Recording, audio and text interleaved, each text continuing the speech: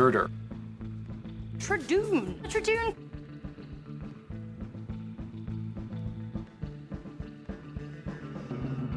Glue is cheap.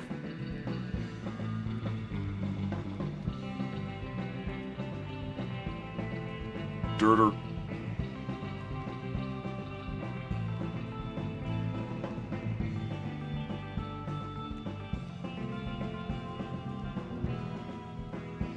Ontogeny.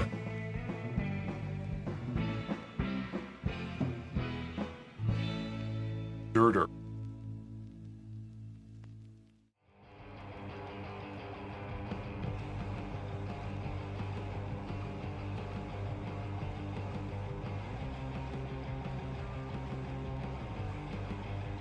Glue is cheap.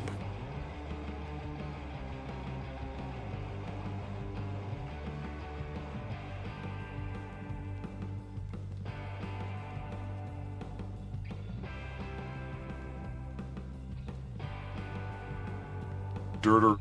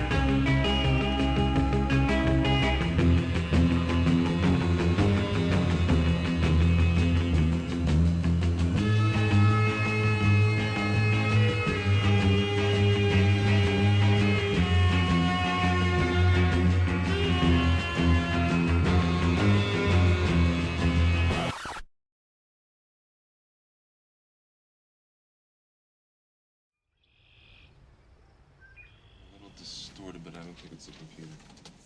Yeah, it's good shape, too. It's 5, 6 feet high, I'm guessing 9 feet long. Look at the extraordinary... What'd you do? He touched it. Dr. Grant's not mission compatible. They got it in for me. And look at the half-moon-shaped bones on the wrists. No wonder these guys learn how to fly.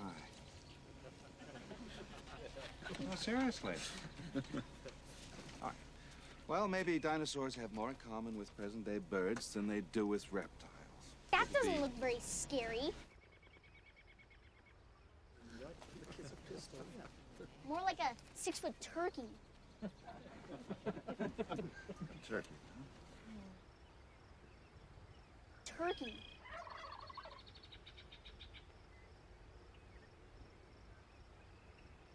6-foot turkey.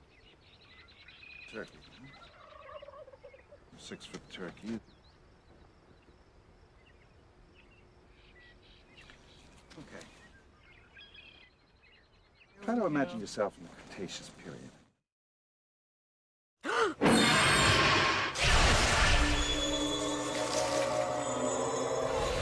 Try to imagine yourself in the Cretaceous period.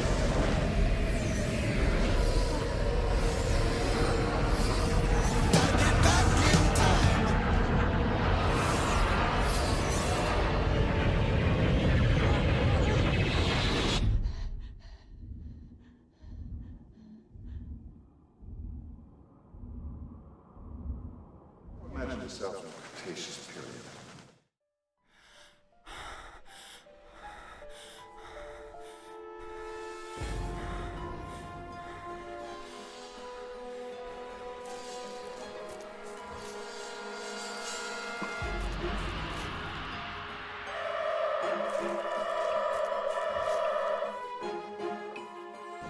You get your first look at this 6-foot turkey as you enter a clearing.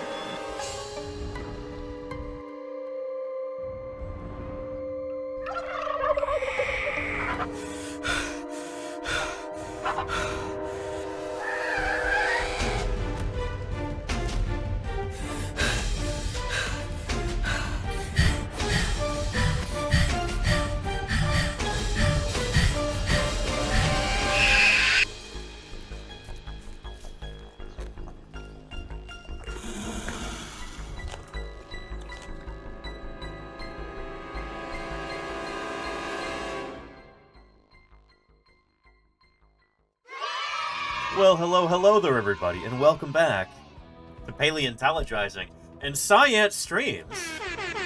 Thank you for the raid. I really appreciate that. Welcome, everybody, to Paleontologizing. It was so good to have you here. Shoot, this is our last stream of the week, and my last stream until I'm on my way out to the field. It does not mean that the next time you see me, I will be out in the field. Hopefully I can do a couple of streams on the way there. But we'll see. I'm very excited for what's coming up in Utah, and then Wyoming, and then later in the summer, California again, and then Utah. It is going to be a jam-packed summer, and I'm glad you can be here for it, everybody.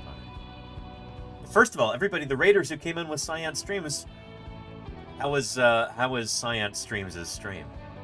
Down there in Georgia, right? I hope it went really well. I heard you saw some flamingos? Very cool. Tell me about it. Anyway. It's good to see you here. If anybody's here for the very first time, allow me to introduce myself real quick.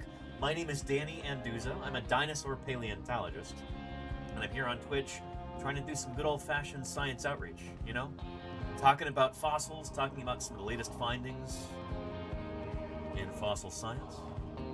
We're going to be discussing some fossil news today. Answering your questions, just trying to give you an inside peek into how fossil science works. Thank you, Trappy Jenkins, for the 100 bits. I think that was your birthday, so now I gotta embarrass you by saying something nice. If I could imagine my perfect dream life, it would look a lot like what you have going on. Thank you, Trappy. I guess that's my way of saying, you really made it. And you did it right. Thank you for saying that, Trappy Jenkins. I really appreciate that. I'm incredibly lucky to be able to be where I am, and be able to bring fossil science to all of you almost every weekday. It's usually 5 days a week, but it's going to be more often. We're out in the field. In a little over a week. About 8 days. If you're feeling a bit cheated, try blaming the dinosaurs. And For the best science communicator ever. We Science love Streams. Professor Anduza. I appreciate you more than you know, Bullen. Holy cow, and thank you for the 100 bits. Thank you, Trappy, for those 100 bits, too. It's wonderful to have you here. Bullen, how did your IRL stream go? I hope it was really good. Sleazy does it again. Thank you for the 100 bits there. We've got a hype train going. Beautiful. I appreciate that. Thank you, thank you. Good stuff. Good stuff. Fantastic. Yeah. Beautiful. Oh, and are we doing anything for Turtle Day? I kind of forgot about that. Shoot. There have been so many other things going on. And thank you for the 100 bits there, Niffler. Holy cow, do I appreciate 95 that. streams in a row for me just in time before you leave. Excellent, Niffler. Thank you, thank you. A long time ago. They were terrible lizards. 5,000 bits? Sculpin? Hello, indeed. Hello.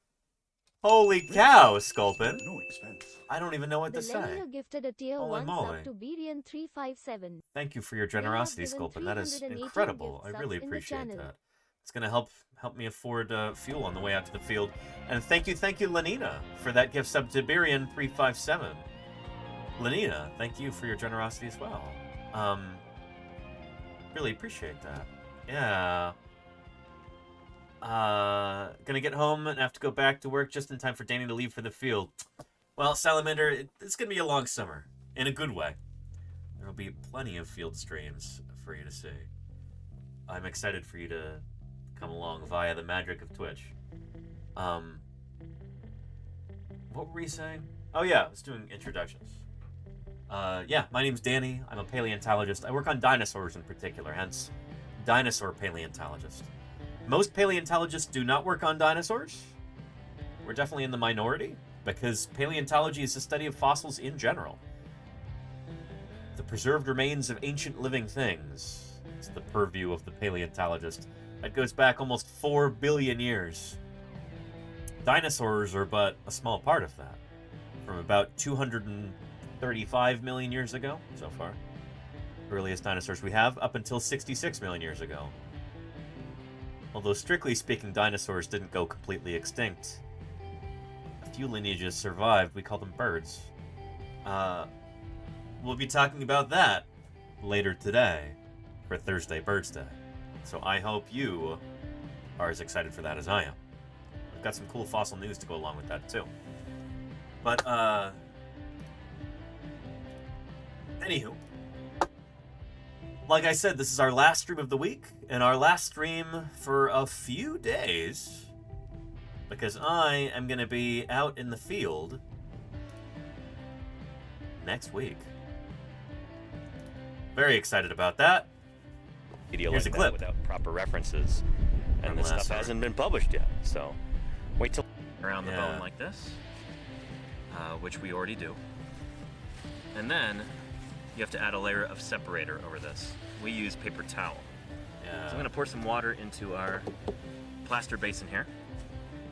Anyway, you'll be seeing much more stuff like this next week. Holy cow. At the end of next week, I should say. Yeah. And there are petrodactyls. That's okay. Here, let me say hello to everybody. The top of chat is already long since gone, but we've got Niffler and Sculpin, Claire Burr and Fall Machine, Smikes and Harry Vetch, Yogurt Garrel. How are you doing, Yogurt? Welcome, welcome. Totally Tubular Tima and Golganek, Lara Gale and Brow, Moonrise Rabbit and Kodali, Frankie and Science Streams. How are you doing, Frankie? Welcome, welcome. And Butt Tuba. How are you doing? Yeah. And what was that video called on YouTube? What video? That's one of my cold open videos. I made that about tuba. You can show them. You can show your friend the VOD here once this goes up on YouTube, if you'd like. But that's an original. I made that video. Grim Deviant, how are you doing? Steely Dan, Amelia Bedelia, Scrap Metal Dragon. Let's see. Cast the Dreamer, MS Coggins, Trappy Jenkins. Scrolling. Birian, Sleazy Does It Again, Kawaii Shell, and Sculpin. How are you all doing? It is wonderful to have you here. Petrodactylus, Samar Faye, Radical Static, Fiery Faye. How is everybody? And Eddie Scarn says, Happy World Turtle Day. I didn't even realize it is apparently World Turtle Day? Well, shoot, you know what that means. World Turtle Day. What time is it then?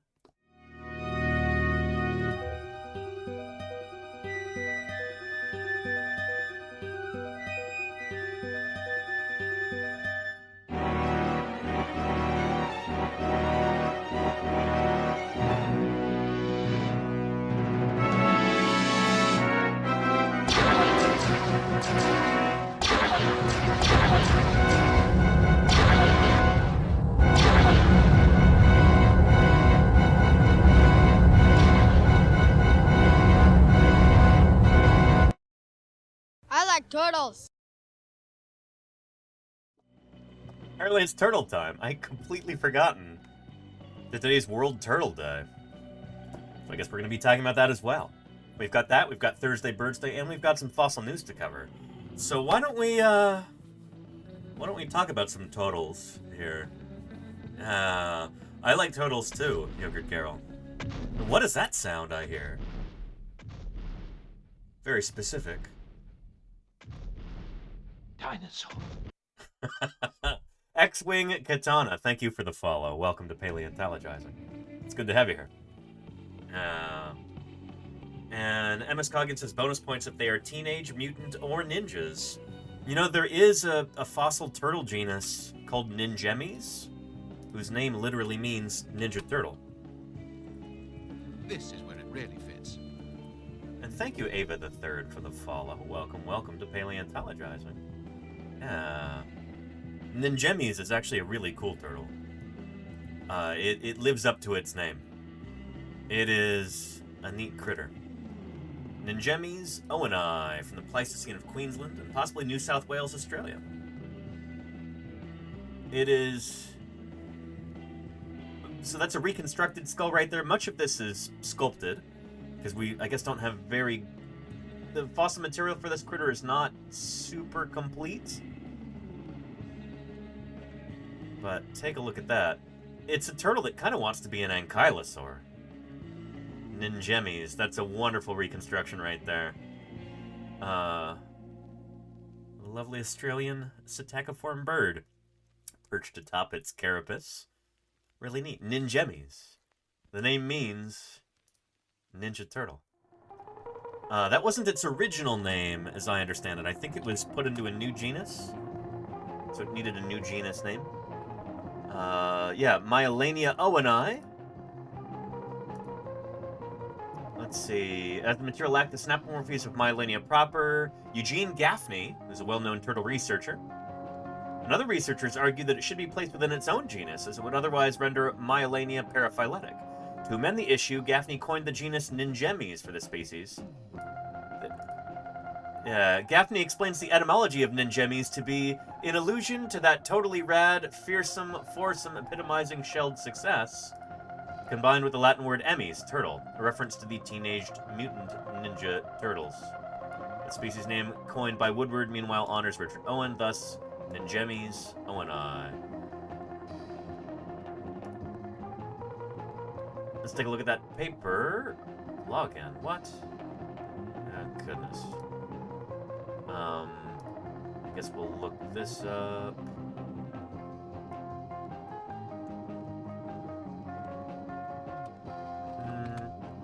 Let's see if I can find that anywhere. There we go. The American Museum of Natural History, Novitatis. This is the in-house journal for AM&H in New York City. And Grim Deviant says, did they uncover any fossils of a giant rat species at the same time? No, not in Australia. That's the land of marsupials and monotremes. So no, any giant placental rodent? Nope. None of them. Yeah. Introduction.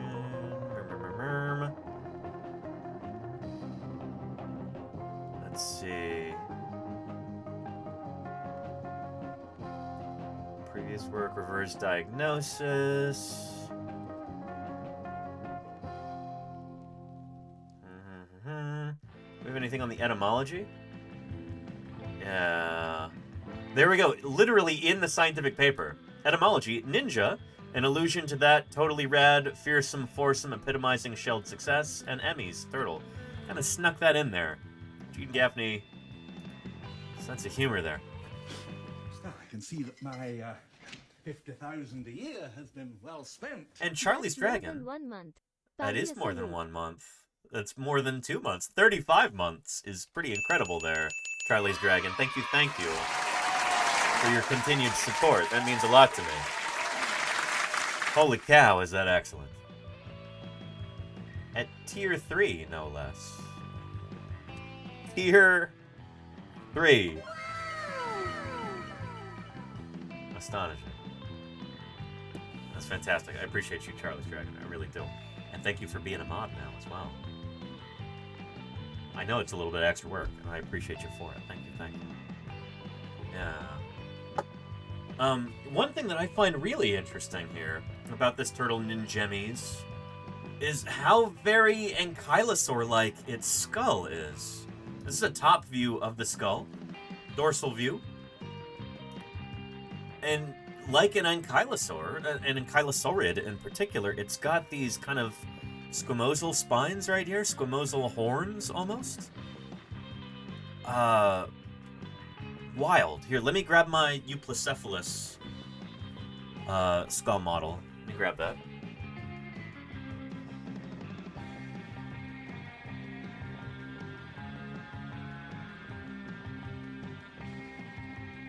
So this is an animal that is completely unrelated. And yet, it's got an eerily similar skull in a lot of ways. It's got these spikes right here, horns, whatever you want to call them, projecting out of the corners of the back of its skull like this. Here's the eye sockets. So this is a dinosaur called Euplacephalus. It is one of the most well-known, one of the most skeletally complete of the ankylosaurids. Euplacephalus. Find you a good image here. It's a pretty decent one right there. Yeah. So, a dinosaur from the late Cretaceous period, I think Campanian stage of southern Canada, Alberta, I want to say. Ninjemys has got a crazily similar skull, despite being a turtle, not related to ankylosaurs like this. And it's got the same sort of thing going on, which is really interesting. This is a beautiful example of what we call convergent evolution. When you've got two different groups of critters that nonetheless are able to evolve in a similar direction because they're doing similar things. It's really cool to think about. Yeah. Oh, and, Neurion, thank you, Clairebear, for reposting that from Neurion. I missed it. Who or what organization get the ultimate decision on where new species are placed or given their own designations? It's up to kind of a loose consensus among paleontologists. Paleontology isn't quite like other branches of science where there's like an official body that makes rulings on whether or not a certain fossil belongs to a certain species.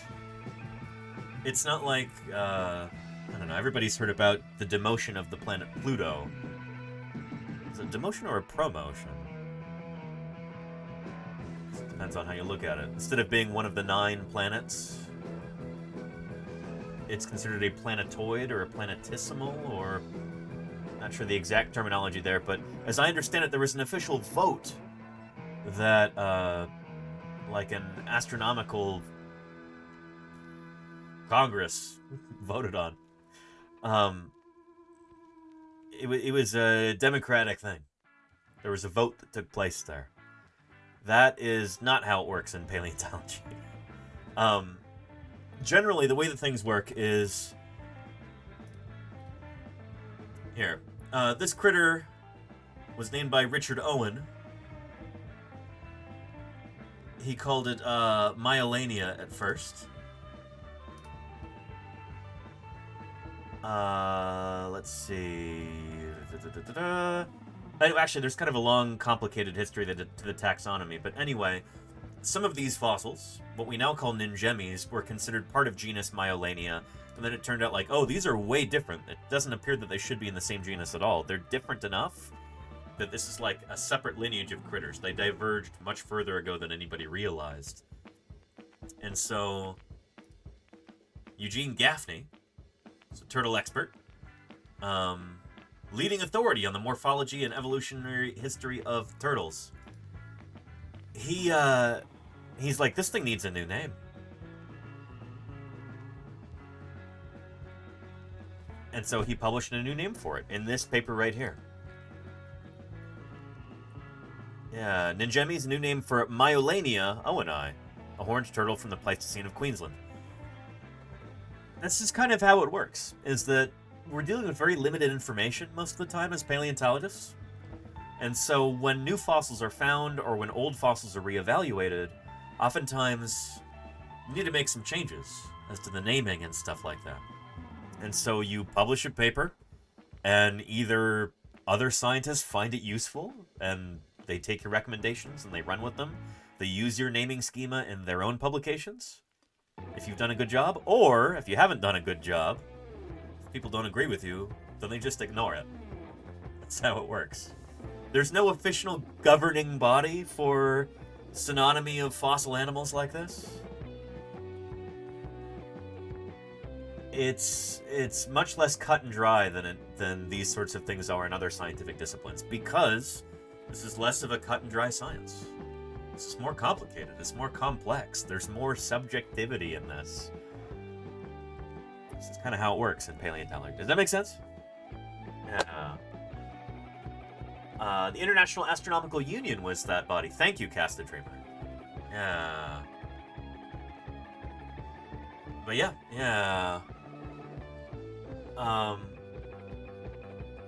And where was Queensland in the Pleistocene epoch? In Australia, Ms. Coggins. It's like it is today. The Pleistocene's not that long ago. Like, these critters, by all rights, they should still be around. But it might have been due to human influence, the arrival of humans on the continent, that disrupted the ecosystem and led to their extinction. But man, are they cool critters. Ningemies. There is a lovely reconstruction right there. It wants so badly to be an ankylosaur. An ankylosaurid, in fact. The shape of that skull. Isn't that neat? Yeah. Yeah. Anywho. And Samar Faye, I did print a new Utahraptor denary. The sculptor who put that together has got new files up there. So if you download it now, you can get that. And I'll show it to you, because I just finished assembling the last of the teeth and putting it all together this afternoon. Yeah. Clipper says, what a neat turtle. I know, right? Isn't this awesome? Yeah. A turtle ankylosaur cosplay. There you go, Moonrise Rabbit. Yeah. And Neurion. Background music. Yeah, what is this song? This one's called Pokemon R-B-Y Trainer Battle. Yeah. Yeah. Anyway, but yeah, Petrodactylus, it's a cool critter. Ningemies. A cool critter. And it's even been on postage stamps. Awesome. A neat, neat, neat animal. Pretty awesome. So yeah, happy World Turtle Day, I guess. Pretty awesome. And Charlie's Dragon says that turtle decided it was not fair that ankylosaurs went extinct, so it decided to do its best to bring them back to becoming it. That's the really funny thing, is that... Here, I'll open that in a new tab. And then we'll look at Euplocephalus here. Open that in a new tab also.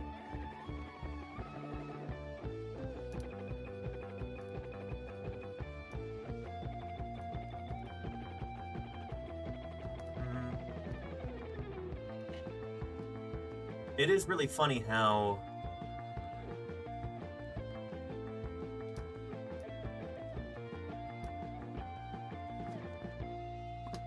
There we go. These two critters are not close relatives at all. They're from really different places on the reptile family tree. Euplocephalus obviously is an ankylosaur right here, from the Cretaceous period. Ningemys is a turtle from the Pleistocene, from like last Thursday, geologically speaking. Super, super recent. Like, people would have seen these, I bet you. But yeah, it's a beautiful example of convergent evolution, where you just have creatures that have different starting points that evolve similar body plans, similar appearance, similar morphologies, because they're doing a similar kind of job. Ningemys presumably is a highly terrestrial, herbivorous animal, walking around on dry land, and because it can't retreat to the water, because it's living its life on land, it's got to evolve extra defenses to protect it from predators, the same way that ankylosaurs did. Both of these critters are vaguely similar in... Oh, and thank you for Minotide Doug. No shame, no sign of disgrace or And Artemis Torrea for the follow. In fact, in a world welcome, welcome. full of changing environments and occasional catastrophe, all species eventually become extinct. Did you hear about Extinct is Drumheller trying to break the record for the most inflatable dinosaurs gathered in one place? No, what's the punchline for Minotide Doug? Thank you for the 7 months of support. We'll have to look that up in a minute. That sounds really interesting. Thank you for supporting this channel for the past 7 months. It means a lot. It really does. Thank you. Where were we? Oh, yeah. The thing is, these critters do have kind of vaguely similar starting points, where they both had ancestors who were quadrupedal.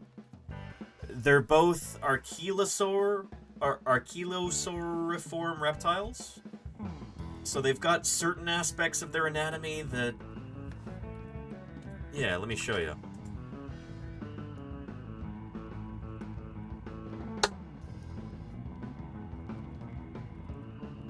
Jump to archosaurs, and then we'll jump out to archelosaurs, which are where we now think turtles belong.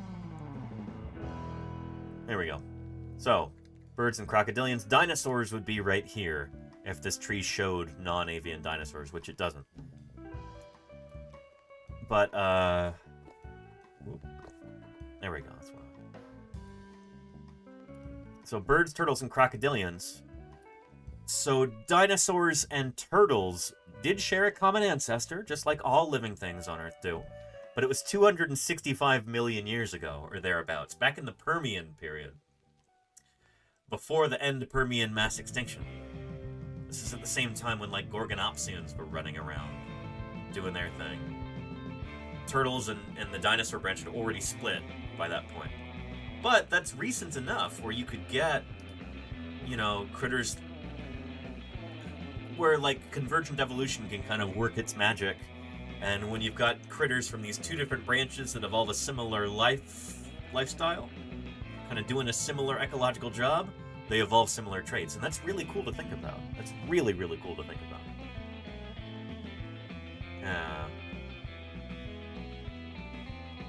And Jaden Brown, how are you doing? Welcome to Paleontologizing. Good to have you here. Anywho, we might talk more about turtles in a little bit, but I want to check out what Verminitai Doug was saying.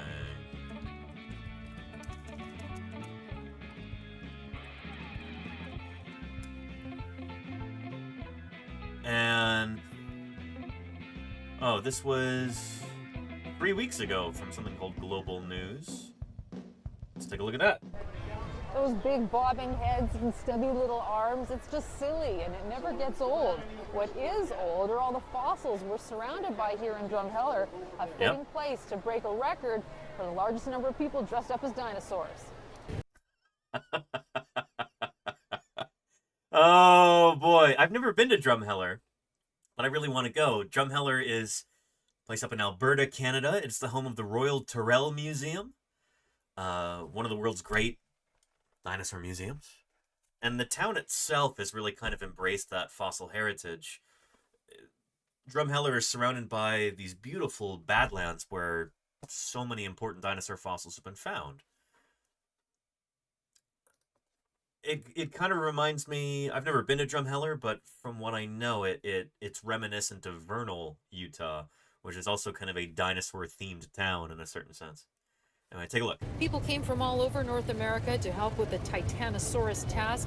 So many dinosaurs here, mostly of the T-Rex variety or a close relative, the Albertosaurus. It's fun. Everybody should do it once in their life, eh? It gets you out enjoying the day. I hope we break the world record. This is just awesome. I'm so glad they put this on out here. This is our territory. This is dinosaur land. There were hula dinos and baby dinos and dog dinos, but this herd likely triceratops the previous record. Last year, an unofficial record was set in Dundurn, Saskatchewan, when around 1,100 people got together dressed as dinosaurs. The official results won't be known for a couple of days, but the town ran out of 3,000 bracelets for people dressed up as dinosaurs, so it's safe to assume they smashed the old record. The Cretaceous Carnival continues on into the evening, so people will be partying late, or until one of those pesky asteroids crashes the party. Carolyn Curry de Castillo, Global News. Oh boy.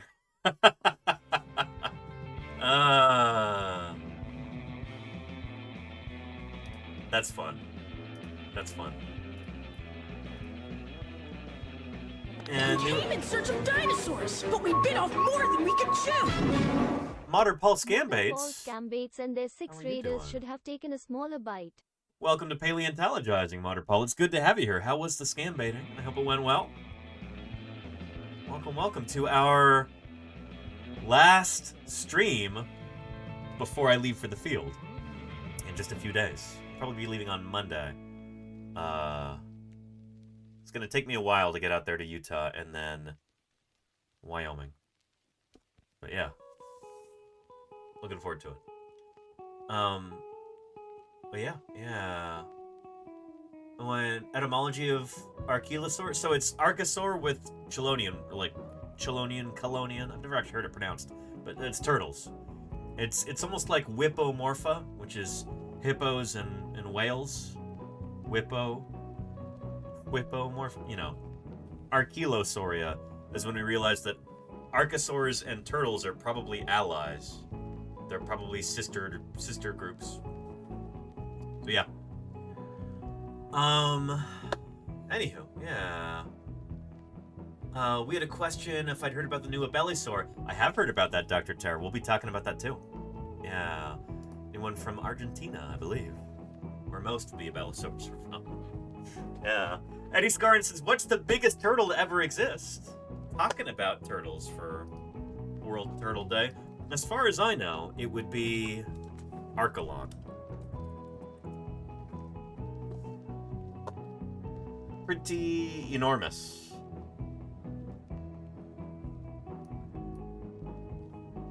This is a turtle with a carapace about 13 feet long. So about 4 meters long. This is a turtle the size of a car. Easily the size of a car. And what are the odds that we've actually found the biggest one? Not very good, I betcha. Yeah. Here.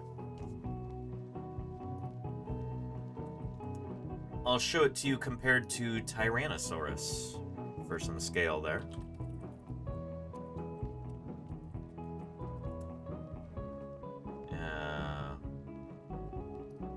esta é a história deles. Archelon. Pretty cool critter. So there's some Archelon swimming underneath T-Rex. Yeah, this is a turtle the size of a Nissan Sentra, we'll say. It's a big animal. It's a really big animal. Large turtle. There you go, Golganak. Yes, indeed.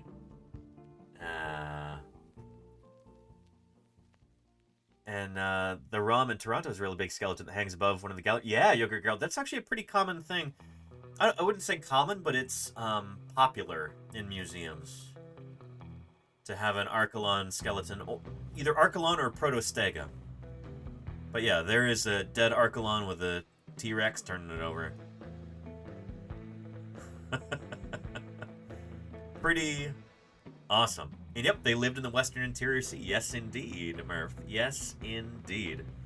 And Wombat Hole says, so the eggs are the size of my head? The eggs are probably not that much larger than, like, a leatherback sea turtle's eggs.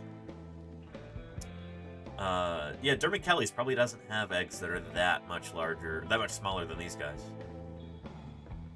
Yeah. And, Tuba says, do the dinosaur turtles... So these are not dinosaur turtle. Turtles are a different group from dinosaurs, and I want to make that very, very clear.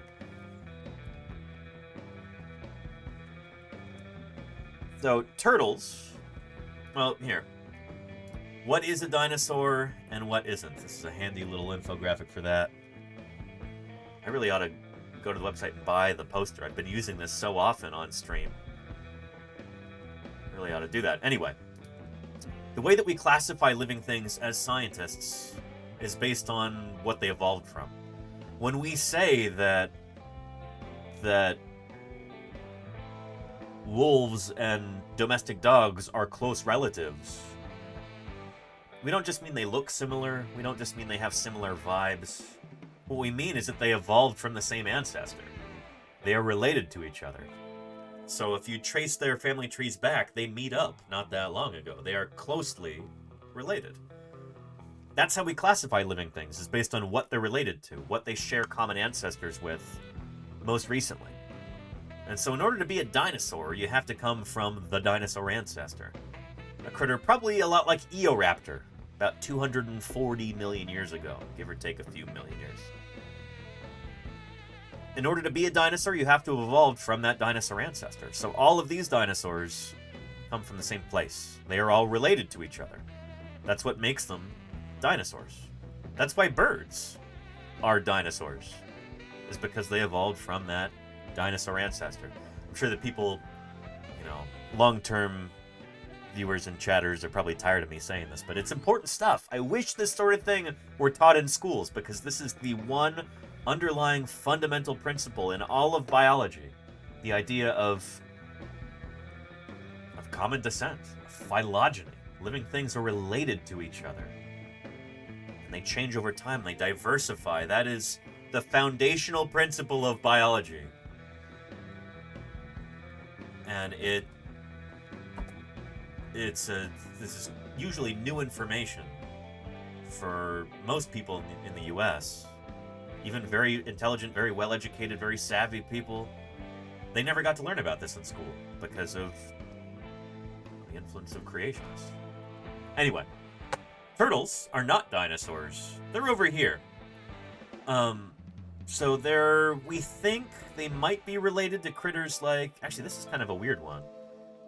There's Ningemis, by the way. That is Ningemis right there.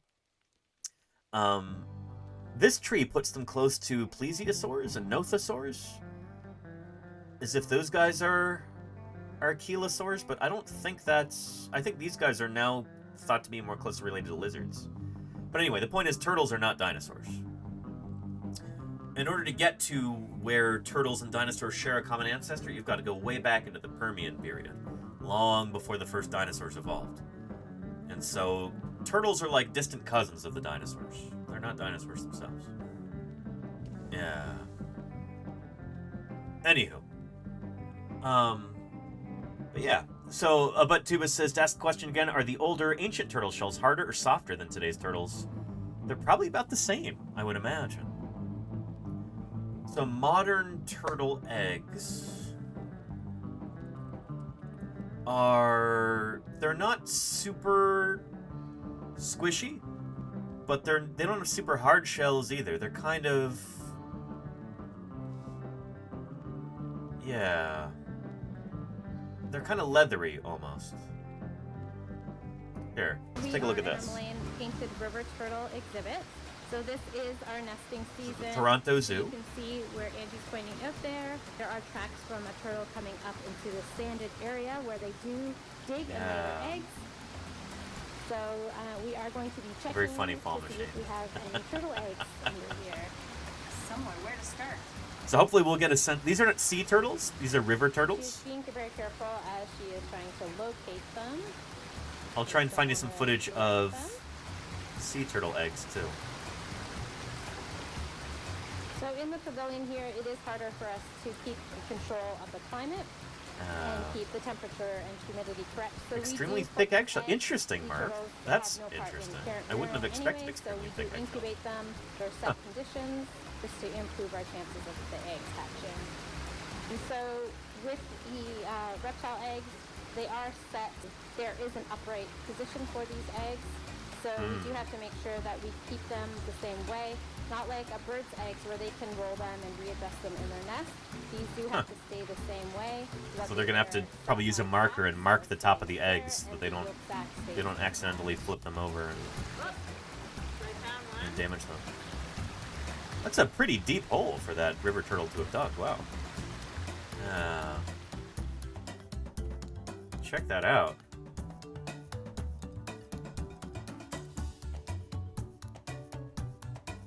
Huh. You better mark the tops of those.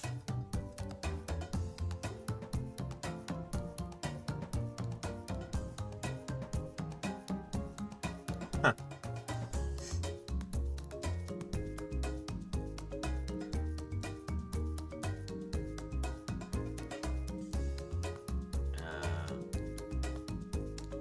Anyhow.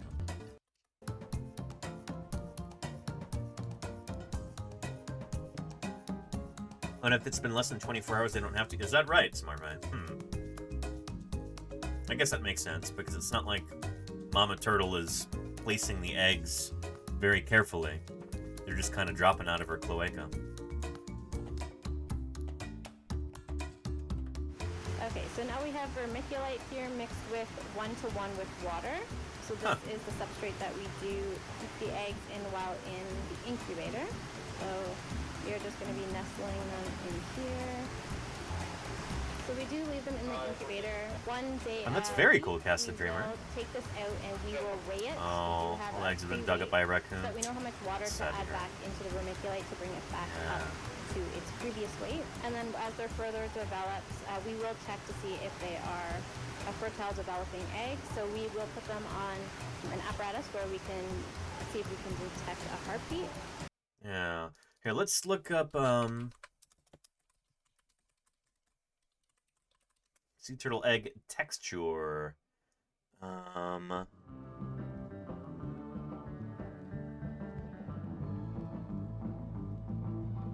let's take a look at this. The shores of Oaxaca. At high tide, they start to emerge from the surf. Olive Ridley sea turtles. Very cool. At first, they come in 1s and 2s. But within an hour, they arrive by the thousands. Look at that. For the next few weeks, wow, more than 4 million females will visit this coastline from all across the Pacific to lay their eggs in the sand. Pretty impressive. What a remarkable migration. The very same beach where they were born. That is so cool. That's something I've long wondered about. And I've talked about this with turtle researchers before, and nobody seems to have a super clear answer. If sea turtles are always, if they return to the same beach on which they were born to lay their eggs, then how do you ever get new populations establishing? Who is going to be forming a new beachhead? Who is going to be out there in a new spot? You know, how does that work? I guess maybe you could have one female who gets lost and she finds a beach and she lays her eggs there, and then if it's successful, then all of her offspring come back and then it can kind of grow from there. But they seem to be really, really good at homing in on that spot. So yeah. Or maybe every once in a while you do have females that purposefully seek out new areas or something. We have this idea that they're always returning to the same spot, but hey, maybe every once in a while they don't. I don't know. But there's got to be a mechanism for them colonizing new beaches. And Dr. Hub says that would be an inbred founder population, except that it's only females visiting that particular spot. And sea turtles, as I understand it, they breed far out at sea. So, like, the actual coupling happens way, way, way far away from the beach. And apparently the females can actually, like, you know, they can hold the male reproductive cells in their bodies for, like, years or maybe decades. They only have to mate, like, maybe once or twice during their life if they need, like, that's, I remember reading that somewhere. Somebody can look it up. But, yeah, so I don't know if you'd have to worry so much about having inbreeding happening, lack of genetic diversity, because those turtles are going all over the place afterward, and it's only the females who come back and lay their eggs in a particular spot. It's not like they're siloed off to that one particular area and they can never leave the seas surrounding that beach. It's like they are going all over the world after that. At around 40 years old, there you go, Alex Fixon. This female has made the journey many times.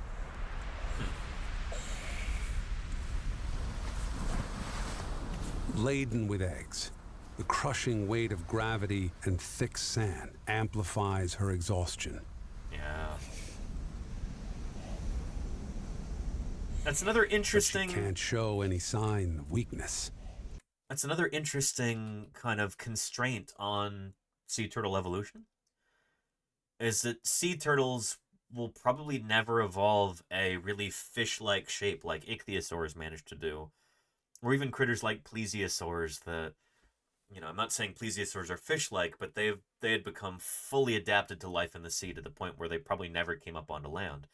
Sea turtles, there's a constraint upon their morphological evolution, because the females always have to come up onto the shore to lay their eggs. And that'll probably always be the case for them. So they will always need, you know, the kind of body that can support their weight on land to a certain extent for a short time while they're laying their eggs. They still need flippers. They're going to be able to contact the ground and move them along like that. You'll never have a turtle that looks like an ichthyosaur or a dolphin or, you know, or a ray fin fish. You know? Interesting to think about, these kinds of constraints because of the reproduction of these animals. They've got to be up on the beach to lay their eggs. If they ever evolved a body structure that would not allow for that, that'd be the end of them. You know? Amplifies her exhaustion. Atlas Brood says, how's my favorite paleontologist doing? I don't know. You should ask her, Atlas Brood. How should I know? I don't even know who you're talking about. Welcome back, Atlas Brood. But she can't show any sign of weakness. She's being watched by our camera crew. Buzzards soar over Oaxaca's beaches in September. They'll happily pick away at any dead or dying turtles. Anson Beesmont. Interesting, Charlie's Dragon. Huh. Once the female Snakes finds a clearing in the masses, her real work begins. She digs deep, using her fins like shovels. If her nest... And Atlas Brood says, why do turtles lay their eggs on the ground anyway? Why did they evolve like this? It's because their ancestors did. The ancestors of sea turtles were turtles that lived on land. And they were already obviously laying their eggs on land. And so when turtles took to the ocean, that's sort of a remnant of their terrestrial ancestry. This idea that they have to lay their eggs on land. It's just a hand-me-down from their terrestrial ancestors. Is too shallow or below the high tide line. Her eggs will be washed away.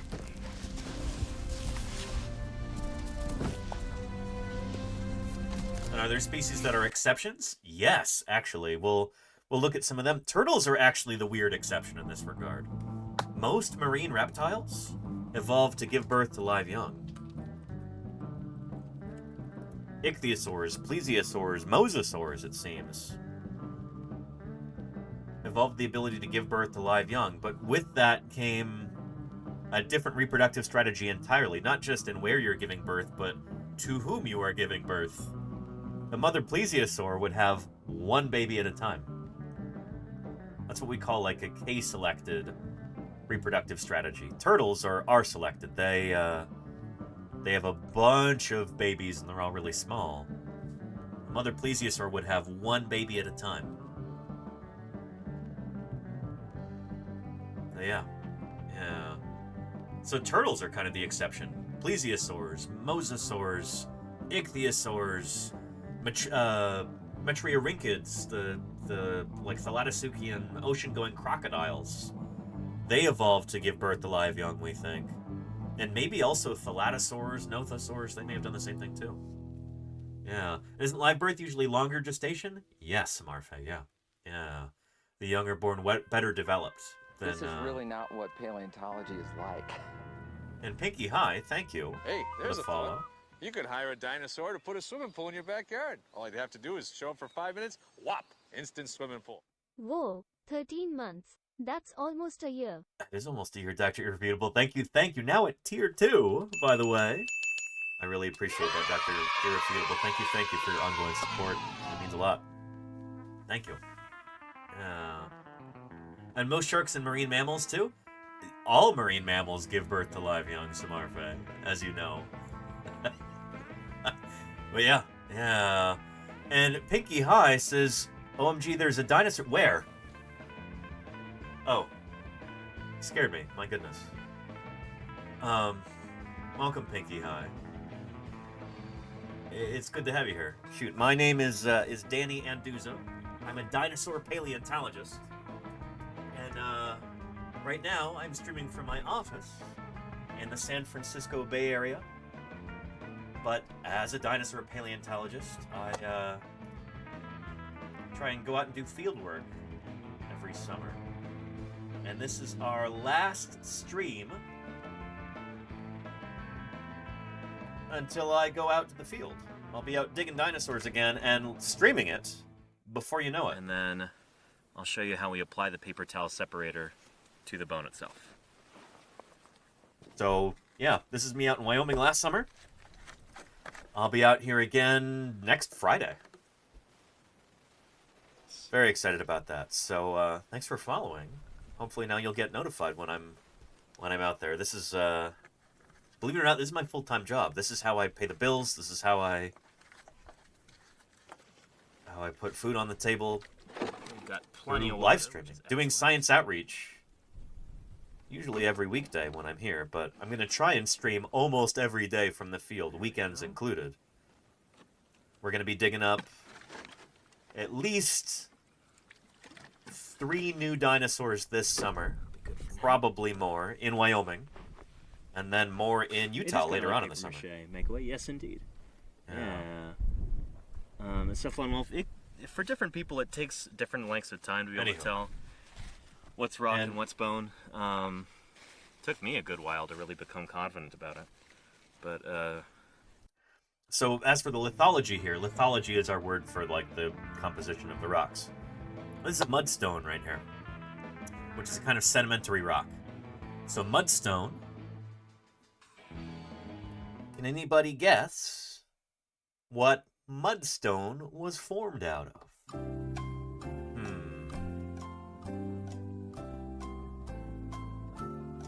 Anybody have any guesses? Not radishes, Smarfay. Not paper, not moon rocks, Lenina, not teacups. Not Easter eggs, Charlie's Dragon. Mud, stone, what do you think? Clay, silt, cotton candy, sand? Nope, sorry. You are all wrong. No, obviously it's mud. You know it's mud. Mudstone's made from mud. So different kinds of, well, we'll talk about this when we're out there, too. But different lithologies have, you know, different formations, different ways of being formed. Yeah. Sedimentary lithology. Can we find any videos on that? I wonder.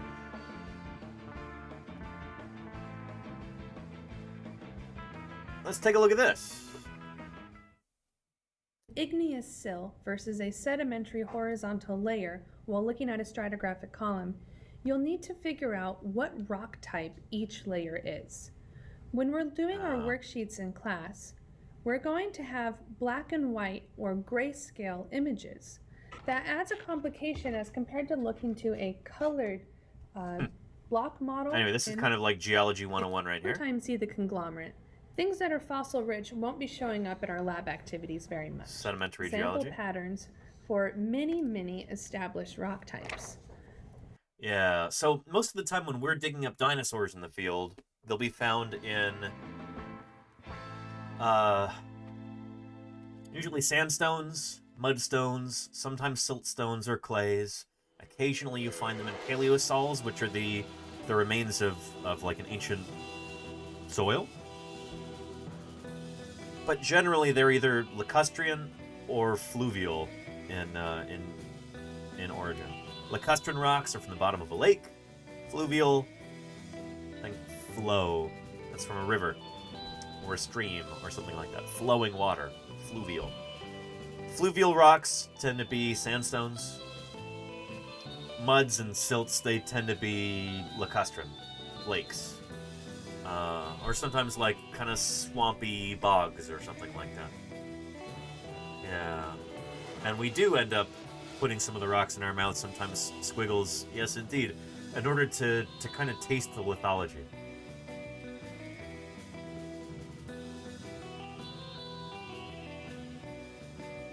I can find you an example of that.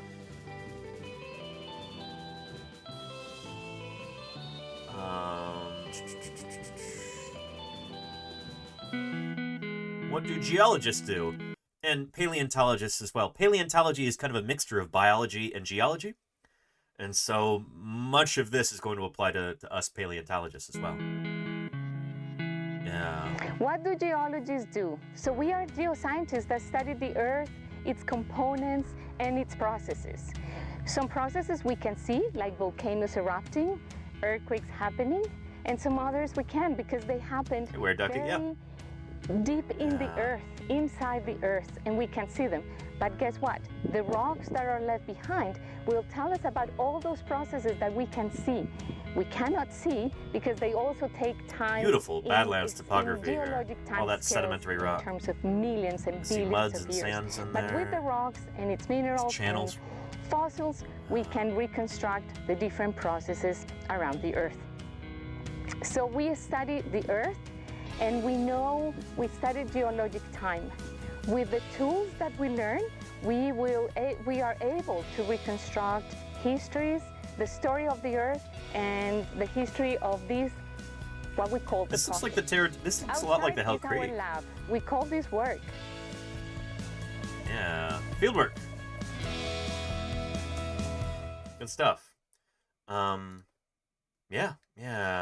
And somebody was asking if there's a way that you can lick something to tell whether or not it's a fossil, and it does work. But it's kind of a parlor trick, Meaning that honestly. their parents were bringing... Here. Take a look. She let us in on the paleontologist's trick for telling dinosaur bone from rock. You don't just look at it. Touch your tongue to that.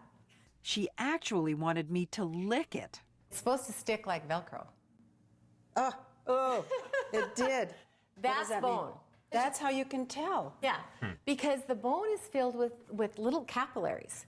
And when you put your tongue on it, the moisture from your tongue sucks up the capillaries. This is 80 million years old and it can do that? Yeah. Oh my God. Rocks don't do that. Some rocks do that, though. Yeah, if it's a particularly porous rock, it will do that. If you have a pumice or like andesite or something like that, it might do that. But yeah. We don't really do that in the field. If I weren't able to tell a rock from a bone in the field, I would not be a very good paleontologist. So that's mostly a kind of a little, almost parlor trick that we trot out for visitors to our sites, to donors, to people like that. And it works. It really works. Back when I worked with Museum of the Rockies, sometimes we would have donors show up, and we would, they'll show up for a few hours. They've always wanted to see a dinosaur dig. Usually they have kids with them. And we would always have them do this. Because that's something that will stick with them forever. They will always remember that. Like, oh, did you know that time I went out there to the dinosaur dig and they had me lick the bone and the bone stuck to my tongue? That's... People remember that forever. It's not just hands-on. It's, it's more than hands-on. So yeah. You can also put your wet finger and stick it to it to be more hygienic. There you go, smart. I suppose, yeah.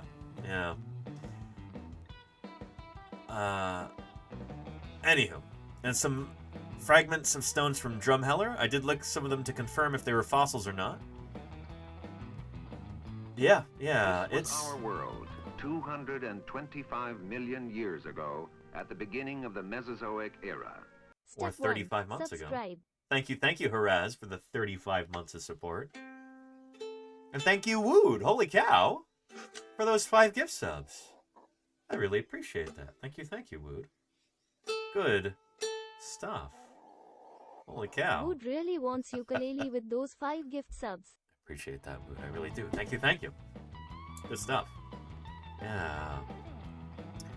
We're at turquoise and low.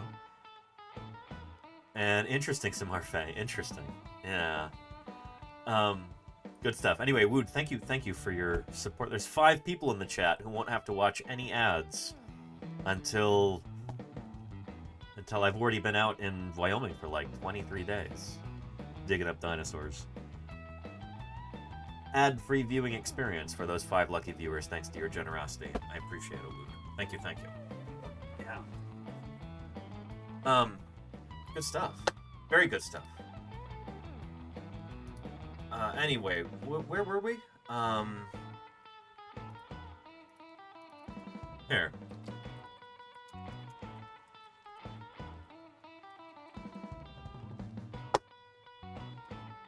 Appreciate you, Wood. And Haraz. 35 months from Haraz. Holy moly, that is a long time. That's almost a whole year. Good stuff. Here, let's take a look at another little video here from Iowa PBS. Rock layers and the fossils within. In Iowa, of all places. Look at that beautiful road cut there. This is a very unique spot in Iowa where we can learn lots about our geological history by studying the changes in the layers of this rock. Where could I be in Iowa? Come explore with me.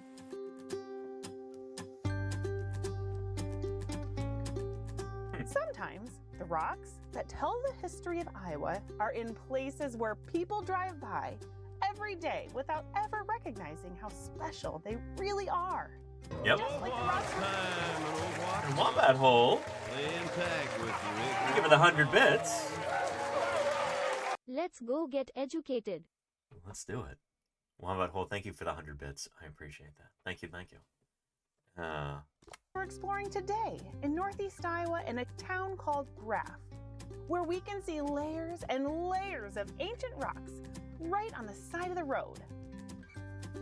By studying the layers from the bottom all the way up to the top, we can tell so much about Iowa's history. Sounds cool. Millions and millions of years ago, this rock was deposited. I love how enthusiastic she is about My this. good friend John lent me one of his favorite geology tools to take a closer look. A rock hammer. We had some rock hammers going in the chat. Shale. They're softer because they're made out of clay and sand. Yeah, and they're very friable. So when the stuff just kind of crumbles like that, the word that we have for that in geology is friable. Friable. Just like that in the chat. Notice how it Some of the layers are just made kind of of goes shale. They're softer because they're made out of clay and sand. Yeah. Some of the layers are made out of limestone. They're a whole lot harder. Yep. These layers of limestone and shale. Samarfe says, I just always assumed those were not really rock. No, they definitely are. Yeah. Rock is very different from soil in that regard. Soil has got a lot of organic material in it. Soils need to be basically formed by like biological processes. Otherwise you just have rock, you know? Did she just say rhinestone? I don't think so, but welcome. And thank you, Abut-Tuba, for the follow. Appreciate you following, clicking that follow button. Welcome to Paleontologizing. And howdy, Gravity. How are you doing? This is Laura Dern of Jurassic Park. Digging up dinosaurs is hard, frustrating work. It takes months or years, so leave it to the professionals. Lanid, thank you for the follow. Welcome. It's good to have you here. Are evidence that Iowa was once covered in a warm, tropical sea. The alternating layers tell us that the sea sort of came and went, or there were times where it was much deeper and retreated and much shallower. And we're going to see a bunch of this. Well, we're going to talk about this a bunch when I'm out there in Wyoming, especially. Because the rocks that we're going to be working in are... This map doesn't quite show it, but this is the Western Interior Sea. So North America used to be cut in half by this shallow, almost kind of tropical sea. When sea levels rose, this is a low-lying area, and so it just got swamped. Think of it like kind of like the Caribbean today. Similar kind of environment.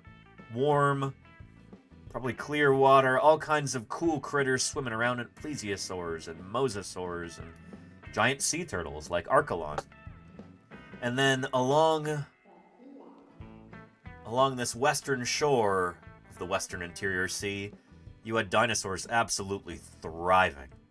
Just so many different dinosaurs living and evolving, reproducing and dying along here. And that is where we're going to be digging, in Wyoming. So at one point, the seaway had advanced all the way to, like, almost the Wyoming-Idaho border. It did actually advance that far at one point, but we're going to be digging right about here, basically, near the town of Green River, Wyoming, when this was beachfront property, about 73 million years ago. And so we see that in the rocks. We see, like, oh, at this point, this is a marine environment, it's ocean bottom sediments, and then the ocean retreated a little bit, and oh, these are suddenly terrestrial environments, or this is a delta, this is a swamp, this is a river, that kind of thing. So yeah, we'll be talking all about that. And it's cool how you can track the changes at certain points in time just based on what the rocks are doing. Really, really neat. Geology is kind of like detective work in a way. In the same way that paleontology is, you know? Yeah. Belinda's trip to the Florida Natural History Museum had a sign that said Florida never had dinosaurs.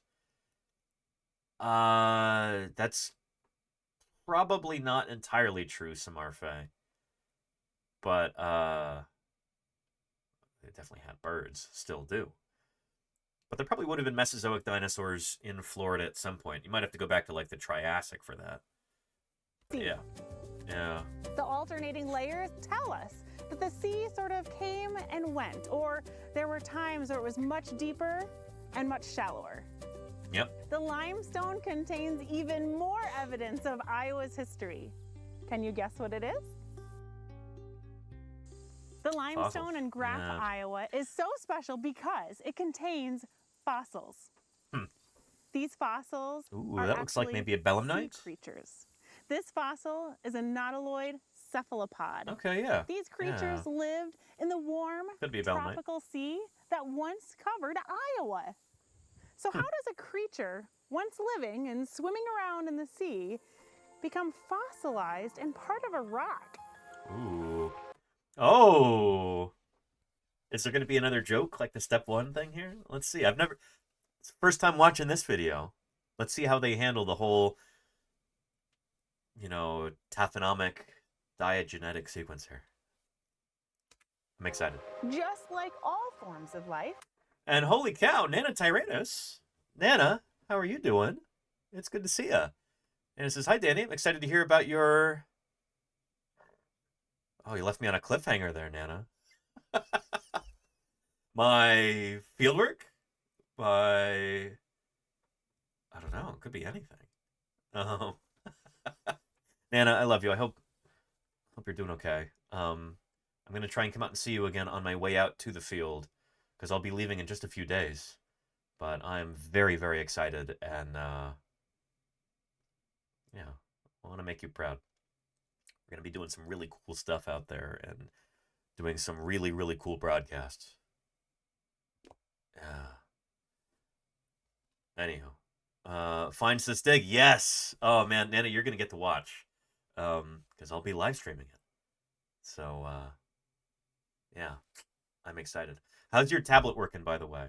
Is it still working fine? I hope the cable I brought you is charging it properly and everything else. And it's therefore likely that we're here today because, by the luck of the draw, dinosaurs who had been dominant over mammals in ordinary times got felled in a mass extinction. Kaya in the Sky, thank you for the 11 months of support. I appreciate that. And Golganek. Golganek gifted a tier 1 sub to Nana Tyrannus. Thank you for shattering those ads for Nana Tyrannus. So, Nana, you've got a whole month now. You won't have to watch any ads on this channel. You'll get an uninterrupted viewing experience. So, yeah. Love you, Nana. I hope you're doing well. Yeah, and shoot, let me, gotta see if your new phone arrived so I can call you, too. Anywho, thank you, Golganek, for your generosity there. I appreciate that. Gifting Nana Tyrannus a sub. That means a lot, Golganek. Thank you. Here, let's get back to our video here. How does one become a fossil? And part of a rock. Just like all forms of life, sea creatures from long ago died. And when they died, they sank to the bottom of the sea and into sediment, or mud. Eventually, more and more sediment piled on top of them until the creatures were completely buried. Over time, that sediment clearly turned made for into kids, but that's okay. Sedimentary rock. And Yep. so did the remains of the creature. They literally turned into rock. Through permineralization. So, like, a lot of the organic material that's there in their skeleton and their shells and their, you know, their hard parts, the minerals in the surrounding rock and the minerals in the water that seeped in would kind of replace the more delicate organic stuff inside, and they'd be fossilized, permineralized, turned partially to stone. The nautiloid cephalopod is just one type of fossil. Do you think there could be other types of fossils in other places in Iowa? Well, there certainly are. There's Pleistocene fossils from Iowa, more recent stuff. Neat. Here is a link to that right there. Yeah. Pretty cool.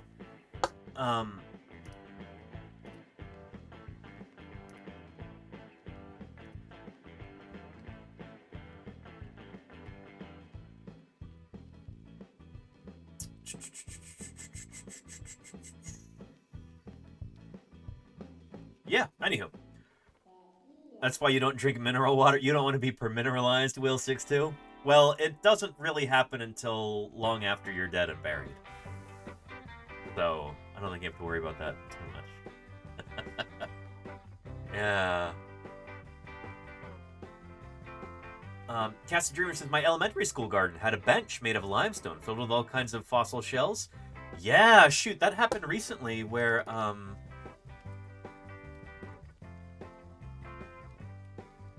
there is a hominid fossil found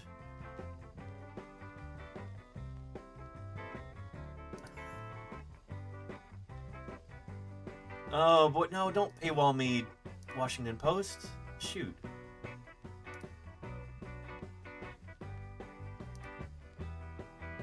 Here we go. Let's see if Deseret News is any better about this. A dentist discovered a jawbone, a hominid jawbone, potentially human jawbone, embedded in tile. How did it happen?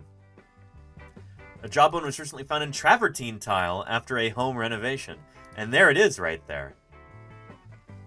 The only reason that you can see it is because it just happened to be sliced perfectly where you get a cross-section of this jaw. Those are teeth right there that you're looking at. And this has got to be a mandible. Right here. So this is a lower jawbone. Yeah. When a European dentist went to his parents' newly renovated house, he was not expecting to find a jawbone in one of the bathroom tiles. He took a photo of the discovery and posted it to Reddit, saying, my parents just got their home renovated with travertine stone. This looks like a section of mandible. Could it be a hominid? Is it usual? No, it is not usual. Oh, man. According to the Washington Post, the dentist recognized the shape of the jawbone and shared with the Post that the objects in the tile bears a striking similarity to a slice from an image taken with a form of CT scan used in dentistry. So that's super neat that you had the right person in the right place at the right time to be able to recognize this as a jawbone. Holy moly. Oh, you read this too, Lordy? Yeah, isn't this cool? And hello, Sweetie Pie. How are you doing? Welcome, welcome. Here, we're going to continue our article here. Amélie Violette, paleoanthropologist from the Muséum National d'Histoire Naturelle in France, told The Atlantic that the jawbone seems to belong to a human-like species, but is likely much older than humankind. We can see that it is thick with large teeth. That's archaic, she said.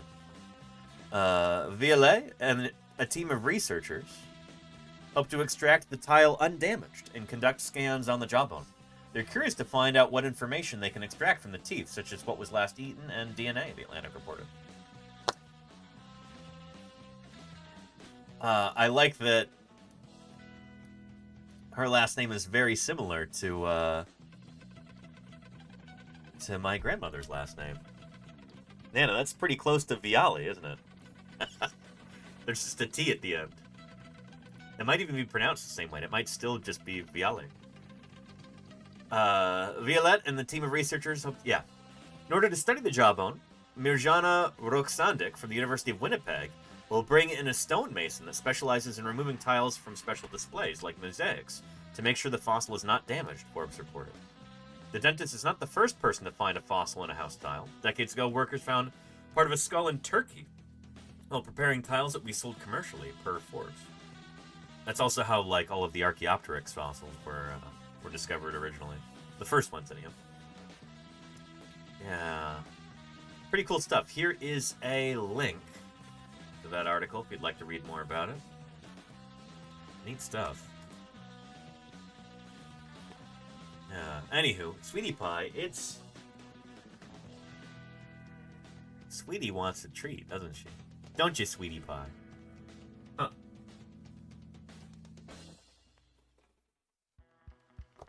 Would you appreciate that, Sweetie Pie? Would you like that? What do you think? You'd be excited about a treat? Let's get that for you.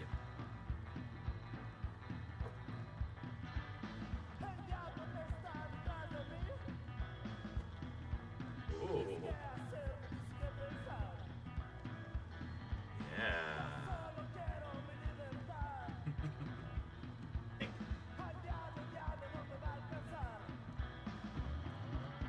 There you go. There's a bunch for you. Go nuts. And Macchiato Cato, how are you doing? Welcome to Paleontologizing. Good to have you here.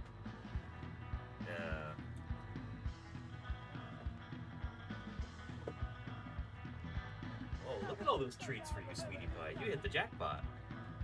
Look at all those. I wouldn't normally recommend giving a cat so many treats, but these are super low calorie. And the veterinarian actually recommended give her a bunch because they're really good for her teeth. They're supposed to be dental treats. And enjoying the stream so far? Well, good. I'm glad, Macchiato.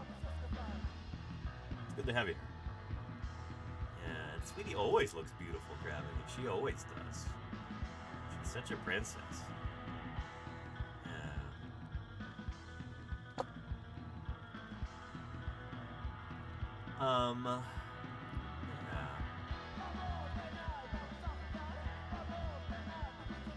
Here.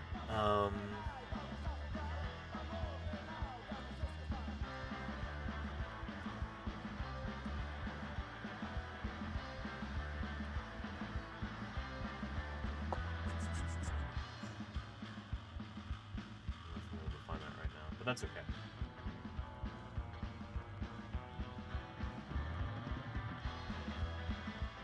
Before I forget, why don't we look into some of our fossil news for today? We've got a new dinosaur to talk about, possibly two new dinosaurs. I'm not sure if the one I'm thinking of has been published quite yet, but I've been hearing about it for a while. And we've got some findings on the origin of dinosaur feathers, too. We'll take a look at that. And Maui girls, how are you doing? Welcome, welcome, Auntie. Hope you're having a good day so far. It's good to see you. Yeah.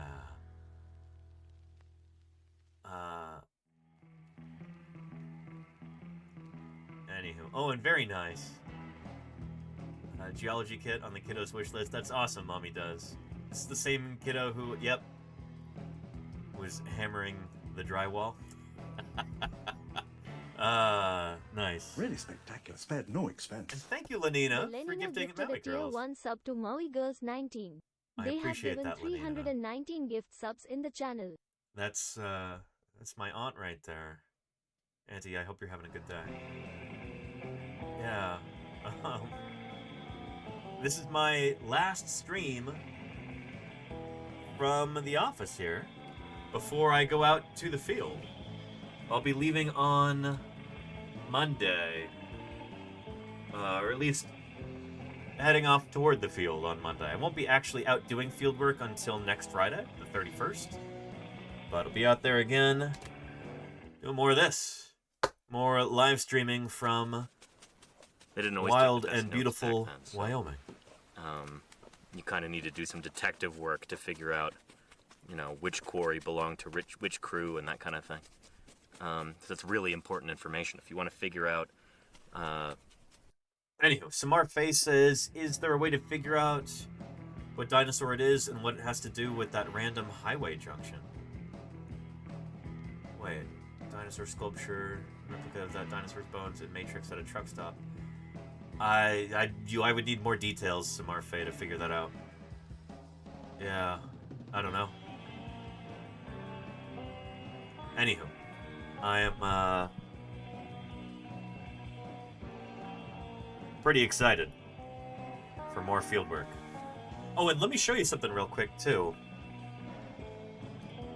As just a bit of a teaser here.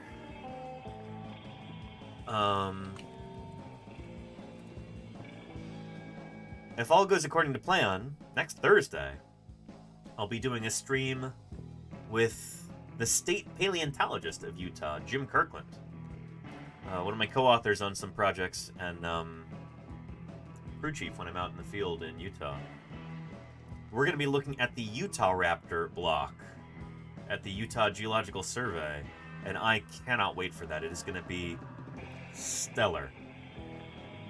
Here's a video to help introduce that to those of you who might be new to it. Yeah. And let me grab my Utah Raptor 3D about 10 print. years ago, I had a graduate student working on the poison strip sandstone, the middle part of the Cedar Mountain Formation, our lower Cretaceous rocks. Stratigrapher, looking at the rocks, Said, look for bones. When he turned in his thesis, asked, did you find any dinosaur bones doing this work? And he said, well, there was one thing that looked like a human arm bone. That sounds like a theropod, a little hollow bone. That's always intriguing for us. So we went out there and looked. Very difficult, white bone, as the weather is on white rock. But we realized when we finally found it after 4 hours walking back and forth over the site, we had a foot of a meat-eating dinosaur sticking out of the rock. Went back, 6 months later, the following year, to do a little further evaluation. What do we want to do with this? The first piece of rock I moved split open, and I had the part and counterpart of a jaw with all the teeth in it of a Holy small cow. meat-eating dinosaur. This is now on exhibit at the Natural History Museum of Utah. As we worked and expanded the site, we realized as we came around, it was a 9 by 9 by about a meter mass of sand. And we now realize we have a mass of Utahraptors, babies, juveniles, subadults, and adult. So we ended up collecting the whole thing intact and dragging it with a track hoe, 9 feet by 9 feet by 9 tons of dinosaur skeletons intertwined, a whole growth series of Utahraptors. Yeah, just right there in a big block. Here, let me show you a picture. A real dinosaur? And Brixen, don't laugh. That's what we're talking about here. Welcome to Paleontologizing. Thank you for the follow. There is the Utahraptor block being hauled down the side of that hill. They had to build a road in order to be able to get this thing out. But man, is it going to be worth it? It's already been worth it. This is the block. Here it is in its temporary storage location at Thanksgiving Point in Lehi, Utah. And then there is Scott Madsen working on it. I think still there in Lehi. But now it is in the Utah Geological Survey facility in Salt Lake City. And Jim and I are going to be exploring it with you, if all goes according to plan. Trapped in this quicksand, the first time anyone has ever attributed dinosaurs dying to quicksand. It's really, really cool stuff. This block is absolutely incredible. Here. It's the thrill of discovery. It really is. There's Scott Madsen, who was working on this for a long time until they ran out of money. It's Christmas. You'll never work a day in your life. This is actually a maxilla. It's the upper. Look at that. So you've got teeth right there. 1 tooth, 2 teeth, 3 teeth, 4, 5.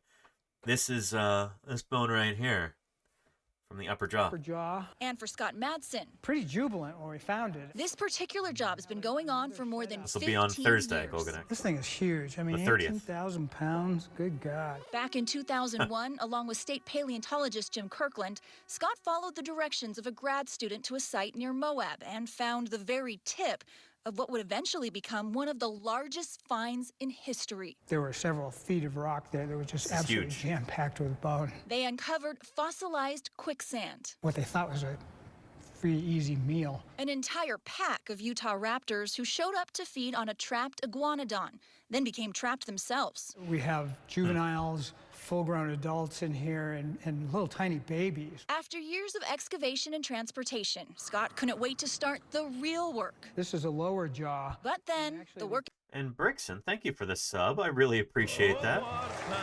Thank you. Welcome to the channel. And Salamander, 100 bits. Thank you for I that. got my grades back for the evolutionary paleobiology class. Yeah? I got a 100% on my final essay and Nice, got a Salamander. 97.27% overall for the class. So happy. I'm so happy for you, Salamander. That's fantastic. If they're removed, you earned that, I'm sure. America loses them. You earned it. Forever. And thank you, Brixen, for the sub there.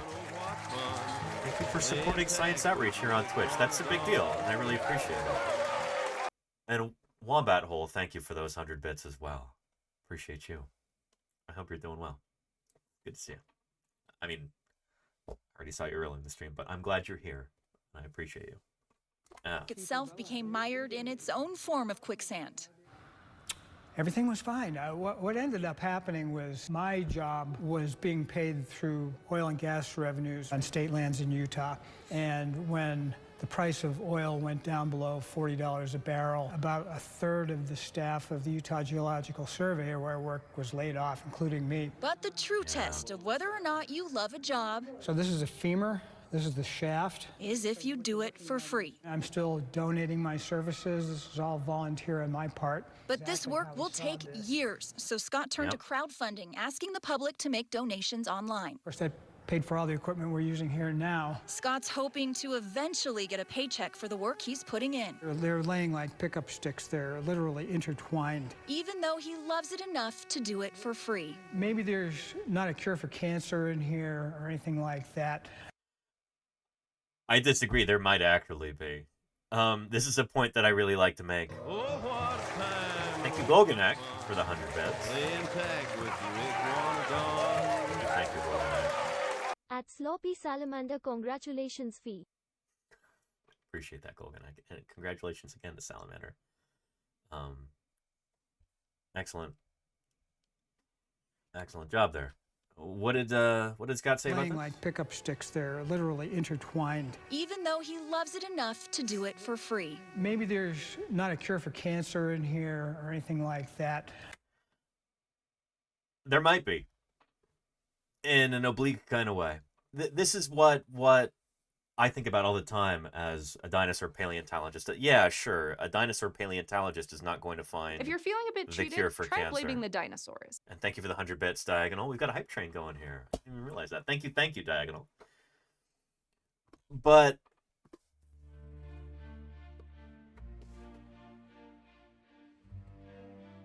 dinosaur paleontology could end up curing cancer in an indirect way someday. If there is a cure for cancer to be found. Cancer's a multifaceted, multivarious thing. What we call cancer, there's a bunch of different phenomena that cause it. You know.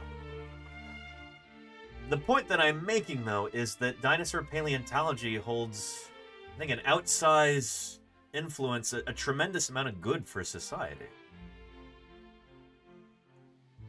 I want to do a project on this at some point.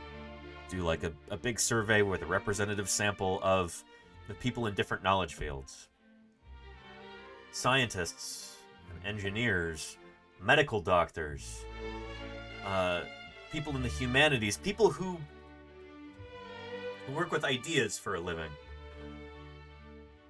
I want to know how many of them first fell in love with learning because of dinosaurs. Because there's something about dinosaurs that just captures the imagination. There are fewer than 40 full-time dinosaur paleontologists. Holy cow, Wombat Hole, thank you for the 5 gift subs. 3 of them Appreciate that. are leading this expedition. Thank you for your generosity there, Wombat Hole. Thank you very much. And Wombat yeah, Hole shoot. just gifted 5 subs. There were, like that alert said, fewer than 40 full-time dinosaur paleontologists in the world back at the beginning of the 1990s. Now there's a few more of us. There's probably about 200 or 300 professional dinosaur paleontologists in the world today. And we study dinosaurs because we're intensely interested in them, because they're fascinating, because they tell us something about the history of life on Earth, kind of our own place in time and space. They provide context. Studying dinosaurs gives us perspective on the world that we otherwise wouldn't have, but it also helps to inspire young people. There are so many kids who go through kind of a dinosaur phase early on, usually around the same time that they're learning how to read. They're learning how to get excited about ideas. I think for a lot of kids, dinosaurs are a really powerful subject because in learning about these really cool ancient creatures, they can feel like they kind of have, you know, in learning about something like that, you kind of feel like you have power over it to a certain extent. That's really important for kids. To feel that kind of empowerment. And also, they get to learn about these creatures. They get to learn their names and the different time periods that they lived in. Triassic, Jurassic, Cretaceous. They get to learn about Tyrannosaurus, Triceratops, Amargasaurus, and Epistocoelicaudia, Euplocephalus. The adults in their life don't know these names. The grown-ups in these kids' lives don't know anything about this. So to know something that the grown-ups in your life don't know about, and it's something legit like dinosaurs, that's also a feeling of tremendous power for a kid. The point is that I think dinosaurs help people get interested in learning in the first place, and that if somebody ever does find a universal cure for cancer, maybe that will be someone who first fell in love with learning because of dinosaurs. I think that's pretty cool. So anyway, contra Scott Madsen, maybe there is a cure for cancer in there. Maybe there's not a cure for cancer in here or anything like that. I think just there might be. Intrinsically interesting for most people. Scott estimates it'll take about 5 years to fully extract all the fossils from that block. If you'd like to help him out, we have information on KSL.com. Yeah. Anyway, we're going to be visiting that block next week with any luck. Oh, hello, Mini Pie. Thanks for visiting me. And we're going to be doing a stream from there. I can't wait. That's going to be a ton of fun. And OG Cartage says, my brother used to love dinosaurs and did art and stories about them. Yeah. There you In go. at number 8, we have the Tradoon. The Tradoon. Recovering Chemist, thank you for the 10 months of support. Hi, I really appreciate that. We got a minute left to try and get to a level 2 here. Mini Pie, how are you doing? You're pushing the camera around again, aren't you? Tradoon. Hello, Mini Pie. Uh-oh, Minnie, what is that behind you? Tradoon. This is my 3D printed Utah Raptor skull that I want to get finished and painted so that I can bring it as a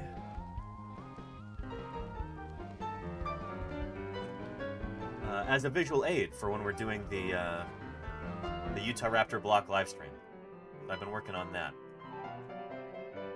And Brickscan, 5 gifted BRX 5 a subscription. thank you for the 3 gift subs there, Brickscan. I really appreciate that. Thank you.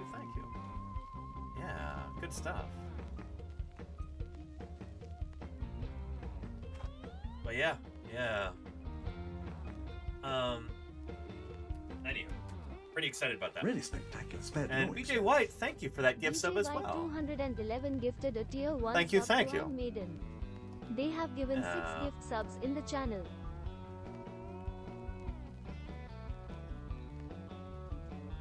And Will62 says, Danny will never learn that the cameras and mic have to be just so. That they are, Will62. It's legit just an OBS glitch. I've talked about this many, many times, but the reason why this scene sounds different from other scenes is legitimately just a bug. I have zero power or influence over that. There's nothing I can do. I've spent multiple hours with a computer scientist trying to figure this out, and it's like, it's just a bug, you know? Anywho. Yeah.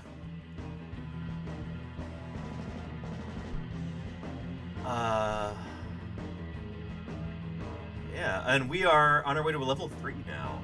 3.5 minutes. Let's see if we can get to a level 3. Oh, you meant mini. Oh, I'm sorry, Will62. I didn't mean to jump down your throat about that. I thought you were commenting how the audio sounds different from this scene than it does in this scene, and you know, testing. I literally copied and pasted the same exact, you know, the audio setup is exactly the same, literally copied and pasted, and yet, yeah. Anywho, yeah. Very excited for the Utah Raptor block stream, and here is that skull. It's bigger than I thought it was going to be. It's kind of ridiculously large, to the point where it almost doesn't seem right. But then I took some measurements, and then I looked at some of the literature, and it does seem like it's actually right. Like, this is just an animal with a big, huge skull. Like, this is significantly larger than the biggest terrestrial predator that we have extant today. The polar bear. That's the biggest terrestrial predator that we have on our planet Earth, is the polar bear. I guess aside from like a saltwater crocodile or a Nile crocodile or something. This is, the skull is a lot bigger than a polar bear's skull. Anywho, I'll have that painted up, and we can use it as a visual aid when I'm doing that stream with Jim. Talking about Utah Raptor.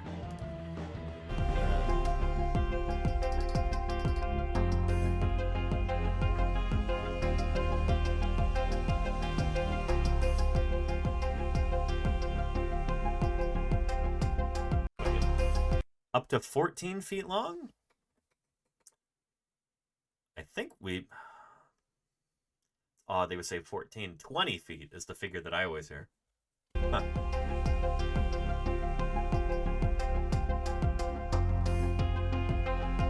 Yeah, these guys did have feathers. I mean, we might even have fossil feathers in the block. Yeah.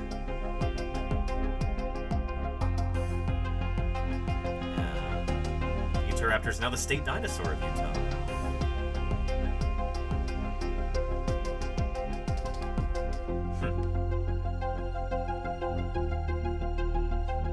Pretty cool stuff. Yeah.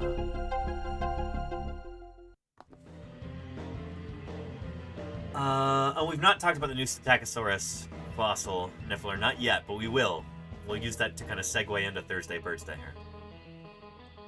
Radical Static wants to know, is that circle an eye socket? It's the sclerotic ossicles, or the sclerotic ring.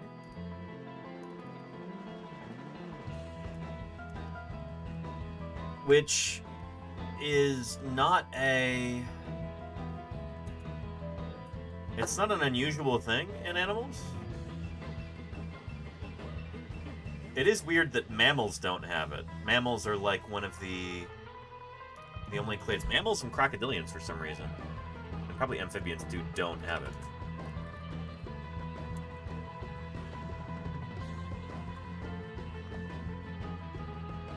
But the eye kind of sits inside of that, so yeah, sclerotic rings. A series of 10 to 15 small bony plates, scleral ossicles embedded in the eyes of birds, lizards, and turtles. Also in bony fishes and ray-finned fishes.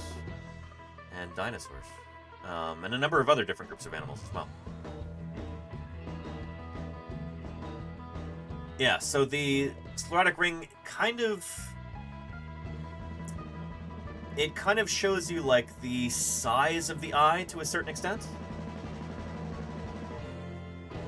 So that's a pretty good example right there. The scleral ring kind of superimposed over it. So it's basically the inside of the sclerotic ring is where the eyeball would be.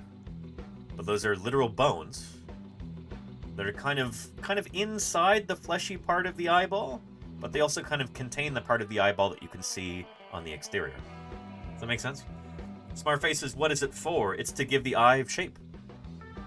Some creatures have lost these, like mammals don't have them anymore. But most critters do have, or most amniotes, I should say, have got them.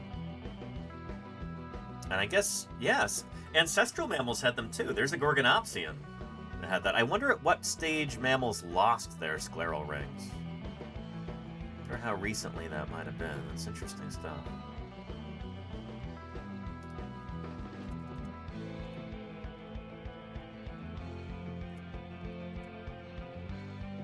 Ring. Where is the Wikipedia article? Yeah.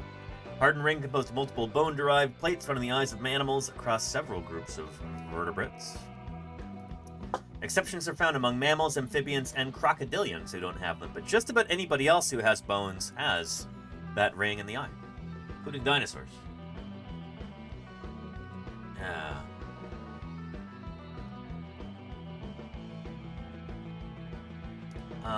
Pretty cool stuff. Here's a link if you want to read about that further. Yeah. Creatures like ichthyosaurs, their scleral rings seem to have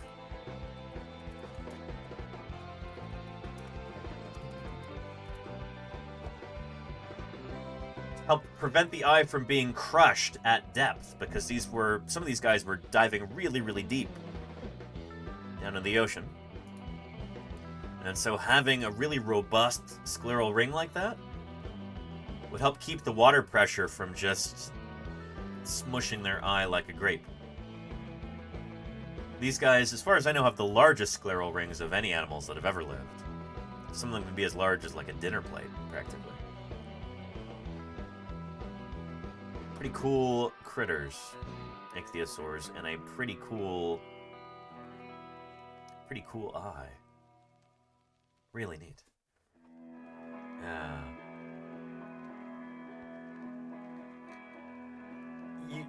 We don't yet have scleral rings for the largest of the ichthyosaurs. But, oh, that'll be neat.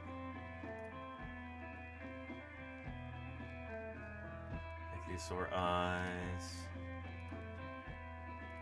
There we go. Relative body size and relative eye size of different critters. Humans and harbor porpoises. All of these eyes here are to scale. But horses and African elephants, they've got eyes that are a little bit bigger than ours. Maybe the size of like a small apple or something. The very largest. Blue whales have got a larger eye.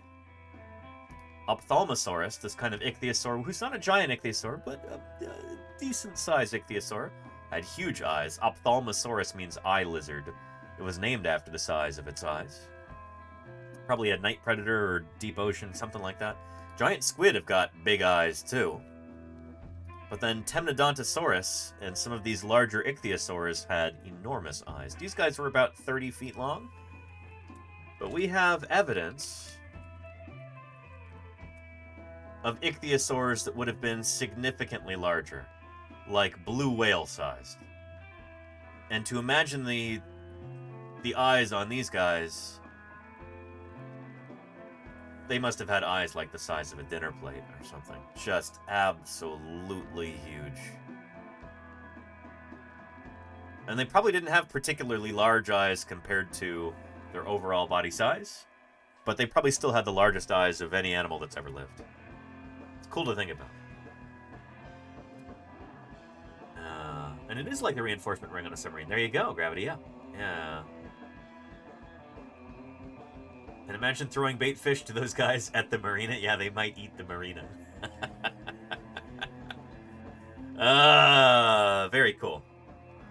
Last year, I did a live stream on my way out to the field from Berlin Ichthyosaur State Park.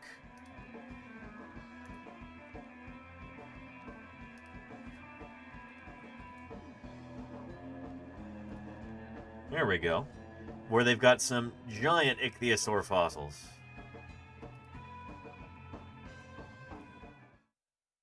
Good stuff. Everybody's saying hello to you too. So and thanking you for letting us pay a visit. So anyway, a lot of people, when they think of the state of Nevada, they probably think of Las Vegas. They think of casinos. They might even think of Reno. Since I was a little kid, every time I think of Nevada, I think of Berlin Ichthyosaur State Park, because that is one of the biggest fossil sites in the entire state, and probably, at least for the Mesozoic era, probably the most important scientifically. for vertebrate fossils. So, and here, to introduce this site to you before take a look at the tour.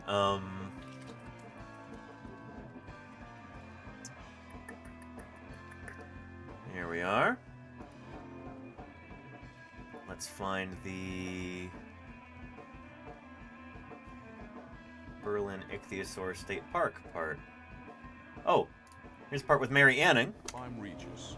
Mary Anning was 25 years old when she made her second important discovery. Remember Mary Anning? We talked about her on Tuesday. It was on a bitter December morning in 1823 after winter storm. Dig up dinosaurs? And Syasank, how are you doing? So we're just getting more and more distracted here, but that's okay. It's a live Syasank and their broadcast. 6 raiders want to know what it's like. Welcome, Syasank. Good to have you here. Thanks for joining us. I hope things went well with you. I hope you had a great stream. Welcome to Paleontologizing. We're just talking about ichthyosaurs here. So let's return to it. And you're just doing something called Diablo the Fourth. Well, I hope it went well, Syasank. I made that joke last time. It's good to see you, Syasank. Storms had battered the coast, that Mary went out as usual, blind to the dangers of these treacherous cliffs. There you go, Syasank. Yeah. There, she found a complete skeleton of the animal that would make her famous. Her achievements as an adult were even more extraordinary than her childish achievements, in my opinion. The most extraordinary in the world of science was her discovery of the world's first complete plesiosaur, this wonderful marine reptile with an enormously long neck.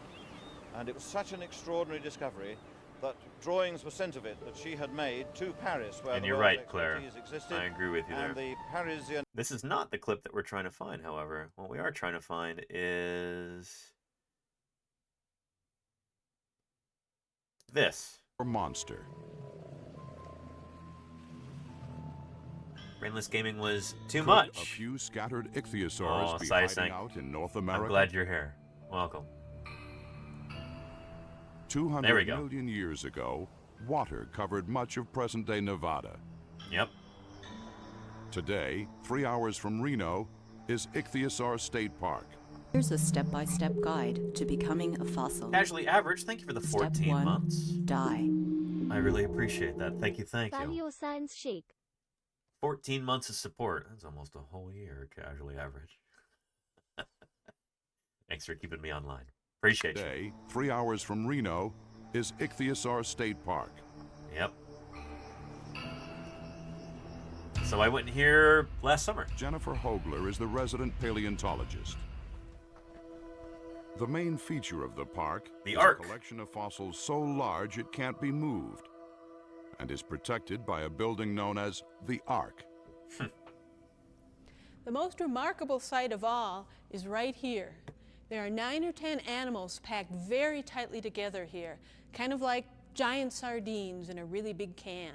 This is a mass grave of ichthyosaurs. Yep.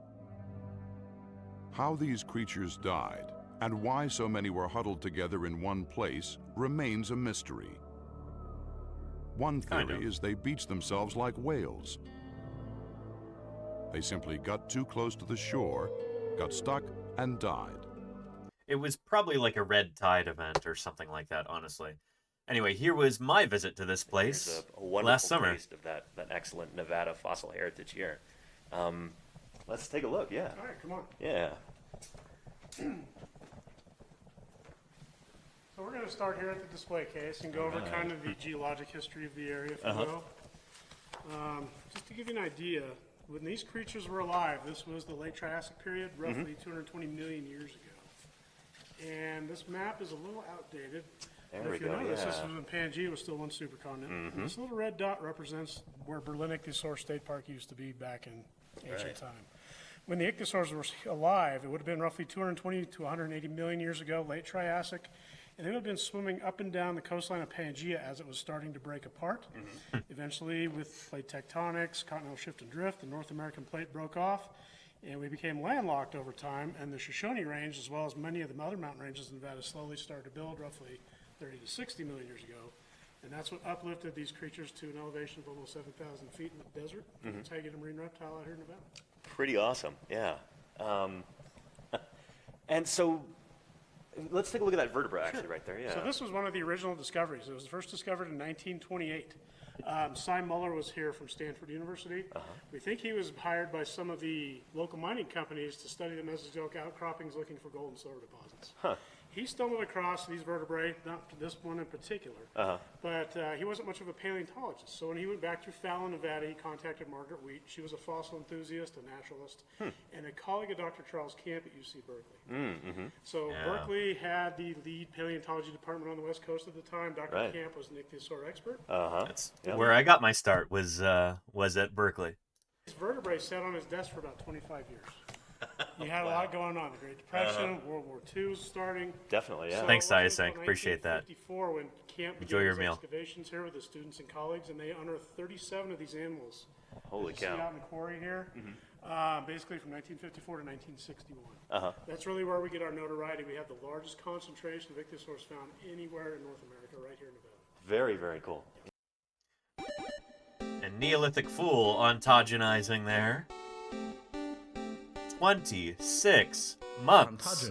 I had to Kansas last week, went up to Ashfall, Nebraska site, and on my back to Utah I stopped at Dinosaur National Monument. Very, very cool, Neolithic. That sounds like quite the paleontological road trip there. Ashfall fossil beds in Nebraska, all those fossil rhinos. You went to the rhino barn? Awesome. And then Dinosaur National Monument, the fossil wall there. That is an awesome trip, Neolithic. I hope you enjoyed. Thank you so much for the 26 months of support. Really appreciate that. Really appreciate that. Thank you. Yeah. I actually heard from a colleague of mine. He called me up last night. I told him that I was going to be here, and he's like, "Oh yeah, Randy Ermis and some other people have been doing some excavations near here. Some of our colleagues." Yes, the Smithsonian was here with Neil Kelly. Okay, yeah. Paula Noble. They were just here actually a couple weeks ago. Shoot, I just missed them. Checking things out. But they spent a good portion of 2021 up here. Actually, Very nice. 2022 was last year. And they were studying some of Dr. Camp's other quarries. And they did find new remains of ichthyosaur, Shonosaurus, possibly up in the canyon. Anyway, let's take a look at some more of these bones here. Ribcage extends all the way up the hill here. Holy cow, very cool. Continuing all the way up, and it's kind of hard to see the letter H here. I think the mouse might have moved it, but those again are the coracoids of the chest bones. A few small neck vertebrae, but unfortunately, being near the apex of the quarry, the head and the front flipper assembly eroded down into the canyon before they got here. Gotcha. Yeah, that's like I was talking about last night on stream. Erosion is both the best friend and the worst enemy of the paleontologist. And very, very cool. I love seeing the ribs like that too. That's Anyway, cool stuff. I really wish I had time to visit here again on my way out there, but it doesn't look like that's going to be in the cards today or this year. Maybe next year. Do another visit to Berlin Ichthyosaur State Park and see Jeff there.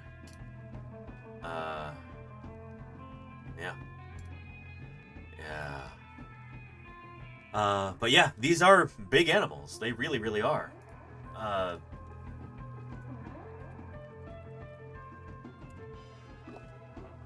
The kind of main photo op at Berlin Ichthyosaur State Park is this big kind of bas-relief Shonosaurus outside. It's huge. It's a whale-sized animal. That's too slim, however. It's not really giving you a proper idea of the shape of this animal, because that was made back in the 50s or 60s, I think? Shonosaurus would have been bulkier than this. Almost more whale-like in its appearance. It was a big chonker of an animal. Swimming around in the Triassic. What in the world were these animals eating to be able to get so large? I'm not sure if Shonosaurus is known to have had teeth, but you get to a certain size, and if you're eating soft-bodied creatures like squid and stuff, you might not really need teeth anymore. This doesn't seem to be a super fast animal, but maybe it was fast enough to catch some of the big cephalopods of the time. I'm not totally sure. There's a restored skull in a Japanese museum, and this one shows no teeth there.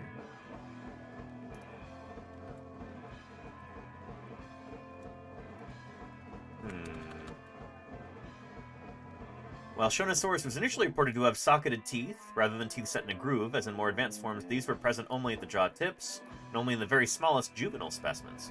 All these features suggest that Shonosaurus may be a relatively specialized offshoot of the main ichthyosaur evolutionary line. More recent finds, however, indicate that Shonosaurus possessed teeth in all ontogenetic stages. Interesting.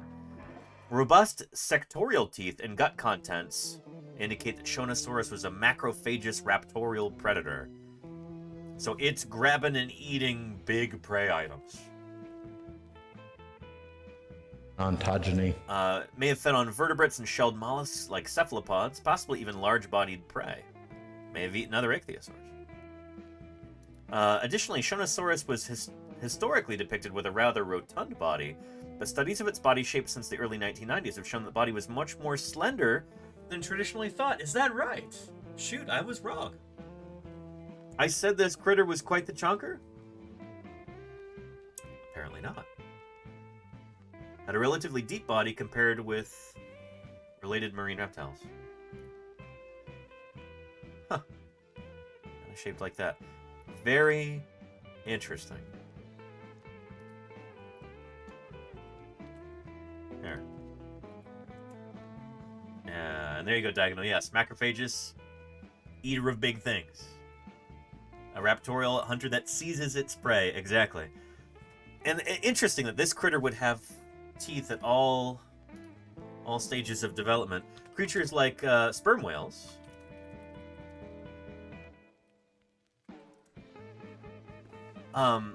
Sperm whales evolved from ancestors that had teeth up top and below, lower jaw and upper jaw. But modern sperm whales only have teeth on their lower jaw. The teeth kind of slot into these holes in the upper jaw. It's interesting stuff. They're kind of bizarre in that regard. But older sperm whales, ones getting up in age, I'm not saying older geologically speaking, I'm saying more mature sperm whales today. Sperm whales who live to a ripe old age, their teeth get worn down to the point where they're kind of barely even there. And yet they're still able to catch their prey, to eat squid and stuff like that. So the idea that ichthyosaurs like Shonosaurus still had teeth at all stages of development suggests that maybe they had a wider diet, a more varied diet. They're not just eating cephalopods, giant ammonites, and stuff like that, nautiloids. Maybe they're eating other ichthyosaurs as well. Huh. Interesting to think about. Yeah. And Charlie's Dragon says sperm whales are terrifying. I blame Disney's Pinocchio partly. So that whale was very much inaccurate.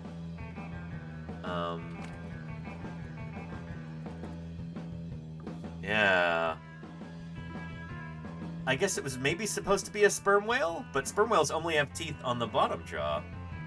Whereas this one very clearly has teeth in the upper jaw as well.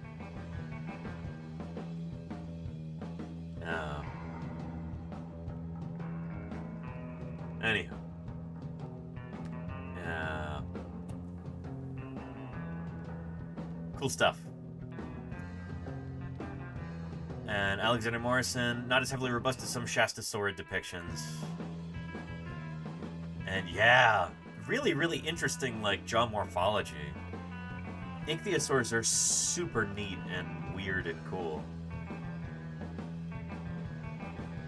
There's awesome animals. Really, really cool. I can see that my 50,000 a year has been well spent. Hogan. Best J2 Fire Amish Metal Quest. Thank you for the 16 months of support, Hogan. I really appreciate that. Thanks for keeping me here online. Now at Tier 3. 16 months is a long time, Hogan. I appreciate it. Thank you very, very much for your support of this community and my mission of science outreach. It means a lot. Thank you.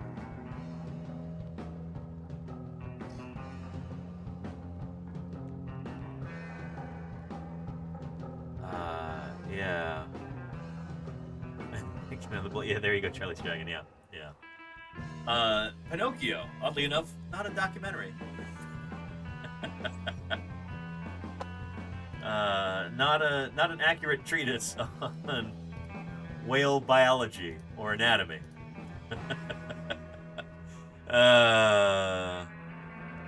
It isn't? Yeah, sorry, Smartfang.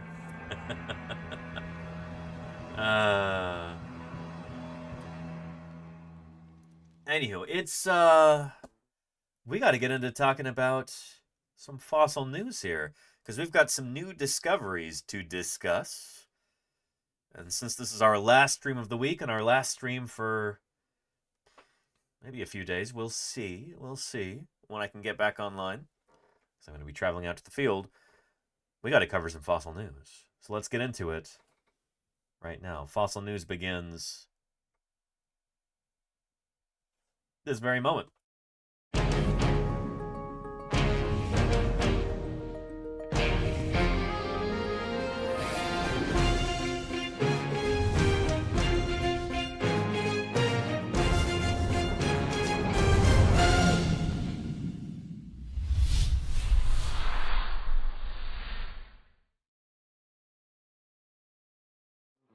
All right, our first item on fossil news.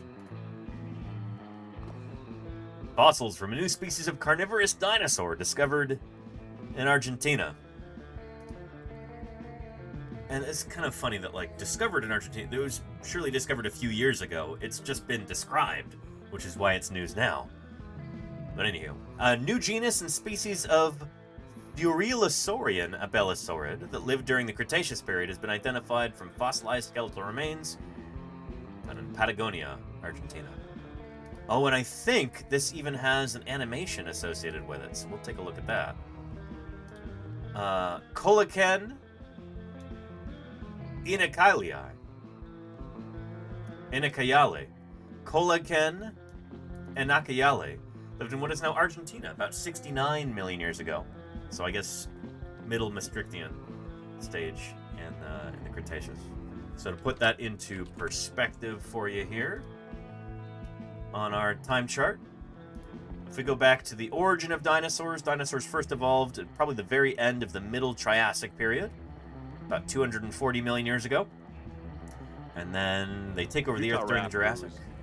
The most dangerous dinosaur around. And Galara Dragon, 33 months. Thank you for that, Galara Dragon. I hope you're doing well. It's good to see you here. There's Papa Jim himself right there, talking about Utah Raptor. Stay tuned, Galara Dragon. Next Thursday, hopefully we'll be doing a whole long stream with Jim talking about Utah Raptor. Anywho, dinosaurs continue through the Jurassic and the Cretaceous. They go extinct 66 million years ago. At the very end of the Maastrichtian stage of the Upper Cretaceous. Our new critter is from just before this time. So just before the extinction, about 3 million years before the extinction event. Colaken Inacayale. Interesting species. Abellisaurids were the most abundant theropods during the latest Cretaceous, occurring in all Gondwanan regions except Antarctica and Australia, where they remain unknown, said Dr. Diego Pol. He's one of the paleontologists who described Patagotitan, one of the largest of the sauropods. From El Museo Argentino de las Ciencias Naturales Bernardino Rivadavia and CONICET. They're known principally from South America, which has the best fossil record for this group, as well as from India, Northern Africa, and Madagascar. So they are Gondwanan with a few Laurasian occurrences. I think like Tarascosaurus, if it isn't a Abellisaur, it's from Europe. France, if I recall. But apart from that, all the Abellisaurs, I think, are from the southern continents, from Gondwana. Let me show you what that means. Jump to 66 million years ago. That should do it. So, by 66 million years ago, the continents had largely assumed their current configuration. South America and Africa are still drifting apart from one another. India is still on its way from down south. It's a northward journey. It's going to crash into mainland Asia before too long and push up the Himalayan mountains. Australia is way further south than it is today. Antarctica's down here. Antarctica had just split from South America a little while ago. But this is the time when our new dinosaur was walking around here in Argentina. Incomplete abelosaurid specimens were also discovered in Europe, adding evidence to the biogeographical link between southern Europe and Gondwana. Oh yeah, Gondwana, that's why I was showing you this. So Gondwana, when we say Gondwana in paleontology, we're referring to these southern continents. South America, Africa, India used to be down here, Madagascar, Australia, New Zealand and Antarctica. Those are Gondwana. Up north, you have Laurasia. That's North America, Europe, Asia are Laurasia in the north. Down south, you have Gondwana. If we go back a little further in time, let's go back to 150 million years ago, let's say. You can see how they're all stuck together. India, Australia, New Zealand, Africa, South America. These land masses together we call Gondwana. And then you have Laurasia in the north. Does that make sense? But this is actually a new term for me. I don't know enough about abelisaurids to have heard this before. I don't think this is a new term from this paper, but it might be. Fieldwork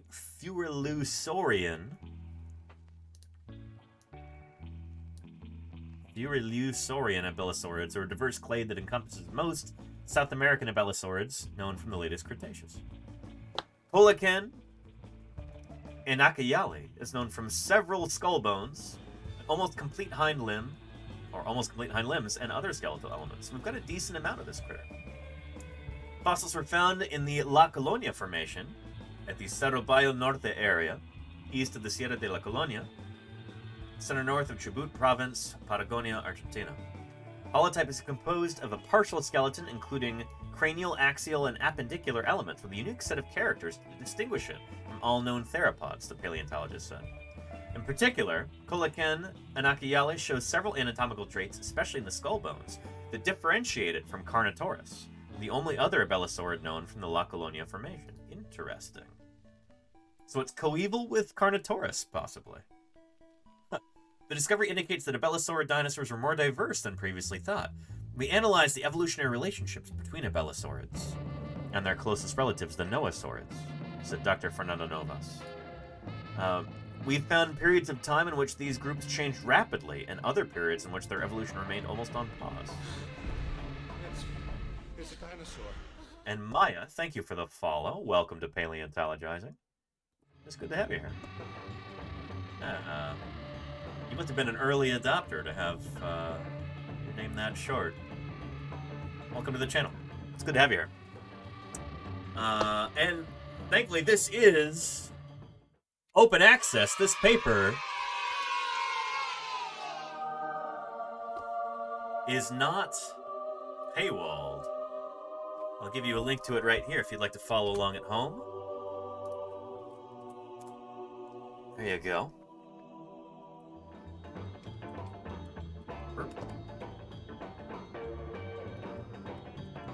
I think it's really important to show the scientific literature on Twitch. You know, anytime you're doing outreach as a scientist, anytime that you can help kind of tear down those walls that seem to exist between the general public and science,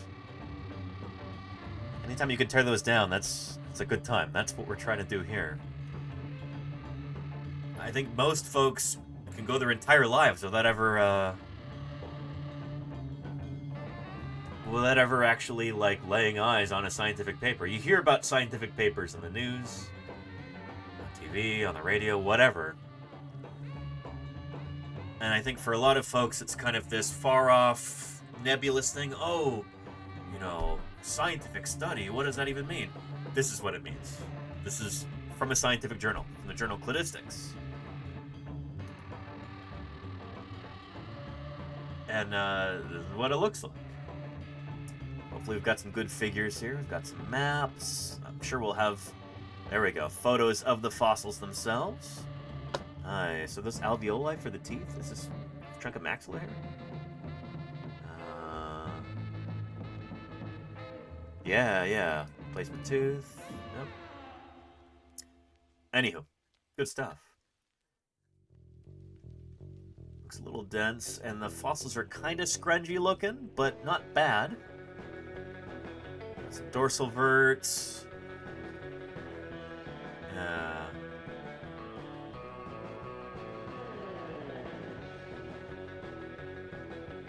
And there we go. These caudal verts here? Let's see. Nope. Dorsal center. Okay. More vertebrae. So these aren't the prettiest fossils in the world. They're good enough to be able to tell us a thing or two about this animal. That's what's important. And there we've got what looks like a femur and another femur.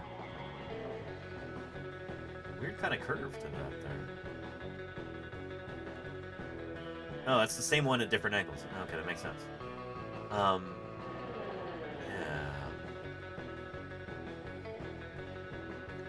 This might be one of those Abelisaurs that's got kind of a short femur and then really long shins, indicative of maybe a fast runner.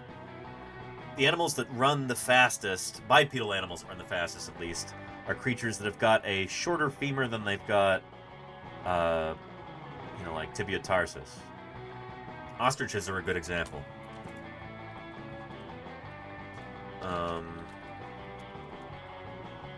So like there we go. Yeah. The distance between the hip and the knee on an ostrich, it's not that long. But from the knee down to the foot, holy cow, you've got this really long... Think of it like a lever. And when these guys run, they really run.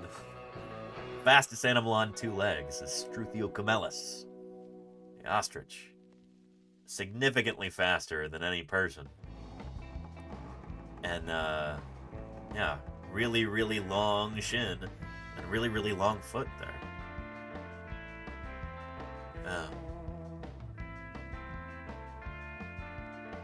This relationship doesn't always work out. Like, there are birds that have got really, really long shins and short thighs. That doesn't necessarily make everybody a super fast runner. Somebody brought up flamingos here. They might be a good example of that too, but yeah. And Hoot House, how are you doing? It's wonderful to have you here. How are you doing, Hoot House? Let's get back to the paper. Let's just do a quick summary of all this. Oh, and they did some histo here. Oh, we'll get to this in a minute. Sorry, I'm all over the place at the moment. Just excited about it. But it's neat that they can actually use some of this to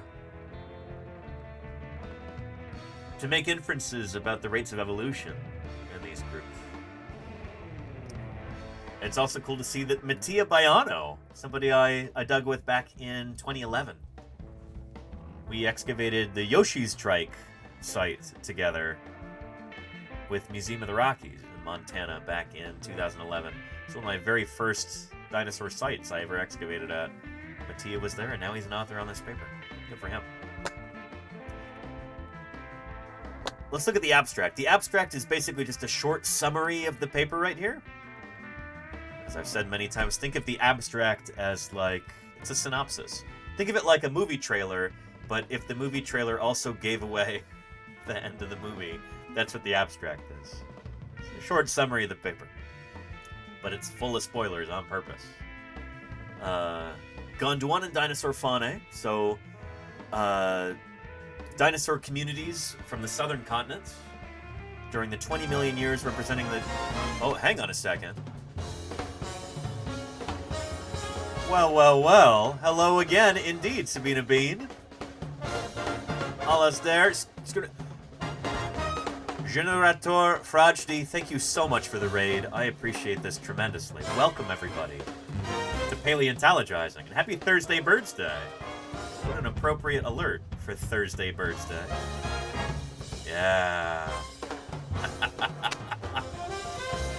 Fantastic. Is bringing the beat along with their 447 raiders. I really, really appreciate that. Holy cow.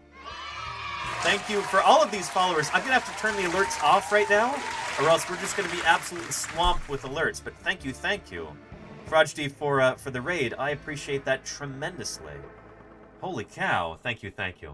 Welcome, everybody, to Paleontologizing. Let me introduce myself to any of the new folks here.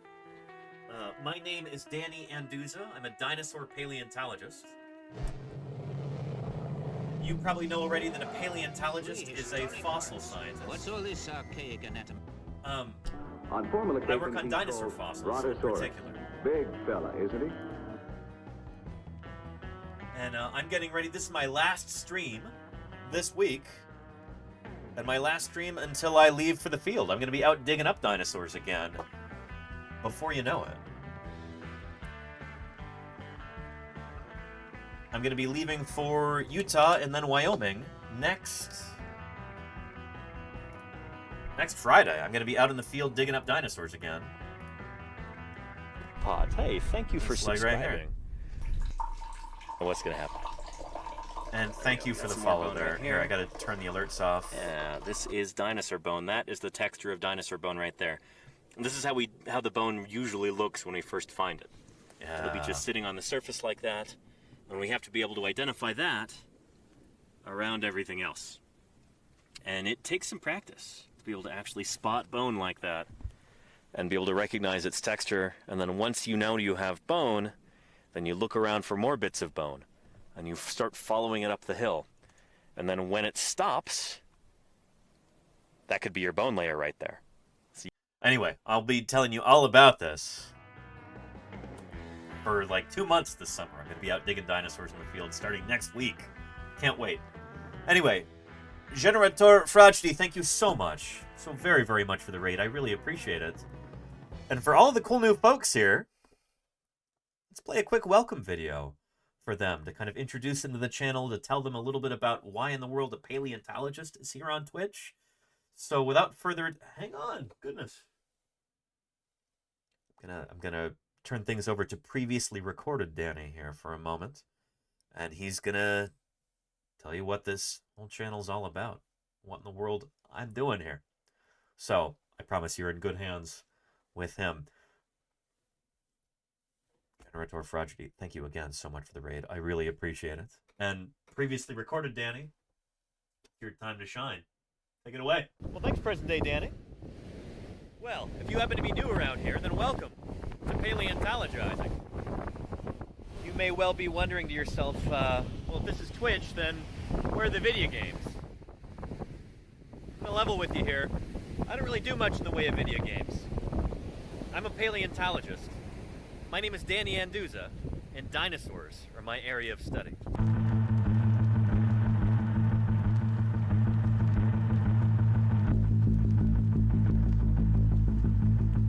But how in the world does a paleontologist end up on Twitch? Well, you're about to find out. When I finished high school, I moved to Montana and immediately started work at Museum of the Rockies, which at the time was an unparalleled powerhouse of paleobiology. That program was built by this guy.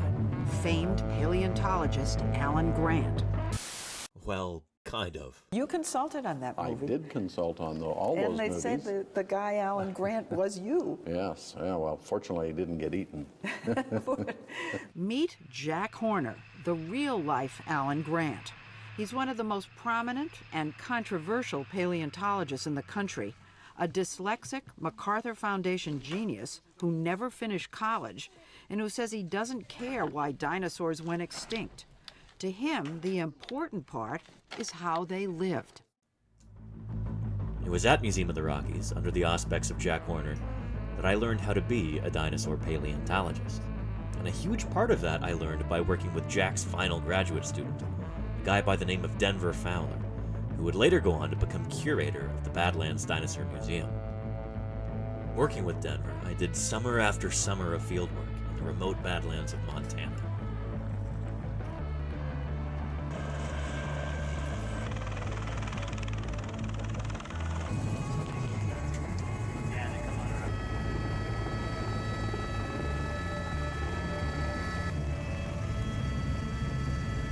Together, we dug up more dinosaurs than we knew what to do with, at fossil sites numbering in the hundreds. In 2012, I discovered a new species of ceratopsian dinosaur, hopefully soon to be published. The next year, we excavated the world's smallest and youngest Tyrannosaurus rex. Then, we dug up a brand new ankylosaur. Montana's news leader. 5 paleontologists are excavating what looks to likely be a new species of armored dinosaur. So we found its head, and we found parts of its armor and plates, and so it should be a new species. Not bad, right? Well, anyway, much like my fieldwork, my research also focuses on dinosaurs.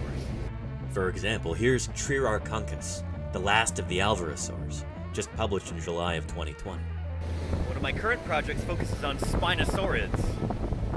I can't really talk too much about that until it's a little bit closer to publication, so stay tuned for that. Anyway, let's get back to how I ended up on Twitch.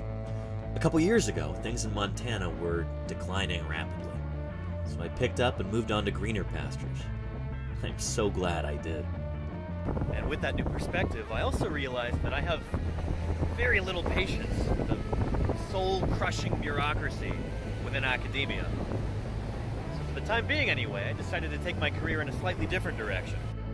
I got hired for a job in early childhood education. As a teacher, I get to have a positive impact on kids' lives and help them find a passion for science. Then, when COVID-19 showed up, the school had to close. But that didn't stop the teaching or the learning. We just moved online. All right, friends. So we're going to be looking at a book in a little bit, but I thought we'd start off with a song. At 3, 2, 1.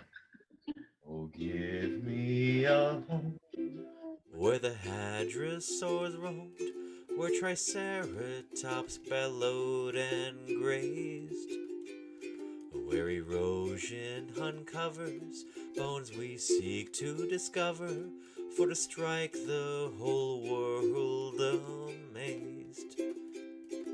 Home, home on the range, where the deer and the antelope play, where seldom is heard a discouraging word, and the skies are not cloudy all day.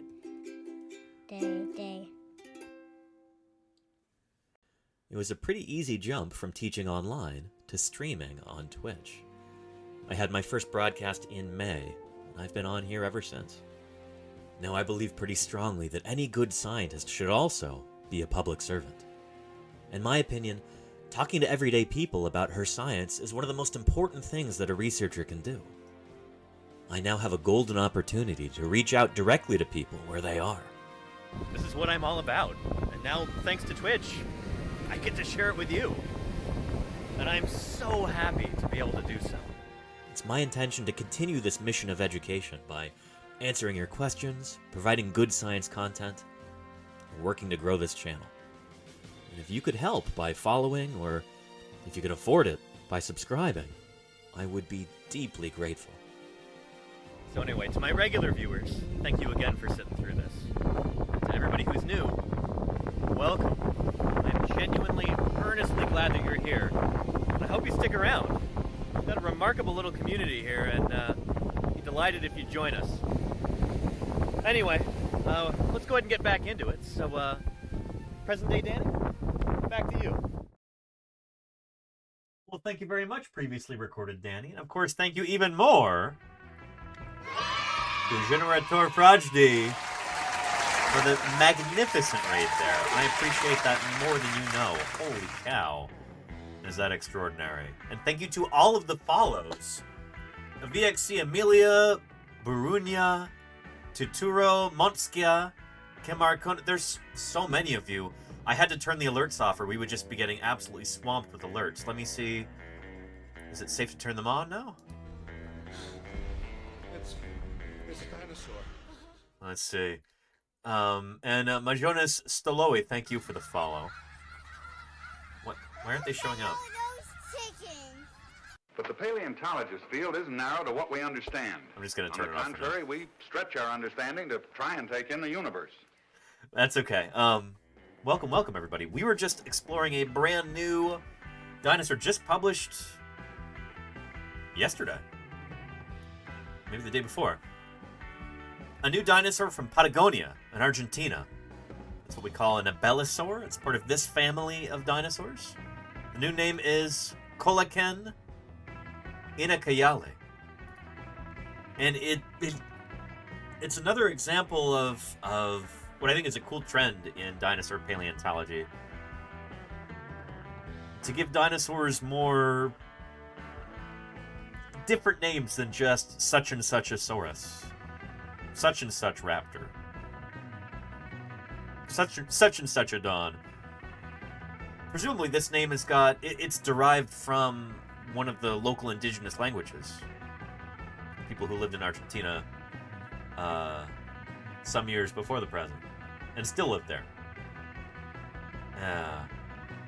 And hang on, Murph, you gifted a bunch of subs there, didn't you? Murph. Holy cow. 20 gift subs from Murph earlier. Murph, certainly one of our most stalwart supporters, Murph. I appreciate you more than you know. Holy cow. Yeah. And MMX says definitely will come back around soon though. Nice and unique. Thank you, MMX. I appreciate that. And once again, I'll be out digging up dinosaurs before you know it. Dig in. That's why, if you ever pick up a piece of dinosaur bone when you're out on an expedition like this, if you're going to set it down, always make sure that you set it down slightly lower than where you found it, or in the exact same place. You don't want to set it down any higher, because that could totally mess up your search. I'm going to put this back here. There's another piece right there. We got surface texture. Yeah, look at that. And then, oof. Beautiful surface texture. It's going to show you internal texture, but this is all gummed up with all this concretionary crud. I complain about all this crud that's crusted onto here, but that might actually be part of what's preserving the bone at this locality. So if it weren't for that concretionary crud, we might not have bone preserved here. So it's, I guess you can't really complain too much, Yeah. And anyway, we're going to be back out at this site in probably like a week and a half. This is one of the sites we actually got an excavation permit for. So we can do a lot of digging here. This is going to be it is a duck-billed dinosaur. Probably going to be a new species or genus of duck-billed dinosaur. Probably not too different from this critter. Critosaurus, Cretosaurus, tomato potato, whatever you want to call it. Lovely duck-billed dinosaur. Tradoon. Griposaurus is pretty close too. But yeah. Mint Green Otter, thank you for the follow. Good to have you here. Anywho.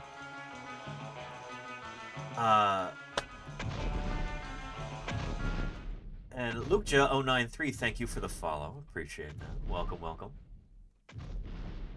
Dinosaur. Yeah. And Sabina Bean says, doesn't it get uncomfortable streaming and working on a dig site at the same time? Or rather tiring? It does. It is definitely some extra work, but I think it's important. My mantra for this channel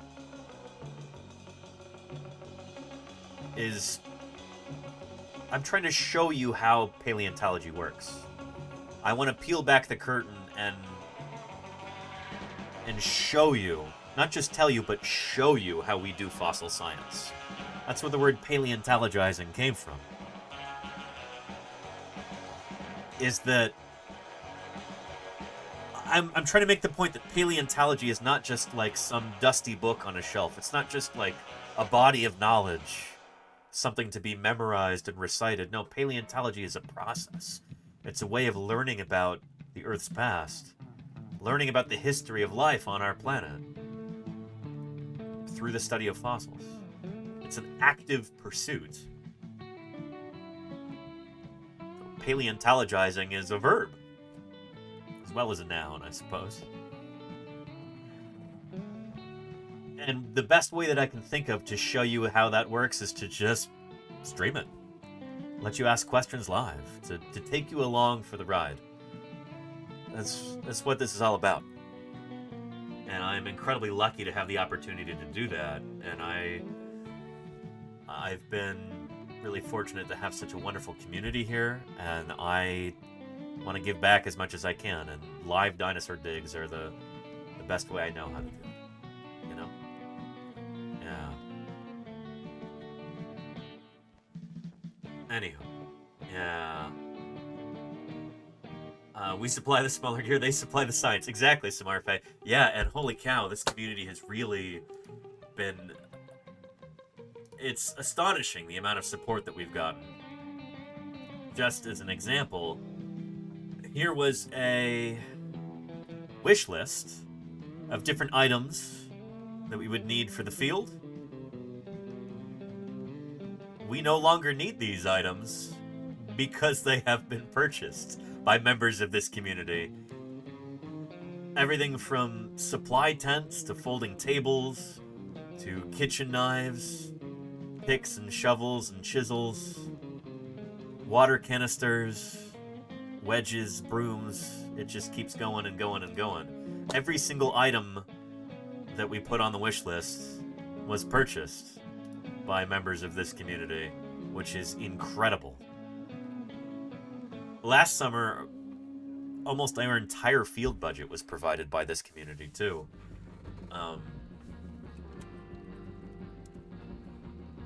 There, $7,100.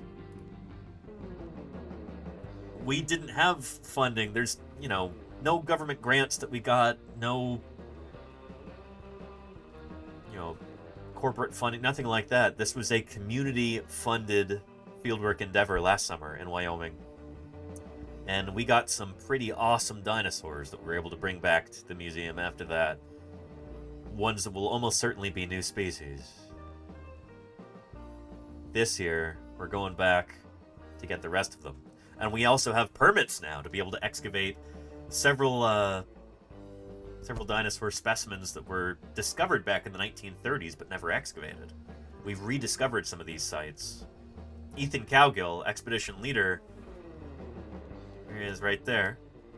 And there's his name. That's Quinn in the picture. But you'll get to know Ethan really well over the course of this summer, because I'll be digging with him in Wyoming and then later in Utah.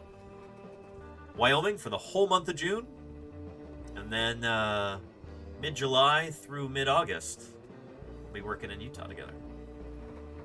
So yeah, we do have an amazing community here. It's not even bragging to say it, it's just a statement of fact. We've got a really remarkable community here.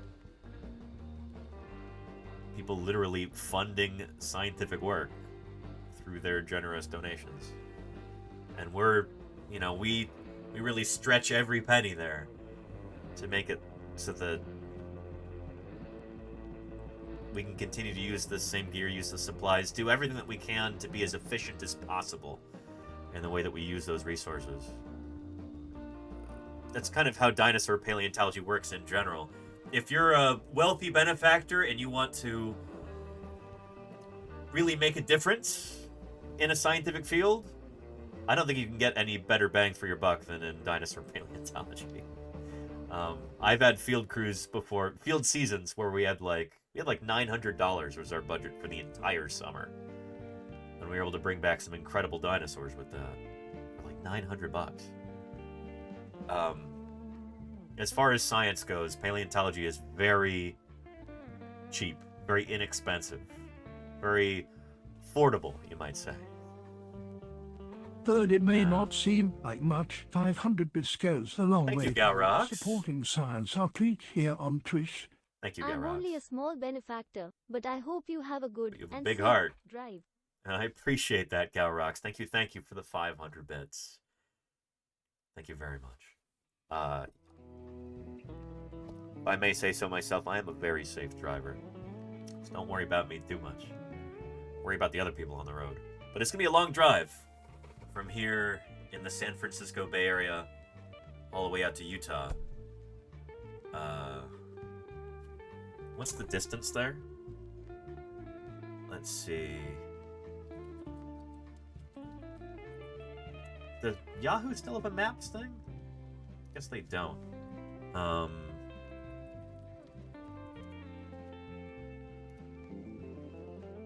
There we go.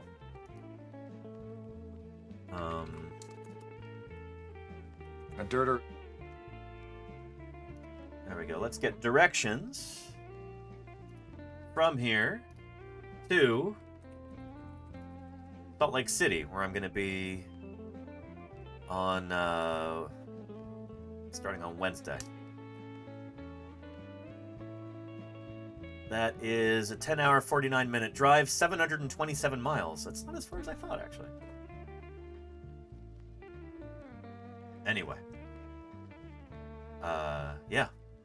Going across 3 different states. It's going to feel like a long drive, and I'm taking a few days to do it. But, yeah. And then from there, we're going to be going up to Wyoming. Up near the town of Green River. So, yeah, all told, that's 895 miles. Yeah. Anywho. Country roads take me home. There we go. Or take me out to the field. To the place. I belong. Radical static. Yeah. I'm not going to do Google Maps, Will62, because it'll show where I live, and I'm trying not to dox myself. I use Google Maps too often. It'll have all of my regular haunts on there. But yeah.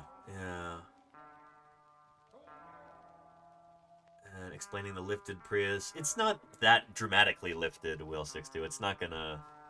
It doesn't elicit gawking or anything. It looks mostly like a normal Prius. Anyway. Yeah. I could open a private window. I didn't even think of that, Layer T. That's a good idea. Yeah. But yeah.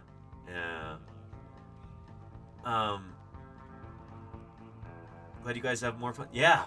Gravity. We're really, really excited. Really, really excited. Anywho. Let's get back into what we were talking about. We are discussing a brand new dinosaur just published. And I believe we have a short animation of that.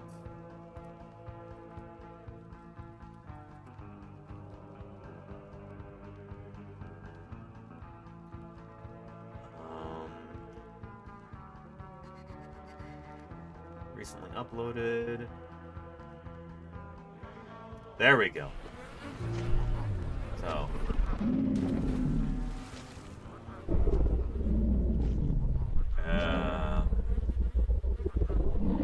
Where was this one last year? Oh boy. There's Carnotaurus there.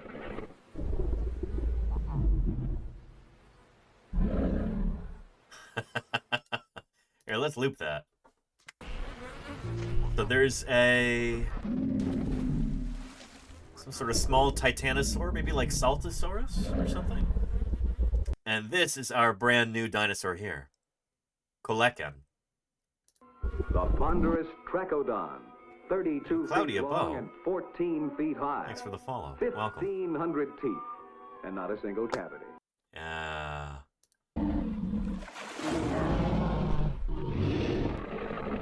Oh man. Better luck next time.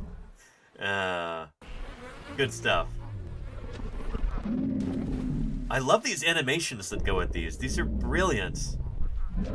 So this is something that we've seen again and again recently with dinosaurs from South America in particular. Paleogdy is this channel. Like who does 3D animations like this. And I need to subscribe there. There we go. But, yeah, a bunch of these different, different new South American and other dinosaurs, too. But this person seems to collaborate with teams in South America fairly often, animating their new dinosaurs. And I'm here for it. I think this is really cool. It's a great way to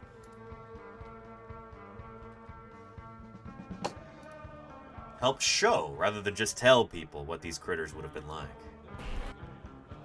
I think that's important.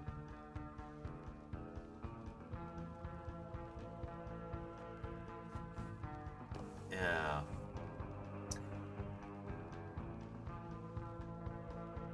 Anywho. Well, what is with the tiny arms? Asked Radical Static. Well, that's a characteristic of Abelisaurus, this whole group of theropod dinosaurs. All had short little arms. In fact, some of them, their arms were so short that, like, we're not even 100% sure that you would have been able to see their arms in life. It might have been that they were, like, within, just almost like they're pinned to their sides. There may have been skin covering up those arms for some of these guys, but they, as a group, had very, very short arms. Whether it's Carnotaurus, whether it's... This is Rajasaurus right here. Or it might be Majungasaurus. But they've all got very short arms. And the arms are so short because they seem to be vestigial. We don't think the arms really had much of a... Certainly not much of a function in catching prey.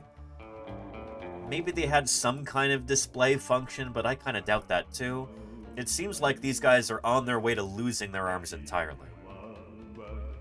And they never got there completely, because they went extinct at the end of the Cretaceous, along with all the other dinosaurs, except for a handful of birds.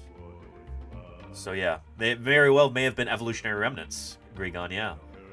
Kind of like the tailbone in humans, or like the hip bones in a whale. It's a remnant from when it used to be useful, when their ancestors used those, but they don't need them anymore, and so they've just atrophied.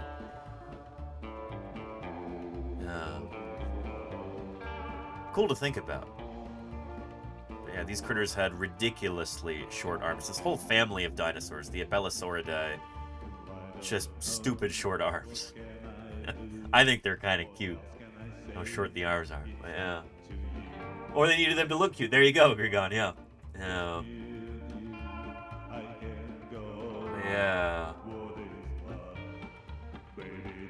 Anywho. And so they did lose those arms theoretically. If they had been allowed to continue to evolve on Zoo, then maybe they would have lost their arms entirely. But they never had the chance to, because they went extinct before that could happen. That asteroid hit 66 million years ago and wiped out all of the dinosaurs, except for a few lineages of birds. Birds are the only dinosaurs we have around today. We'll be talking about that probably in about half an hour when we get into Thursday BIRDSday. So yeah. Silly guys and silly hands, says Ariani. I mean, you wouldn't be thinking that if they're chasing you. These were voracious predators. You know, oh, I love this, how brightly colored they are here. But they are kind of, you know, they've got a goofiness to them that I think is, makes them easy to appreciate.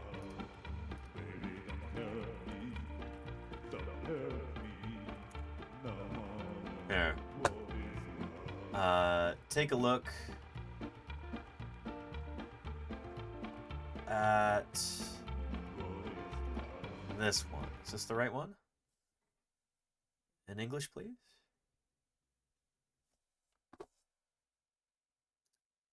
Come on, YouTube. Don't let me down. Like this one. Yeah. So this is Carnotaurus, who we've known about since the 1980s. This is a dinosaur that lived in the same time and the same place as our brand new dinosaur, as this guy coelacanth. And, yeah, it's a member of the same family.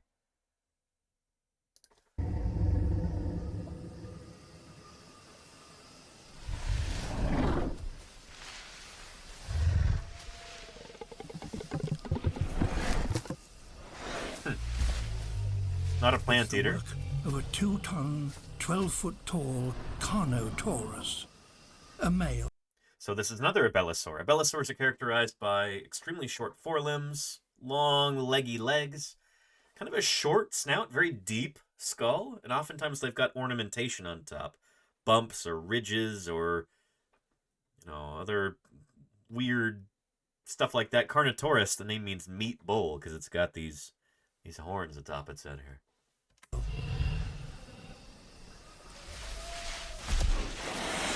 Clearing this patch has taken him a long time. He's a neat freak. There's a reason for and that. It needs constant attention if it is to remain tidy. We don't know if they did this, but it's a neat bit of speculation that works with. It's a stage on which he can show off to females. All is ready, and he announces the fact.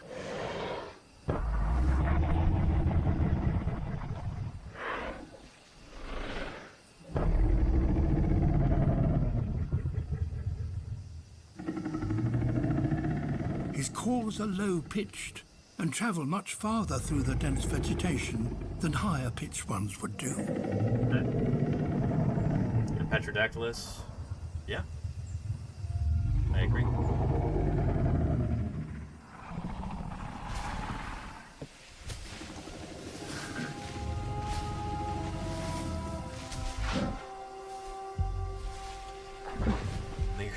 Radar tombstone, yeah.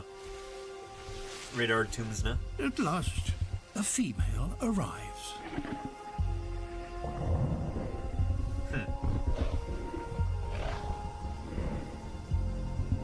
She's bigger than the male and more powerful.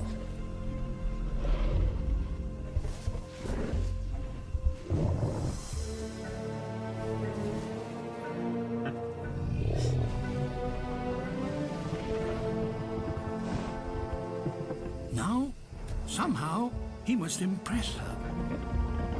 So we do see very similar behavior in a lot of modern birds. That's where this comes from. And he may only get this one chance.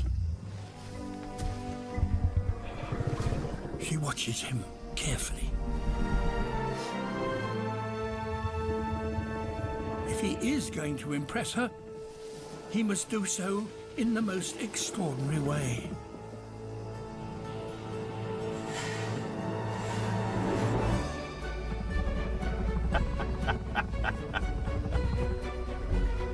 He doesn't have huge antlers, nor a spectacular tail. But he does have a pair of tiny, apparently useless arms. And each has a ball and socket joint at its base that enables him to move them independently.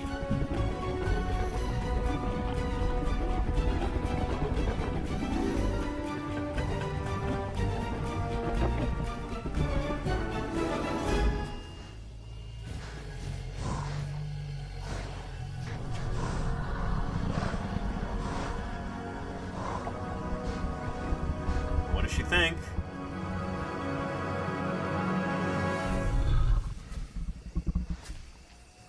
Not today. Oh.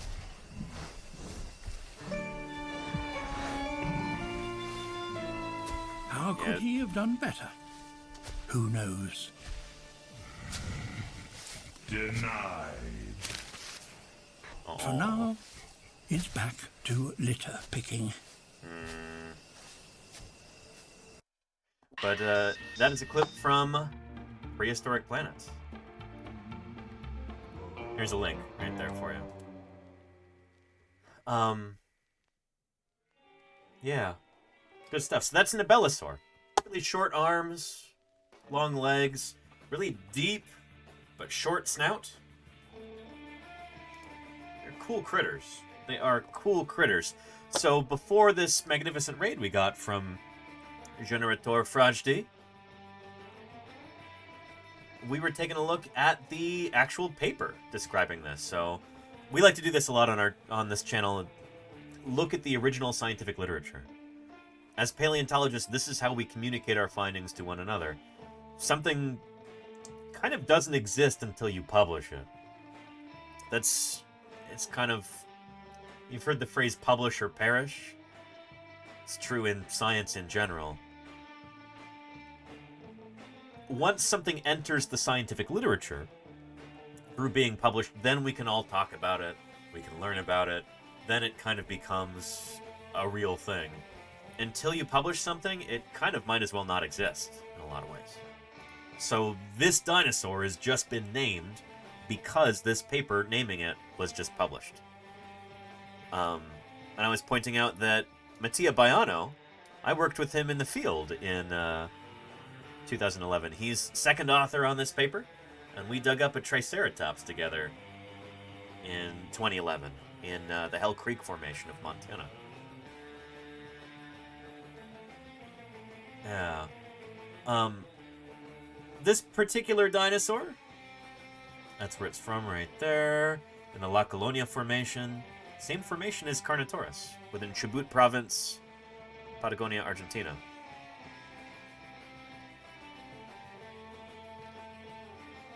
And that's why I'm not super familiar with that term. Furuleusoria. It was only published in 2016. Okay. Anyway, derivation of name. The name Coelacanth,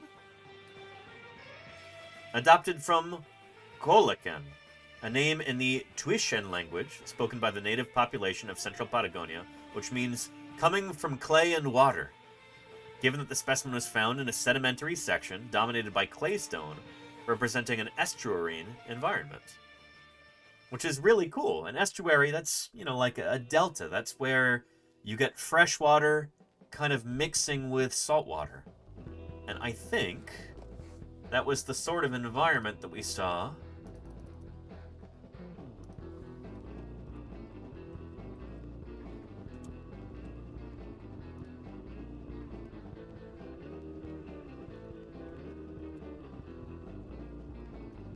in this video here. This looks like an estuary.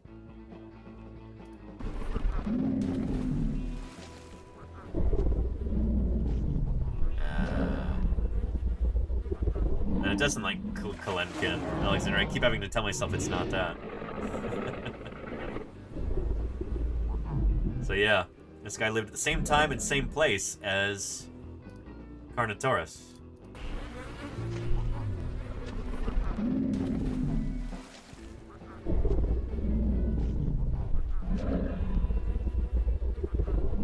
Beautiful animation here.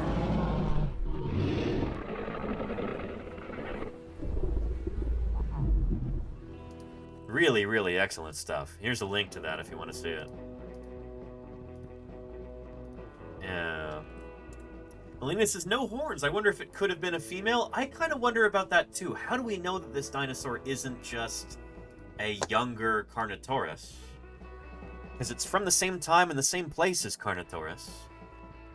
But one of the ways that we can actually tell whether a dinosaur was young or old when it died, and thus maybe, you know, what's going on with its ontogeny. Ontogeny. Dinosaurs grow and mature. As they grow and mature, they change dramatically. Ontogeny. Like you see right here. Triceratops undergoes really dramatic changes throughout its lifespan.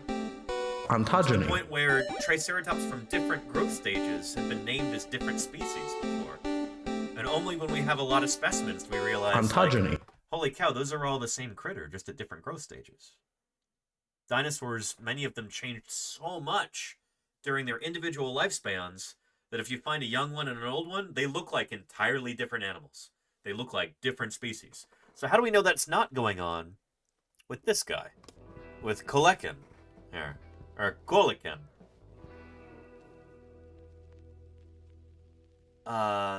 one of the ways we can do that is to actually cut the bones open and count the growth rings in the bones.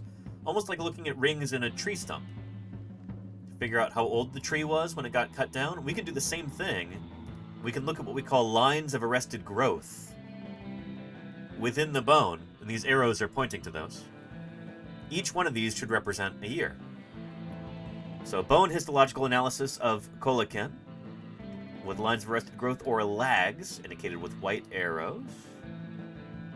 Glue is cheap. Yeah.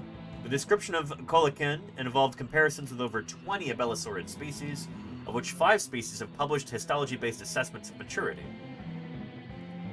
So, oh boy, only like 1/4 of abelosaurs have actually been evaluated. Let's protect our fossils, because if they're removed, America loses them forever. And Sabina Bean, thank you so much for subscribing. Welcome to the community. Thank you for that pledge of ongoing support. I really appreciate that.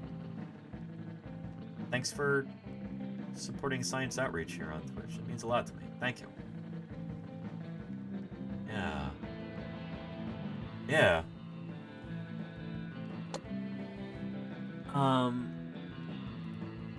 Let's see. Histological data disagree with some osteological evidence that suggests this specimen was not fully grown. In the postcranium of coelacanth, the presence of a neurocentral suture line in the dorsals is an indication of immaturity. I mean, yeah. In its skull, the unfused nasals might suggest immaturity, although in abelosaurids, such as a straightforward inference is not possible. Yeah. Somatically mature individual, 11 years old, it also lacks nasal fusion. All the rostral and orbital bones known in the holotype of coelacanth have well-developed rugosities and ornamentation on their surface. Do not apply to justify the maturity of different tyrannosaurids among theropods. Although at the moment we lack clade-specific criteria based on ontogenic series of dinosaurian species.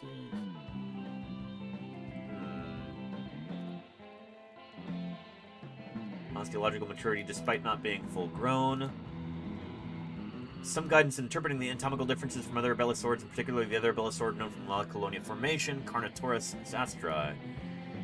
Features known to be variable during late ontogeny for other archosaur taxa should be taken with caution if they are found like fusion of skull bones or the visible neurocentral suture. However, features that are not known to vary in late ontogeny other taxa may be conflict.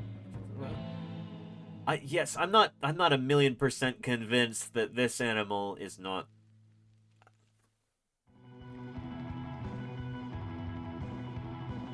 It could be a juvenile Carnotaurus, honestly.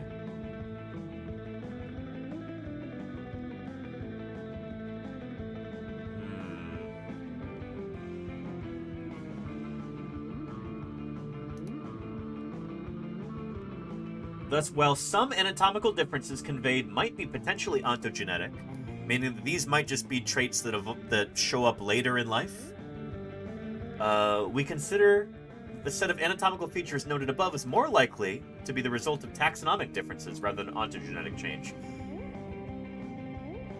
I appreciate how honest and forthcoming they are about this, but I'm not totally convinced. This dinosaur might be a juvenile Carnotaurus. In fact, that would be kind of my starting assumption for this. That would be my null hypothesis, I would say, rather. Ontogeny. Oh, yeah.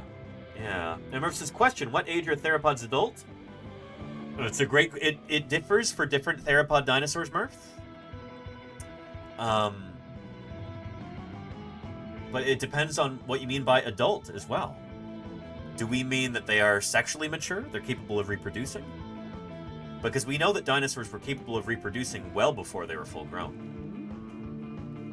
Does it mean that they've reached somewhere close to an adult size, or does it mean that they're actually skeletally mature, in the sense that like their bones are no longer growing?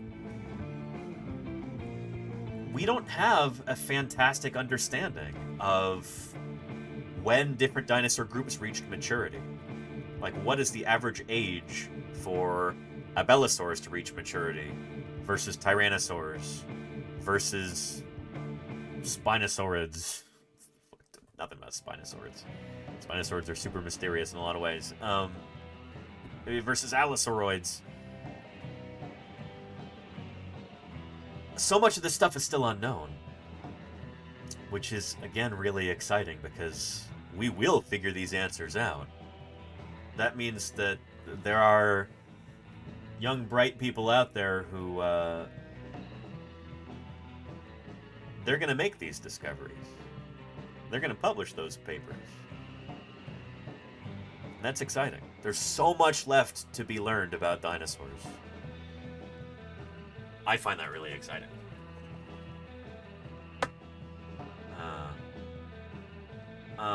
Petrodactylus says, seems odd that two large predators roamed the same regions, though not impossible, maybe. We do have that in other paleo environments. So, in the Morrison Formation, for instance, you've got 3 really big theropod dinosaurs running around. You've got Allosaurus, who's by far the most common, and Allosaurus could get really big. So this is my 3D printed Allosaurus fragilis skull, and it is large. This is a big animal right here. It is not small when it's full grown. Alongside Allosaurus, you had Ceratosaurus up top and Torvosaurus down below. These animals all lived in the same time in the same place, it seems. Maybe they had what we call niche partitioning. Maybe they're living in different parts in the environment. Maybe they're specializing in different kinds of prey.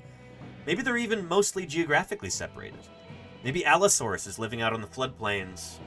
Ceratosaurus is in the forests, and Torvosaurus is up near the mountains or foothills or something. We don't really know. But yeah. Anyway. And so yeah, it could be the case that in the La Colonia Formation, where Carnotaurus lived, maybe there could be multiple big predatory dinosaurs living at the same time in the same place. We don't really know. We don't have a good enough understanding of like what are the ecologies of these different dinosaurs? What's going on in these environments? How many different species or different genera? Same thing with dinosaurs, basically. Most dinosaur genera are like monospecific. How many different dinosaur species, big predatory dinosaurs, could exist in the same environment? We don't really know. We're still kind of figuring some of this stuff out. Anywho. And Smarfay, cougars and bears and coyotes. Yeah, we'll shoot in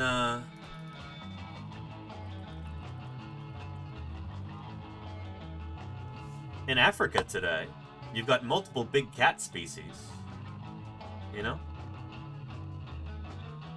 3 really, really big cats. Lions, leopards, and cheetahs all living sometimes within the same, like, square mile. But they've got different strategies for hunting. They've got different social structures. They're using the environment in different ways. Eating different prey. Lions are gregarious. And they'll feed on mammals like zebras, wildebeest, other critters like that. Leopards are often going after smaller prey. They'll go after gazelles and stuff. They're more like ambush predators. They hang out in trees during the day. Cheetahs are fast pursuit predators. They're eating things like Thompson gazelles, springboks. So you can have multiple big predators all coexisting, as long as they're doing different things. But the problem with this for dinosaurs is that with mammals like these guys, each one of these mammals is in a different niche. So like, lions take up one niche, you know? Leopards take up one niche. Cheetahs take up one niche. as dinosaurs were growing and maturing, take Allosaurus, for example.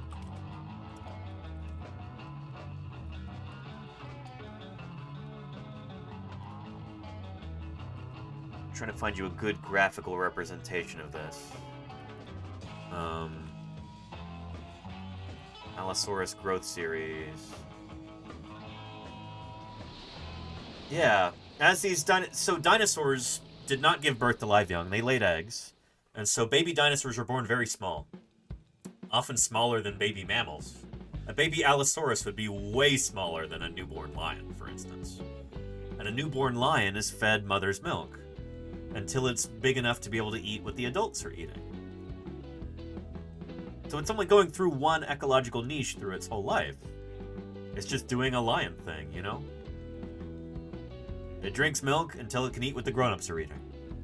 Allosaurus was probably not like that. These animals were probably moving through different ecological niches at different stages in their life. They're born super, super small, because there were no dinosaur eggs bigger than like this. So newborn Allosaurus would be like, you know, the size of a small iguana. So they're probably eating little bugs when they're first hatched. Maybe they're moving up to frogs and lizards and mammals. And they're kind of doing different ecological jobs at different stages in ontogeny. And so they're taking up one species, like Allosaurus fragilis, for example, can just hog a bunch of different niches all by itself.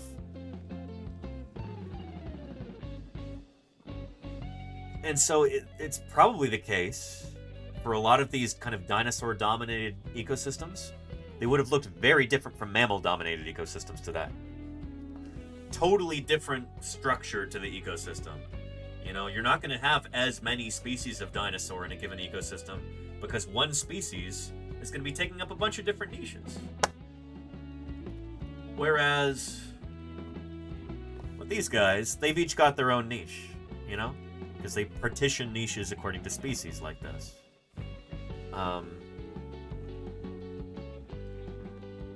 Think about it like this. In the, say, for instance, in the Morrison Formation, cheetahs might be like the young Allosaurus that are fast runners.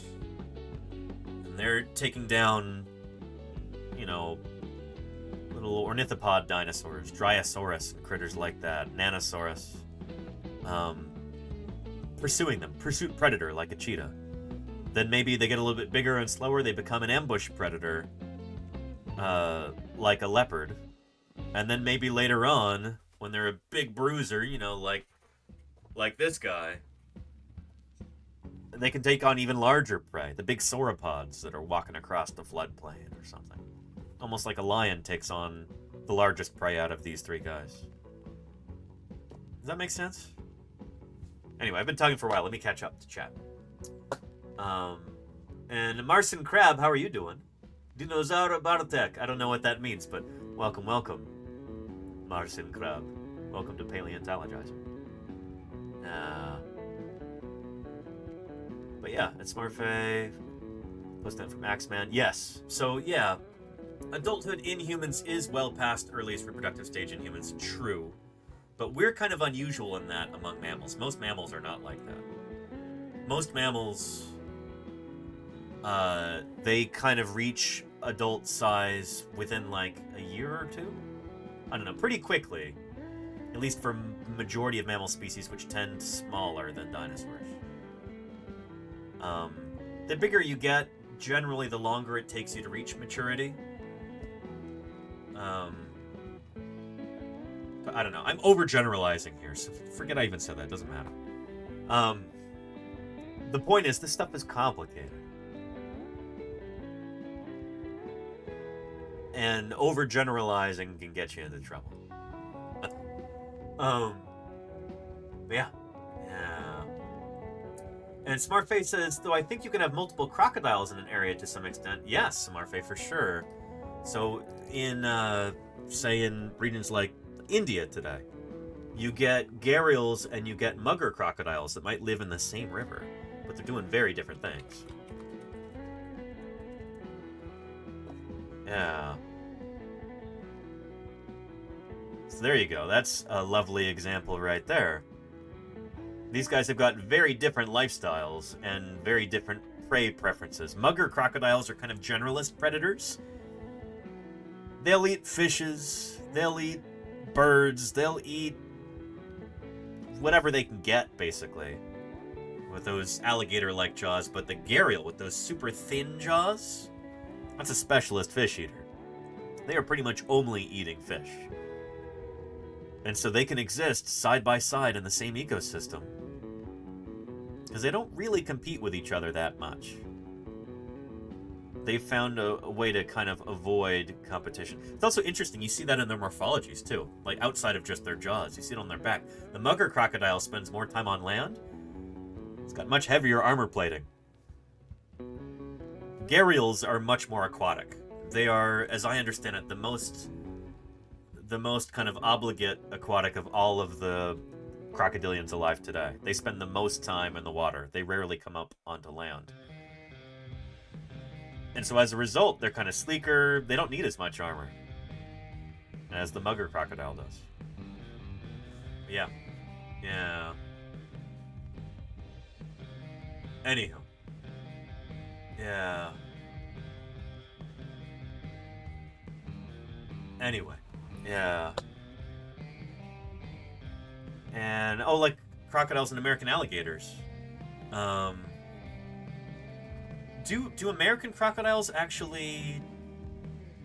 Do they tolerate brackish water? Do they go out to sea? They probably do, don't they? That's probably how they spread across the Caribbean. Barbanella wants to know, do we know if dinosaurs were cannibalistic? We do have evidence that some dinosaurs were cannibalistic, yeah.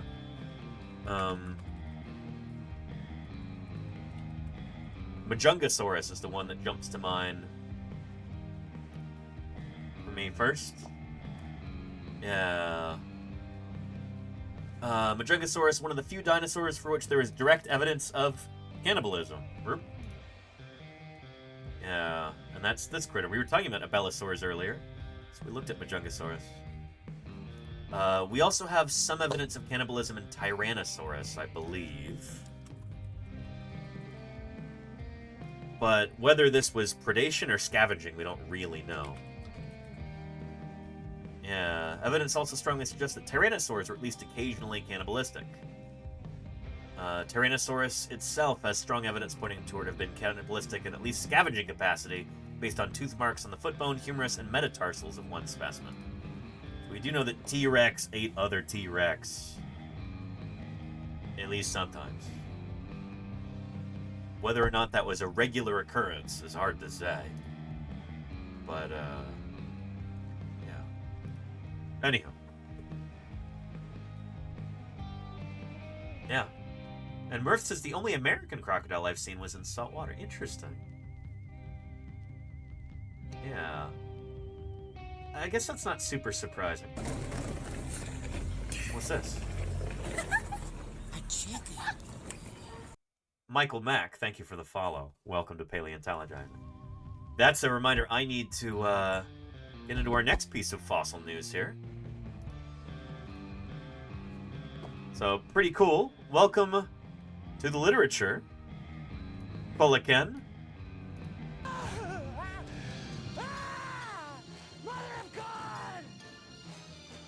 Well, well, well. Look who's shown up here. Jay Marianne, thank you for the raid, and welcome to Paleontologizing. Forth with a gigantic 139-strong raid. I really appreciate that, Jay Marianne. How did your stream go? You're not doing so badly yourself for a paleontologist. Well, thank you. Serious business. And FIFO Reserve, Contently Shane, Alpha Migs, Churro Papa. I'm here to applaud the work of vertebrate paleontologists. Hydroponic Maple Obscure One, Hello, Happy I'm Samuel Ants. from Jurassic Park. Decucky. Let's protect our fossils. Plagued by If Society. they're removed, How are you all America doing? loses them forever. It's wonderful to have you here. I'm here to applaud the work of vertebrate paleontologists. So nice you said it twice. Curly Cowboy and Shifty Amoeba, thank you for the follows as well. You might say. My name is Danny Anduza. I'm a dinosaur paleontologist, and I'm here on Twitch trying to do some good old-fashioned science If the outreach situation here. called for still more protection, He simply grew spears which projected from his body armor. How was your stream, J. Marianne? And what did you get up to? Let's look at the shout out These are here. just some of the questions that people ask about dinosaurs. Just chatting. I'm sure it was more than just chatting. You had all these cool people watching. I'm sure you were doing something pretty neat. Just welcome. This scientician. He'll tell you that in nature. Welcome to Paleontologizing. We are talking about dinosaurs right now. The work of vertebrate paleontologists. Yeah. And you've been in here before? I think I remember your name, Plagued by Society. Yeah. You're not doing so badly yourself for a paleontologist. Thank you. It's funny. If we get a bunch of follows in quick succession, sometimes the alerts repeat, even when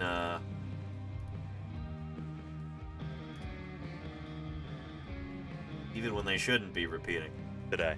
So, well, anyway, everybody, you are in. I am going to be leaving for the field in just a few days. As early as Monday. So this is our last stream of the week and our last office stream until July. Before you know it, I'm going to be out in the field digging up dinosaurs and live streaming it. Like here, from last such year. a treat. Yeah. Anyway, let me introduce myself real quick. My name is Danny Anduza. I'm a dinosaur paleontologist. The dinosaurs had not died, perhaps in some catastrophe. No reason to think dinosaurs wouldn't still be here, wouldn't still be dominating the Earth. Yeah, Nick Numbers, thank you for the follow. I stream dinosaur paleontology here on Twitch. Bigger office for a while. There you go, Mayor Space. It is my honor and privilege to be able to share fossil science with all of you, including fieldwork like this. I'm streaming right now via satellite. Thank you, Meowsies, for the follow. There. And yeah, I wanted to do something unique to kind of not just tell but show people how dinosaur paleontology works. How do we find dinosaurs? How do we dig them up? How do we get them out of the ground and back to the laboratory? That's what this is all about. So welcome everybody. Yeah, I'll be back out there again in a week. Not in Utah. Well, yeah, in Utah, but different part of Utah. And then I do fieldwork in Wyoming. You'll see. You'll see. Anyway, so we've got a bunch of cool new people here, a bunch of whom just followed. Can we get another shout out for J. Marianne real quick? I really appreciate the raid. It is wonderful to have you here. And, news, politics, art, culture, entertainment. Hey, solidarity, J. Marianne. It's good to have you here. To help explain what in the world a paleontologist is doing here on Twitch in the first place, why don't we call forth a good friend of ours real quick to explain. His name is Previously Recorded Danny, and he's already heard me introing him. He's walking up behind me right now. Without further ado, let's bring forth Previously Recorded Danny, and he'll explain to you what in the world a paleontologist is doing here on Twitch. So, Previously Recorded Danny, take it away. Well, thanks, present day Danny. Well, if you're new here, then welcome to Paleontologizing. You might be wondering to yourself, where's the video games? Well, my name's Danny Anduza, and I'm a paleontologist. I don't really do too much in the way of video games, I guess. I work on dinosaurs.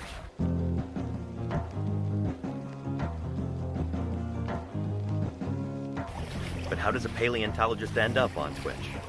Well, I'll tell you. It all started when I moved to Montana right out of high school. In my first week there, I started working in the Paleo Lab at Museum of the Rockies, which at the time was probably the greatest dinosaur museum on the planet. If you've ever seen any of the Jurassic Park movies, then you're more familiar with that institution and with my old boss than you may realize. You consulted on that movie. I did consult on all those movies. And they said the guy, Alan Grant, was you. Yes. Yeah, well, fortunately, he didn't get eaten. It was in that program that Jack Horner built that I learned how to be a dinosaur paleontologist. I learned a lot of that from Jack Horner's last graduate student, this guy, Denver Fowler, who would go on to become curator of the Badlands Dinosaur Museum in North Dakota. Under Denver, I did nearly a decade's worth of fieldwork, digging at hundreds of sites in the Upper Cretaceous, excavating literally hundreds of dinosaurs. Here's just a few highlights. In 2012, I discovered the world's oldest specimen of Chasmosaurus, hopefully soon to be published as a new species. In 2017, we dug up a brand new ankylosaur. Montana's news leader. 5 paleontologists are excavating what looks to likely be a new species of armored dinosaur. So we found its head, and we found parts of its armor and plates, and so it should be a new species. I've also been lucky enough to help collect another very important specimen, the world's smallest and youngest Tyrannosaurus rex. And much like my fieldwork, my research is also centered on dinosaurs. Some of that deals with new genera and species, like this guy, Trurarchuncus, a bizarre little theropod from the very end of the age of dinosaurs, who was just published in July of 2020. I've got a few studies in the works right now, some of them focusing on dinosaur biogeography, and some others on behavioral functional morphology, basically looking at bizarre features of dinosaur skeletal anatomy and trying to figure out why those features evolved. And one of my current projects involves spinosaurs, but I can't really talk about that until it's closer to publication, so don't ask me about it yet. Anyway, let's get back to how I ended up on Twitch. A couple years ago, things were definitely on the decline in Montana, so I packed up and moved back to the West Coast. And I have been so much happier here. I've also realized that I have very little patience for the soul-deadening bureaucracy within academia. So for the time being anyway, I've moved my career in a different direction. And lucky for me, it happens to pay a lot better too. I kind of stumbled my way into a job in early childhood education. I get to make a real difference in kids' lives and help instill a love of nature and a burning curiosity for the world around them. Then coronavirus descended, and the school shut its doors. But I wasn't about to let a global pandemic stop me and my students. We just moved online. 1, 2, 3. I love digging in the dirt with just a pick and brush. Finding fossils is my aim, and so I'm never in a rush, because the treasures that I see are rare and ancient things, like velociraptors' jumps or Archaeopteryx's wings, and all the kids who wanna see them lining up at our museum. I am a paleontologist. That's who I am, that's who I am, that's who I am. I am a paleontologist. That's who I am, that's who I am, that's who I am. That's who I am, that's who I am, that's who I am. That's who I am, that's who I am, that's who I am.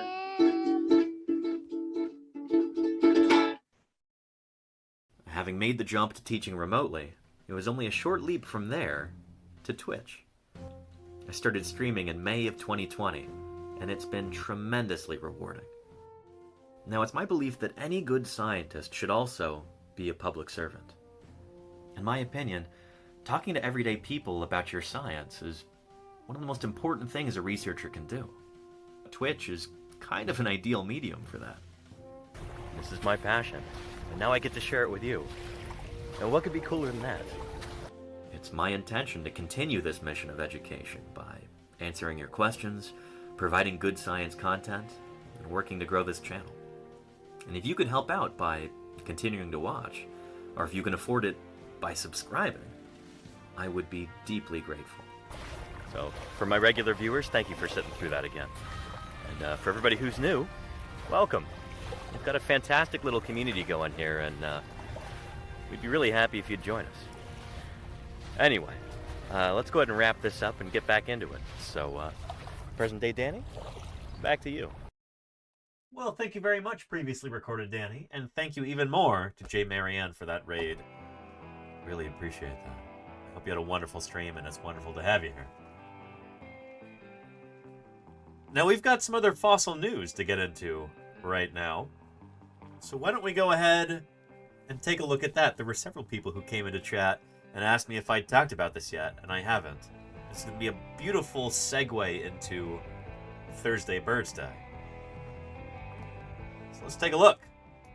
Studies: some feathered dinosaurs had reptile-style scales and bird-like skin with feathers. The evolution of feathers is associated with novel skin ultrastructures, but the fossil record of these changes is poor, and thus the critical transition from scaled to feathered skin is poorly understood.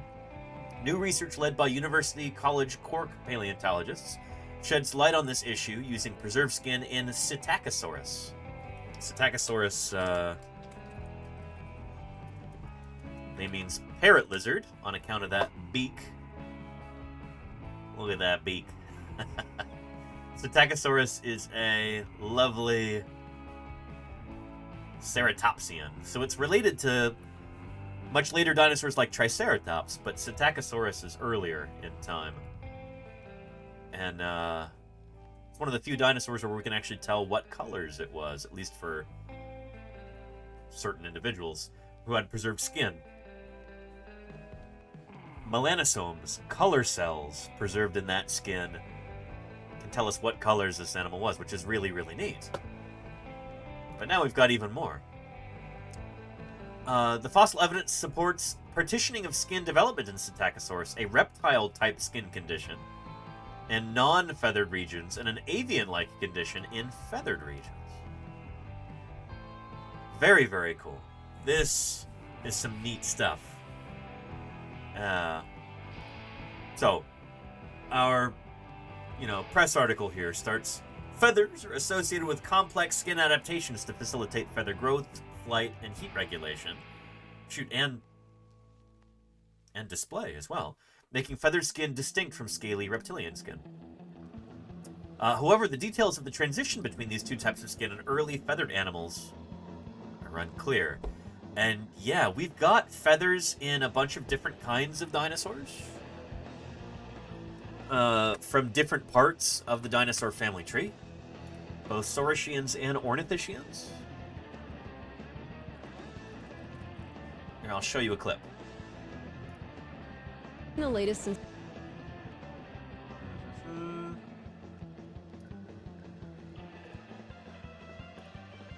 Uh, 3 years after the first Jurassic Park movie was released, scientists in China uncovered a feathered dinosaur for the first time, Sinosauropteryx. It takes very specific conditions for the Earth to record soft tissues like these primitive feathers. The animals had to be buried quickly before decomposing, and in fine-grained sediment. And so we've got exactly those conditions in Liaoning province in China. We're so lucky that this happened in the late 90s, that these Chinese farmers had started finding these fossils there. Volcanic ash that was deposited in these kind of quiet lakes back in the early Cretaceous period preserved these feathers beautifully. It turned out that this part of China, Liaoning province, saw major volcanic eruptions around 120 million years ago, which provided these very conditions. And more than 30 feathered dinosaur species have been unearthed there and in some other places since 1996. Yep. And this was really important because, for a long time, some paleontologists suspected that birds evolved from dinosaurs. But that crucial missing piece, fossil feathers on dinosaurs, hadn't been found until the 1990s, or at least it hadn't been recognized. Some of these fossils were so obvious, they just hit you over the head. It's like, there's a fossil feather. Fossil feathers on this dinosaur. And those helped to kind of recontextualize fossil specimens that had been found in decades prior that did have preserved feathers, but nobody really knew what they were looking at until they saw these really obvious fossil feathers in the 90s. These fuzzy dinosaurs were mostly two-legged meat eaters, part of a group that's closely related to birds in the dinosaur family tree. That group includes many of the dinosaurs featured in the Jurassic Park movies. Gallimimus. These guys probably had feathers of some sort for insulation or decoration. Yep. And that includes the raptors. Oh yeah. Jurassic Park 3 sort of Fully nodded feathered. to the new research by giving them a little bit of a hairdo, but their feathers probably looked more like this. Yep. Yeah, that's Velociraptor right there. A velociraptor fossil from the Gobi Desert revealed bumps on the forearm. This is one of those things that I was talking about where suddenly knowing that certain dinosaurs had feathers, you can go back and look at some of the fossils that have been found previously, and it's like, oh, holy cow, there's the evidence right there. Nobody had really noticed it before because it was more subtle. Things like quill knobs on the arms of velociraptors. Similar to the wing attachments on modern birds. That means the raptors had wings. And what about T-Rex? There's no direct evidence, but a few years ago, scientists found a 30-foot dinosaur with some feathers, the biggest yet so far. Eutyrannus is thought to be closely related to T-Rex, so it's possible that the most famous and feared dinosaur might have been sort of fluffy. Potentially. And, yeah, here.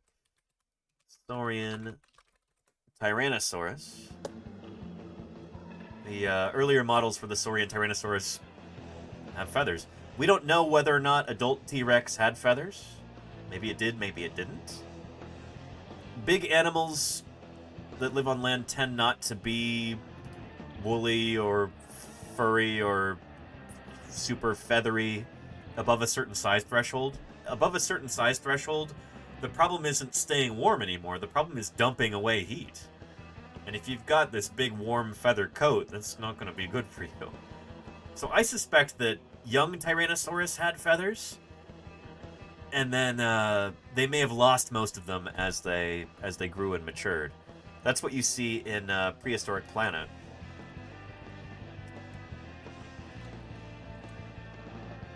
Yeah, where the adult Tyrannosaurus, you can see like little wisps of feathers there, almost like hair on an elephant. But the babies are nice and fuzzy like that. And I really like that. I think that makes a lot of sense. Yeah. It's not clear how universal feathers were among dinosaurs, but while most of the specimens are theropods, there have been a few interesting findings from way over on the other side of the family tree. These two have bristles of some sort, which may or may not be related to bird feathers. And this one, found last year, has even more complex feather-like filaments. These fossils may indicate that feather precursors date back to some of the dinosaurs' earliest common ancestors. Yes. And now, with Psittacosaurus, I don't necessarily think they had these bristles on their tail. We can talk to Jim Kirkland about that next week.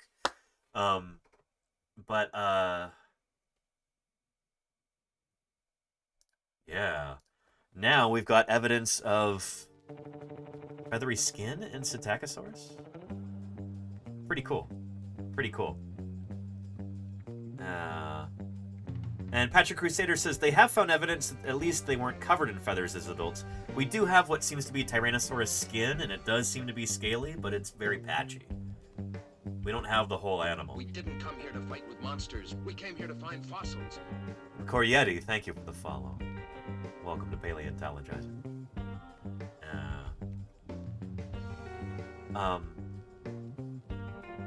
Anywho. And what command is that, Gravity? Yeah.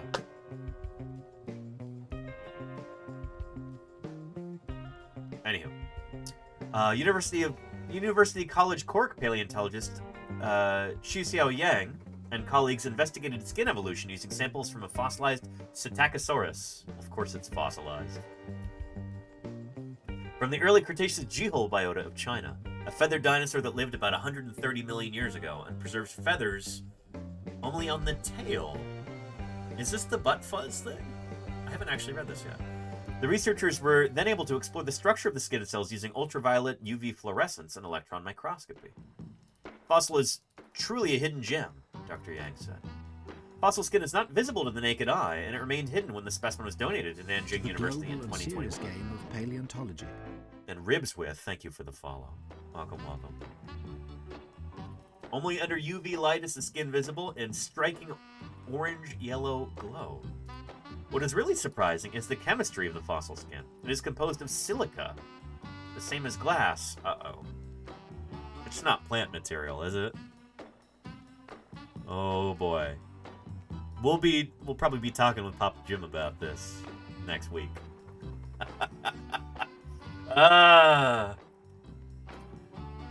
This type of preservation has never been found in vertebrate fossils. There are potentially many more fossils with hidden soft tissues awaiting discovery. The most exciting aspect of the discovery, however, is what it tells us about the evolution of feathers in dinosaurs. The evolution of feathers from reptilian scales is one of the most profound yet poorly understood events in vertebrate evolution, Professor McNamara said. While numerous fossils of feathers have been studied, fossil skin is much more rare. Our discovery suggests that soft, bird-like skin initially developed only in feathered regions of the body, while the rest of the skin was still scaly, like in modern reptiles. This zoned development would have maintained essential skin functions such as protection against abrasion, dehydration, and parasites.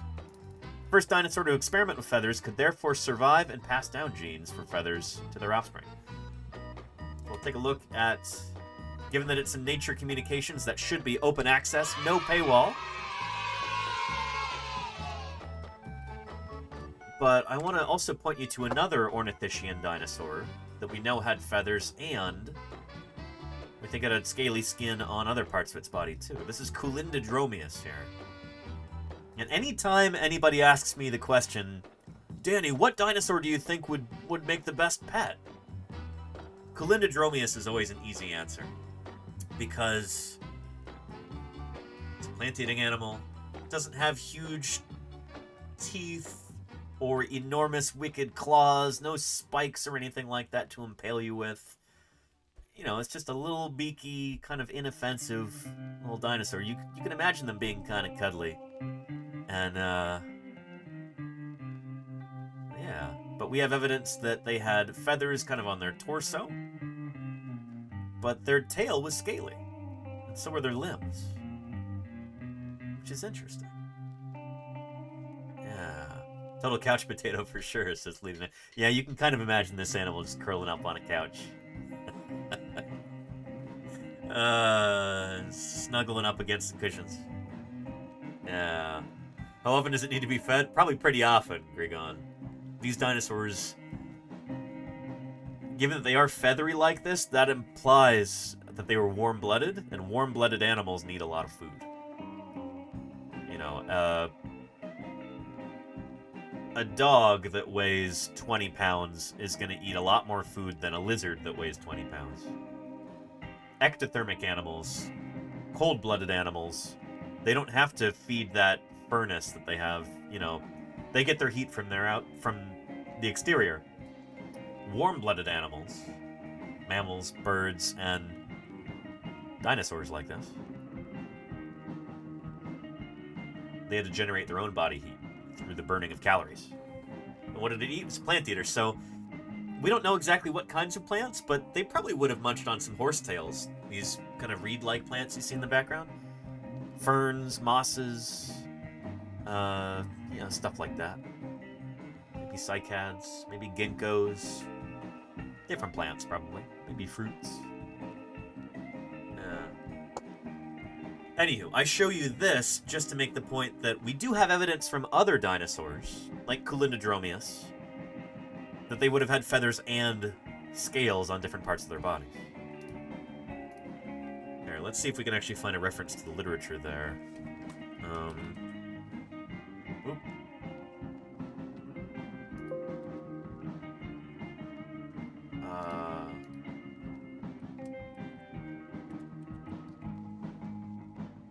There we go. Various specimens of Culindrodromeus show large parts of its integument. Integument is like skin or body covering.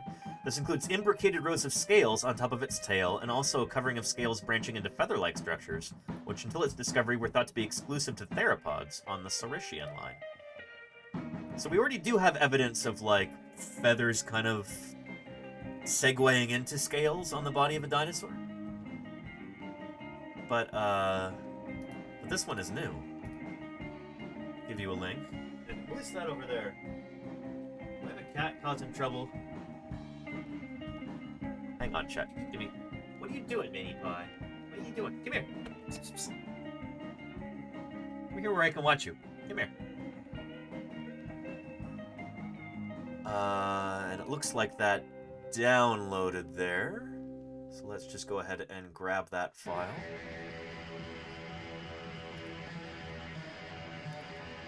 There we go. And this is open access. Here's a link to that. Everybody loves an open access paper. No paywall. Science for the people.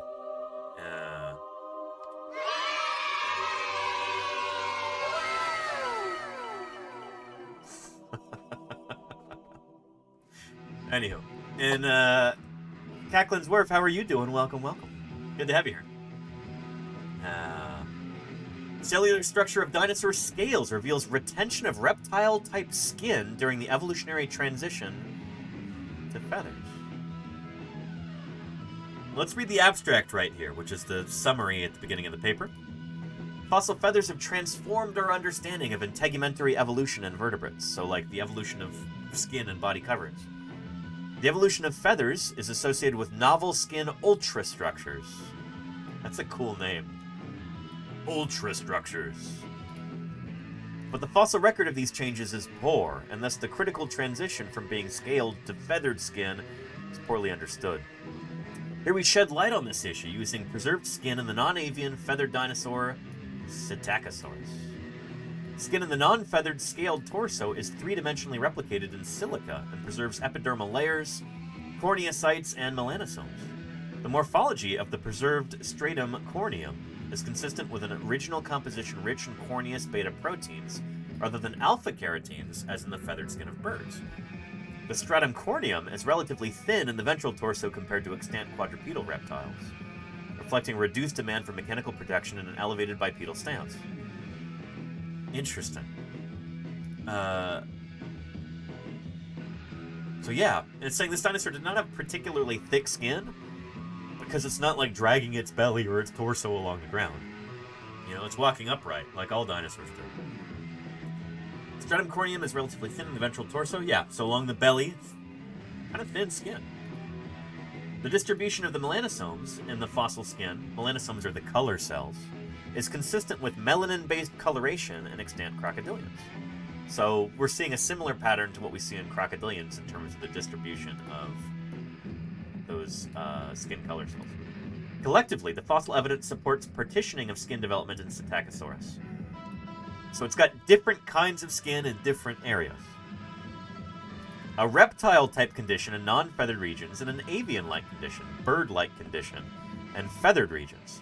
Retention of reptile-type skin in non-feathered regions would have ensured essential skin functions during an early experimental stages of feather evolution. Really cool. There's the specimen right there of Psittacosaurus. Beautifully preserved, just kind of squashed flat.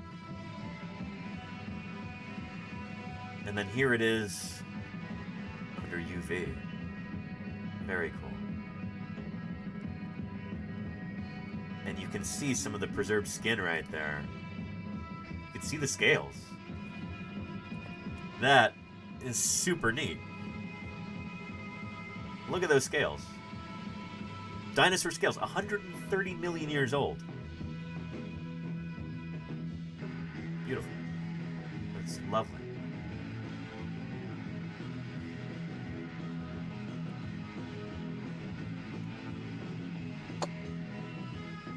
I am going to read this cover to cover when the stream is done.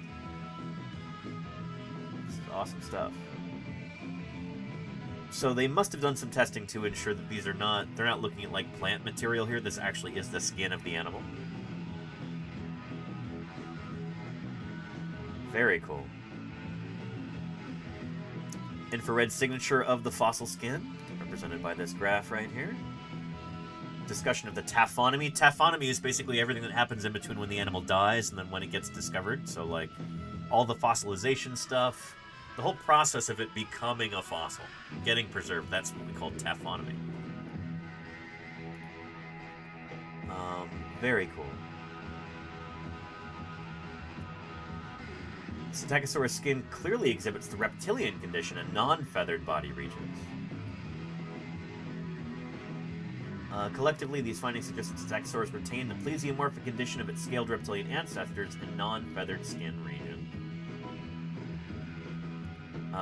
This hypothesis does not conflict with the possible presence of feathers in the avometatarsalia ancestor of dinosaurs and pterosaurs, because the latter scenario does not exclude the possibility of coexisting feathers and scales. Indeed, given the reptilian ancestry and wide taxonomic distribution of scaled skin among ornithischians, sauropods, and non-avian theropods, body scales were almost certainly present in early diverging dinosaurs and their avometatarsalia ancestors. Really cool. So what this is talking about is this kind of newish hypothesis that feathers might predate the dinosaurs. Feathers may have evolved not just in early theropods. When we started finding it in sauropod dinosaurs, in ornithischians, and like ceratopsians, like Tian Yulong, the heterodontosaur, like a basal sauropod here. That suggests that, oh, feathers must go back to the very beginning of the dinosaurs.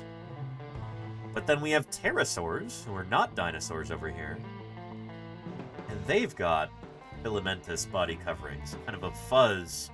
We've known that for a long time, but when we started finding similar fuzzes on dinosaurs, it's like, holy cow, is that the same structure? Did they both inherit that from a common ancestor? Did the ancestor of the dinosaurs and the pterosaurs have a kind of proto-feather like this? This new paper does not conflict with that hypothesis, which is cool. Hypothesis might be true. Really, really neat stuff. Really cool. I cannot wait to read this whole thing. But in order to do that, we got to finish this stream, and we've still got Thursday BIRDSday to do. So let's go ahead and get into that, shall we? Who's ready for Thursday BIRDSday here? It is Thursday. We're going to take a look at some birds. Let's start up Thursday BIRDSday right now. Hold on, something's coming out of here. Look, there's a bird, dude. It knows what's good. I'm telling you, I just heard it inside.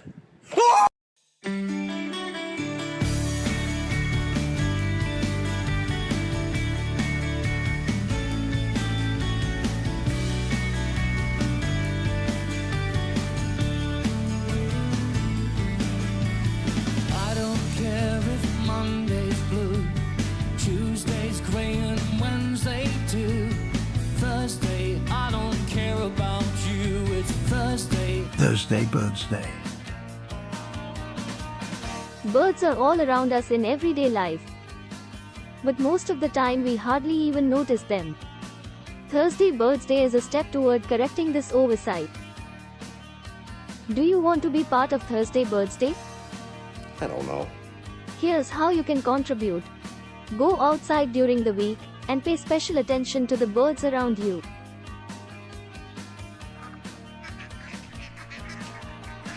See if you can take a picture of a bird.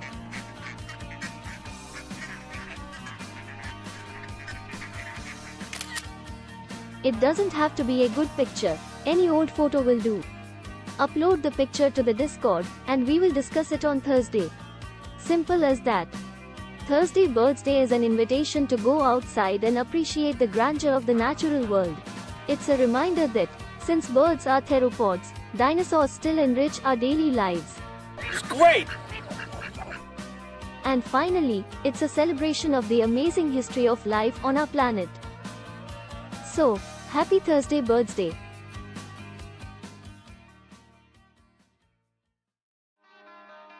Happy Thursday BIRDSday, everyone. Let's get into it. This will be our last Thursday BIRDSday until... shoot. Until I get back from the field. So, well, we're really going to get our money's worth today.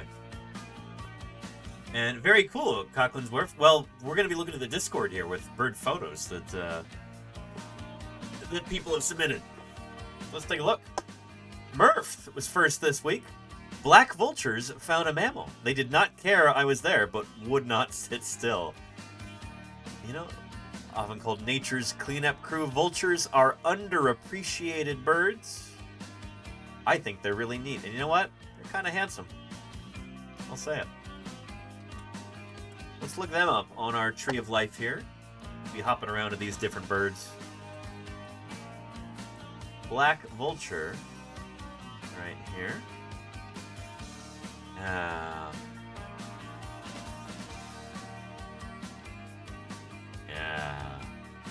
There we go. Corgyps atratus. cool name. That's a cool, especially the species name, Atratus. Black vulture of House Atratus. Lovely photos there, Murph. Really nice. I like how you got multiple I think multiple individuals here, yeah. Very cool. What kind of mammal did they find? Did they find you? No. Found something to eat, probably. That's why they're on the ground. Armadillo! Wow, Murph. Okay. Presumably it was an armadillo that was already opened. As good as they are at processing carcasses, I don't know if they'd be able to open an armadillo. Maybe they could. I don't know. I've never tried to open an armadillo. And hopefully I never will have to. Car casualty. Oh, that's sad to hear, Mark. I know they do have armadillos have a tendency to jump when they get scared. And so, like, even if a car might just pass over them and the tires don't hit them, you know, even when they would otherwise be safe, sometimes they have a tendency to jump up and then get hit by the bumper. Which is sad. But at least the vultures get to eat, you know? But on the bright side here. And Cacklin says, well, I'm pretty sure those two grebes were a couple. Oh, interesting. Yeah. And what is this?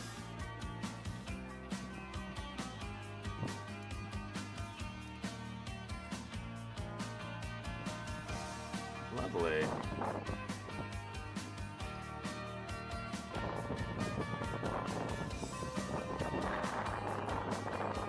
What a nice area. Shoot. See, looks like you could walk for miles here. There's actual sidewalks. What kind of paradise is this? Look at all this nature around. That's beautiful.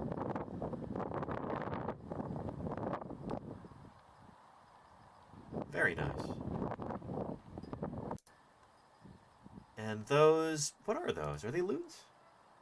They must look like scalps or something. Some cool looking birds there. Thank you for posting there. Zwerf, I appreciate that. Yeah. Yeah.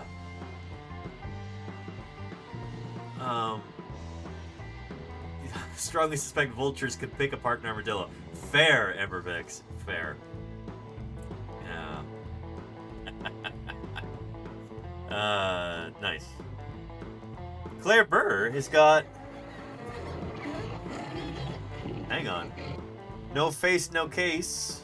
420. Thank you for the follow. Welcome to Paleontologizing. It's good to have you here. Claire says, the neighbors are raising a fuss. I went to check on them, and this one had settled back into the nest. Oh, there's her tail feathers there. Oh. I'm gonna guess a scrub jay, perhaps?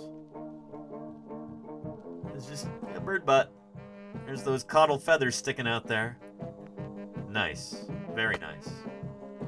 Too much black for scrub jay, says Claire Burr. Is it a western bluebird? I'm looking at this blue right here. Could be a Steller's jay, I suppose, but I think Steller's jays have black tails. It's a Steller's jay, really. Very cool, Claire. Very, very cool.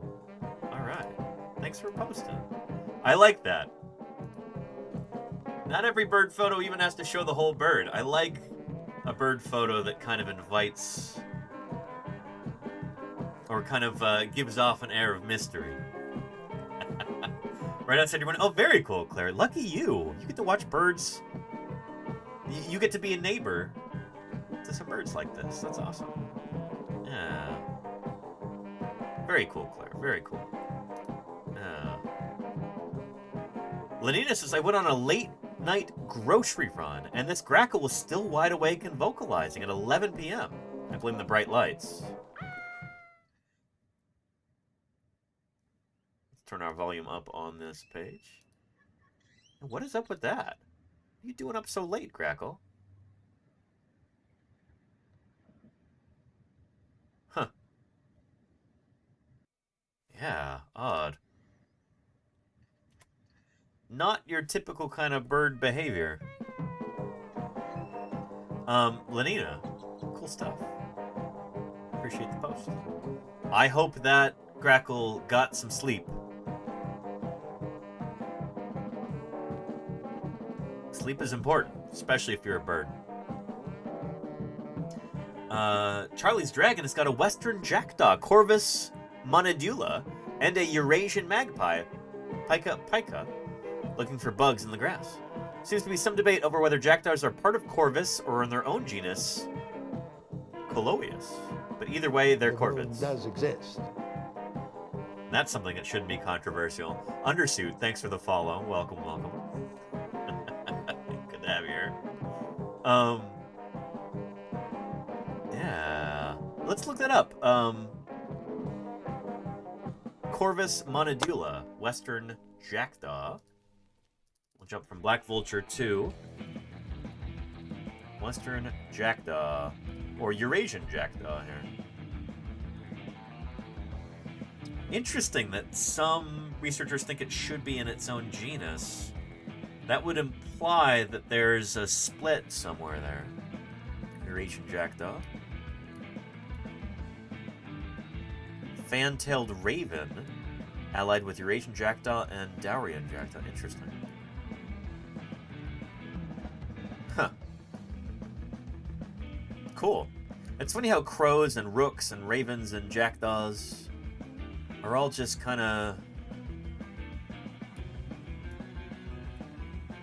The distinction between a crow and a jackdaw is...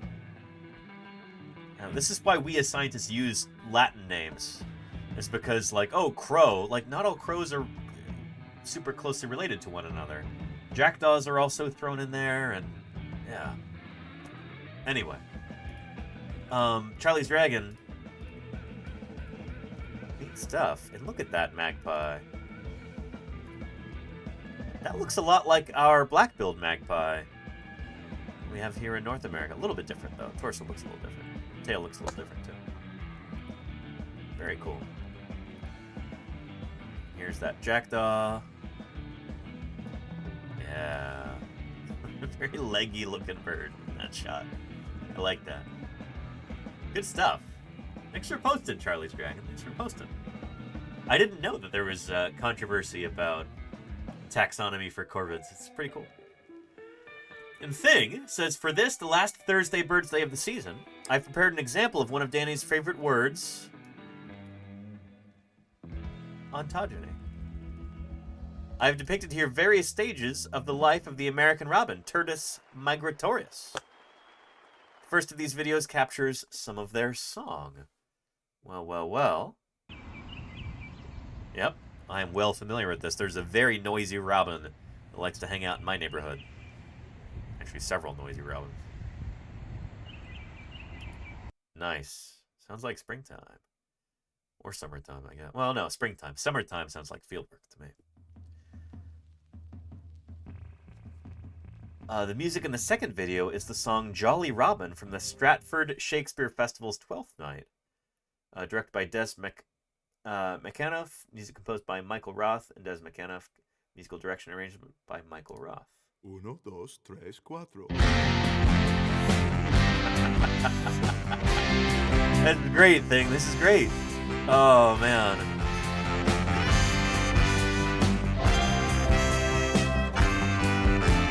Hey, Robin.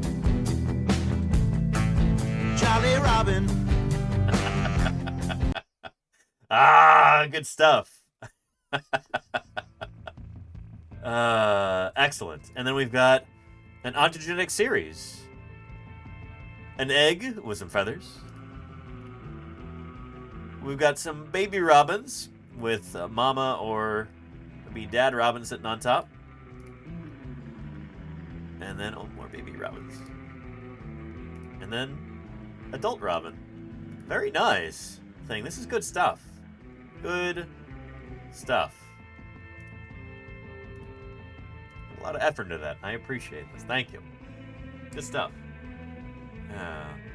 And from Beards says this fine specimen of Gallus Weathervanius has been hanging around at work for years now.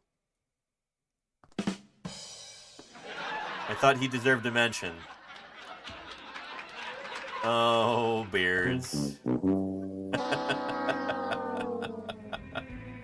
That is a fine specimen, I gotta say. Very still. Very regal. Good stuff. Charcone says, one of the tenants of our bird box out front with a grub for its chicks. They fledged recently, but I did not get to see the babies following their parents around begging for... I did get to see the babies following their parents around begging for food. Oh, very cool. And who is that? Is that like a flycatcher? Not sure who that is. Huh.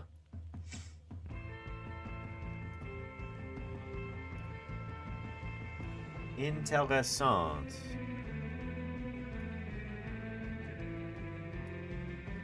There we go. Who are you? Who are you eating? Chickadee or tit of some kind. I could see this being a chickadee, Salamander. Yeah. Yeah. Neverwinter says chickadee. Is this just a black-capped chickadee? Am I that bad at identifying chickadees? It's not a chestnut-backed chickadee. We have those here, where I live, and they're all over the feeder. That's great, Charcone.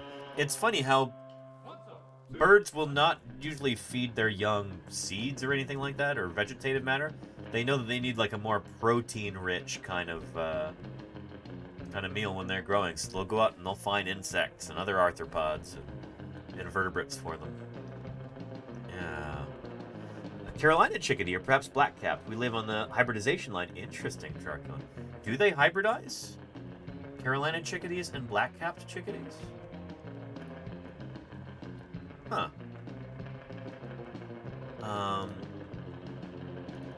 Let's see. Carolina chickadee. Let's see if they're sister species with the black-capped chickadee. Because if they do hybridize, I would imagine that they would be right next to each other. Carolina chickadee and black-capped chickadee. Oh, but mountain chickadee and black-capped chickadee only diverged 5.36 million years ago. I'm sure that's based on molecular data, not fossils. And yet the Carolina chickadee and the black-capped chickadee diverged 7.31 million years ago. Interesting. Only 7, yeah. It could be a lot more. You get hybridizations between species that have diverged much further back in time, but for birds, that seems like a lot. 7.3 million years seems like a lot of time for critters like this that have short gestation periods. Doesn't take them long to reach sexual maturity. They've got short generational times, I guess is what I'm trying to say. Huh. Interesting. Anyway, cool stuff, Charcone. Appreciate you posting. Yeah. Mostly Carolina, they can be distinguished by their song and slight coloration differences. So, hybridization line, Neverwinter and Charcone, does that actually imply that those species hybridize? Or does that just imply that that's where the species overlap? Let me know, because I'm not really familiar with that term, hybridization line. Yeah. And Amber Vic says, I'm considering going to the pet store and setting out a container of mealworms for the birds. I think the birds in the pet store should already be well fed, Amber Vic.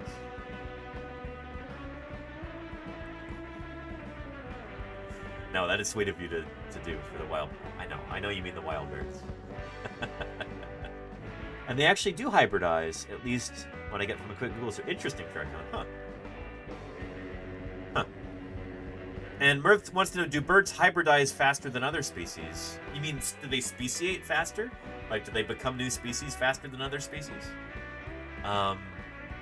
Certainly faster than others. Some other species would, yeah. Birds tend to evolve pretty quickly, it seems.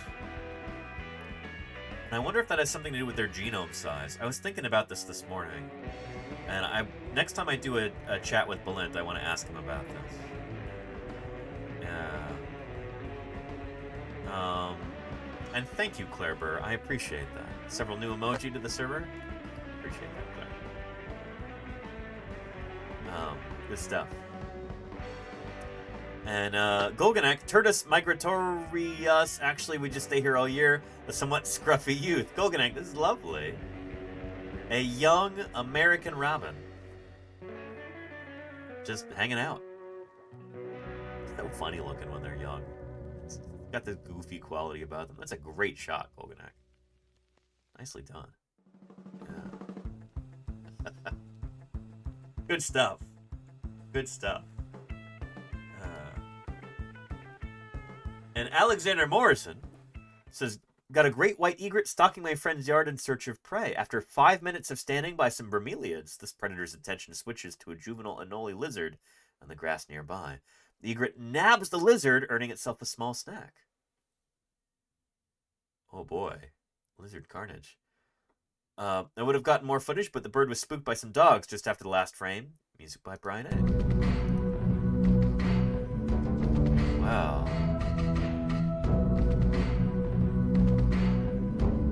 Watch out, lizard.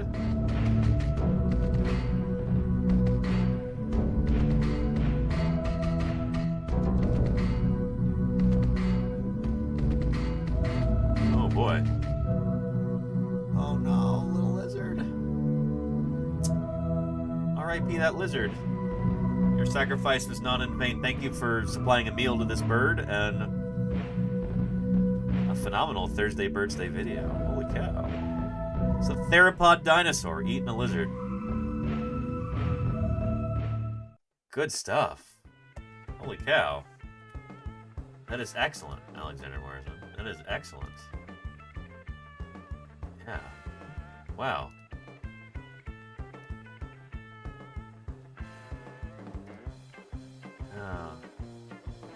Thanks for posting. Sirius has darkened vibes. There you go. Yeah, Alexander Morrison. Yeah. Yeah. In Mizart Rules, Miss Yvette, what is this? Some kind of lovely dove, it sounds like.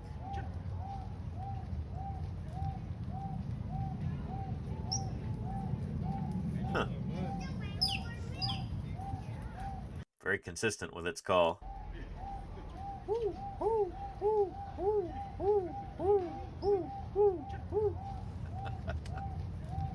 Good stuff. I don't know who that is. At the zoo. Mystery dove-like bird.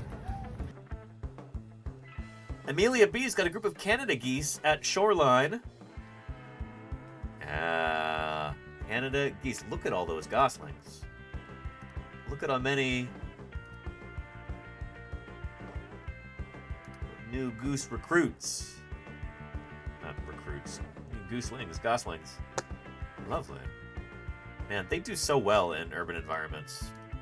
Those Canada geese. Salute to them. Good stuff. Dinosaur Dave says, the moment you've been waiting for, feeding a cassowary. Several more videos of it eating grapes and a banana and a dead mouse. Well, well, well.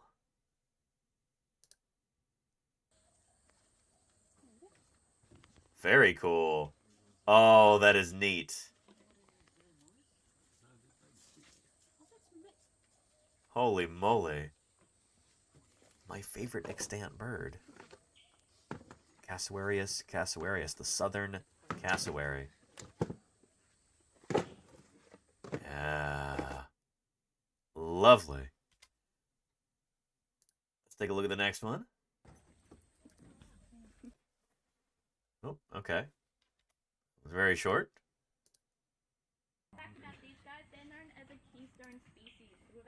Yeah. Here, have a grape.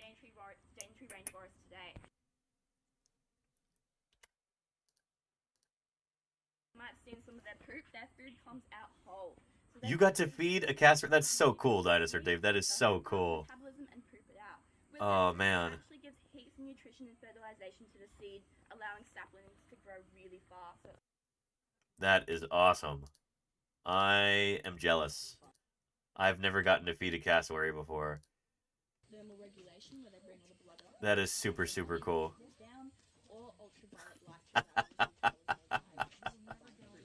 Oh, man, that's neat.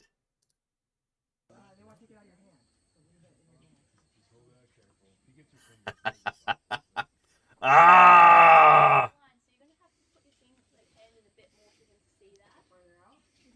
Very cool. Very, very cool. Oops.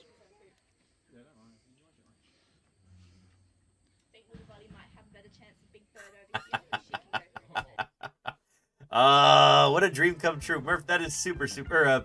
Dinosaur Dave, that is super, super cool. Sorry, Murph, I just saw you in the chat. Oh! There goes the mouse. Wow. So even though they are primarily frugivorous, fruit-eating, they will eat a mammal if given the chance. Look at that. Just gulp. Very, very cool. That is awesome. Thank you, Dinosaur Dave, for sharing that. Brilliant. That is super cool. Super cool. Hey, Rakadactylus, how are you doing? Welcome back. And Dr. Terra says, as I'm writing this, it seems a black vulture is feasting on some delicious trash. Oddly enough, right next to it, is a squirrel roadkill. Maybe that's what brought it here and found something better tasting.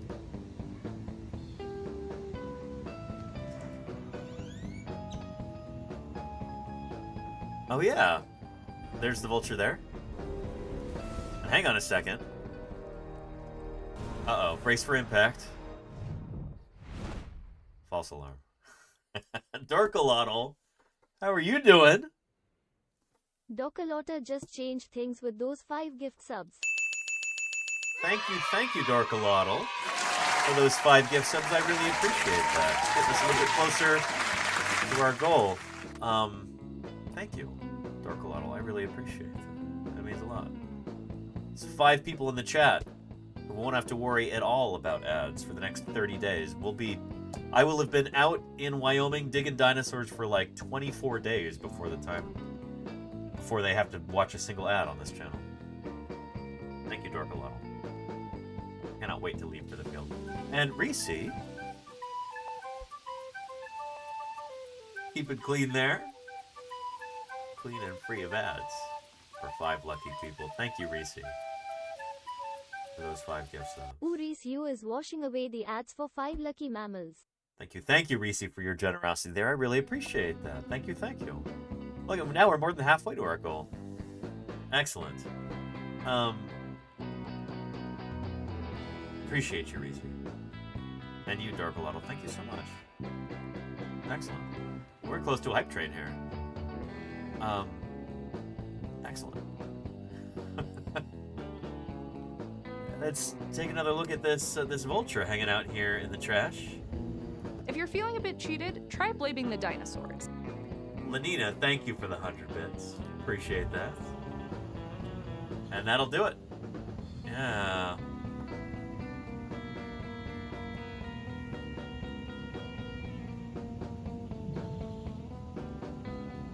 Ooh, found something good in there. And Deliver Rabbit says, I'm here for the dinosaurs. Deliver Rabbit, thank you for the follow. Welcome to Paleontologizing. It is good to have you here. Holy cow. We are looking at modern dinosaurs right now. Because strictly speaking, dinosaurs never went completely extinct. Birds are living dinosaurs, the only dinosaurs that survived that extinction event at the end of the Cretaceous period, that asteroid. Birds are the only ones who are still around with us. So that's pretty cool. That's actually really, really cool when you think about it. Anyway, yeah.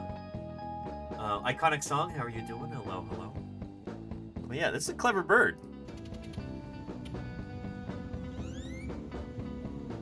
Probably found some meat scraps or something in there to eat. Yeah.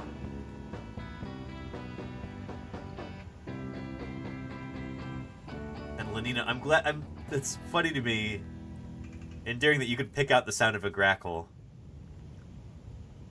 for many of us, that would just be like background noise. But I mean, it's like, oh, crackle, I hear it. I love that, Lydia. Yeah. Good stuff. Dr. Tara, thanks for posting. That is lovely. And we have company. Who is this? Ooh, bird of prey? No, crow.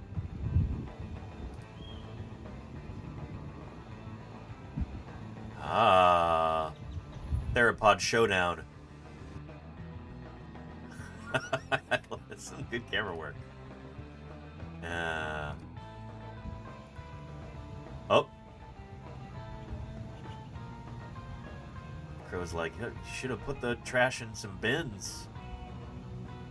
There's gonna be trash just scattered across those people's lawn. After all the birds are through with it.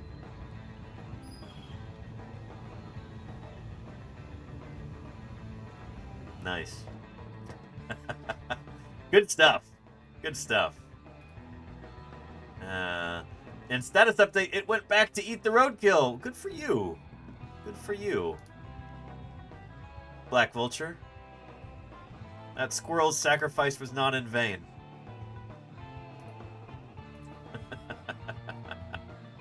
Thank you for posting, Dr. Tara. I love that you posted this first, and you're like, oh, update. Which implies that, like, I don't know, you were posting it before the events were even completed. I think that's really cool.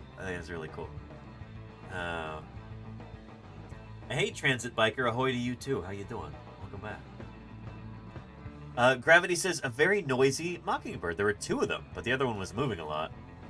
And there I see right there up at the top. Mockingbirds really like to hang out at the top of things. Calling out to other birds, surveying their territory, just being noisy. Gotta love them. Mockingbirds are cool critters. Thank you, Gravity. Good stuff. Joe Kennedy says there's a falcon cam in the building I work in. Very cool. Nesting peregrines return each year. Joe Kennedy, that is awesome. We've got some of those here in the Bay Area, too. Including... yeah, at Berkeley. At UC Berkeley. Webcams.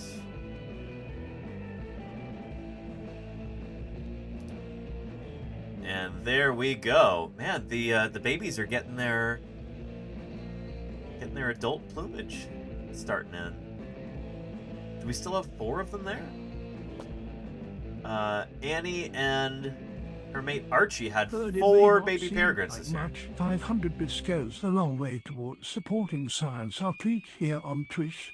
And Reese, thank you for the 500 bits. I really appreciate that. Thank you, thank you. Call you Val, Deliver Rabbit? I'll try. I've got a lot of names to keep track of here. Very cool to see a paleontologist. It's going to be even cooler when I'm out in the field next week. Val. I had a pet dog named Val when I was a kid. Well, up until when I left for college. Anyway, Val, it's good to have you here. That's so cool hearing that. I wonder if that's Annie or Archie making those calls. But here is a link if you want to watch the Berkeley Falcons do their thing. Yeah. Awesome. Anyway, 500 bits. Thank you, Reese. I appreciate that very much.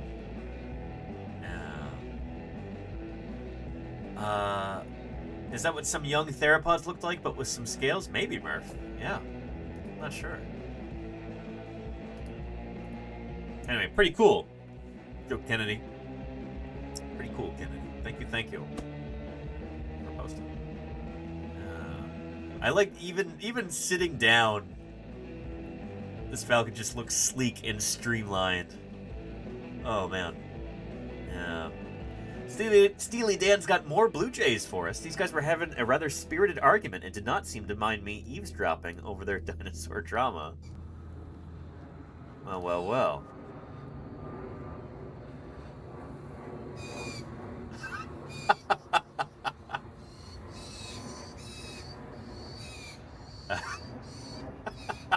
I love corvids. They're so spunky. They've got moxie. These birds. So much personality. Oh, there's a third one right there. That's funny. I wonder if there's two males displaying to a female or something. But that's really neat. Thank you for posting there, Steely Dan. Thank you for posting.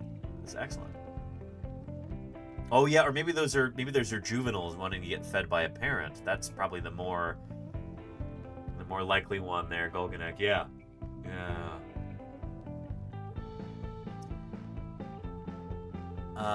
And Dire Hyena says, my friends and I got to watch a heron fish a couple of days ago, and Salamander wants me to post things here. Dire Hyena, thank you. Oh, this is one of my favorite things to watch, is a heron doing its thing. A heron or an egret. It's so cool to watch birds catch fish. It's so cool. Thank you for posting there. Yeah. Nice. Cheeseness says, I had 3 galahs visit the feeder the other day. They could see me through the blinds, and it's hard to get good shots for that spooking. The male was stuffing his face while the 2 females with him took turns at keeping watch. They're easy to sex by observing the eyes. Females have irises close to their plumage color, while males have dark ones. Interesting, Valiant Cheese. Interesting. I also have a video from a different day from one of the same flock making the quiet squeaking noises they make, along with some bonus exuberant butcherbird calls. What beautiful birds. So that's the male because his eye is so striking? Is that the idea?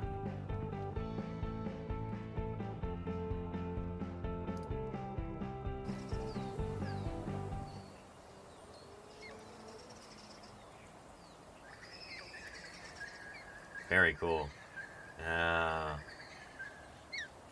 They are lovely, aren't they, so to speak? Just... what a charismatic bird.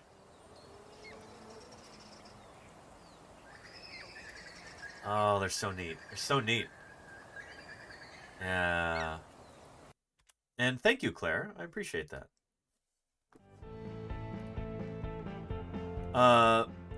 And Lordy... got a cute hummingbird visiting the bird. I remember you showing me this, Lordy. That is so neat. I love to see hummingbirds use their bird bath. And is that a ruby-throated? What kind of hummingbird is this? Do we have any hummingbird experts in the chat? I do not know my hummingbirds as well as I should. Is it an Anna's? It's an Anna's hummingbird, says Lordy. Okay. Nice. I was saying, ruby-throated, I think the iridescence around the throat kind of goes around further.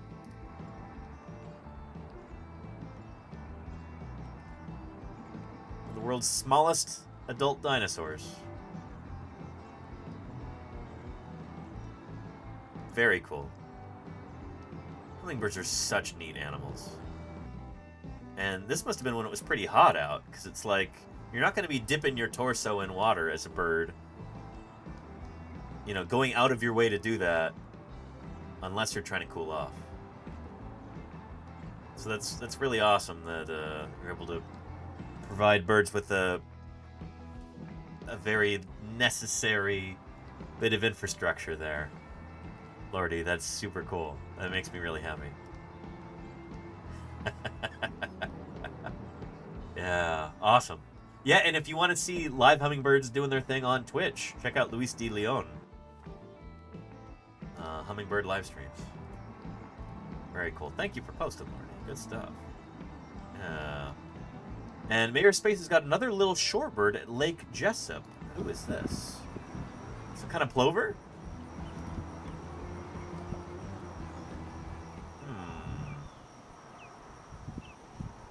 Killdeer? Plover? Who is this? Who is this bird?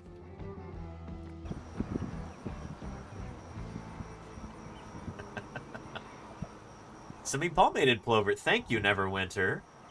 Appreciate your expertise here. Excellent. Very nice. Very nice. What a lovely video, Mayorspace. This is brilliant. So many cool birds where you live, Mayorspace. So many cool birds. You're very lucky. And Thing says, I know that we're supposed to limit to 1 bird submission per week, but this one is important. Luigi here won't be with us much longer. Oh, he's a peach-faced lovebird, and they only live around 10 to 12 years.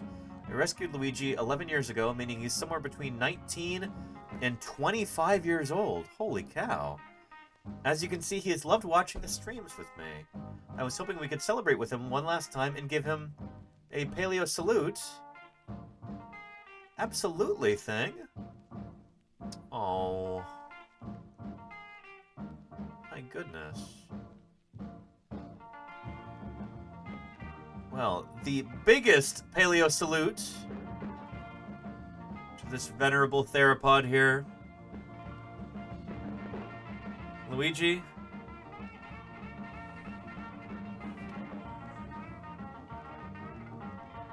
Thank you for watching. Appreciate you.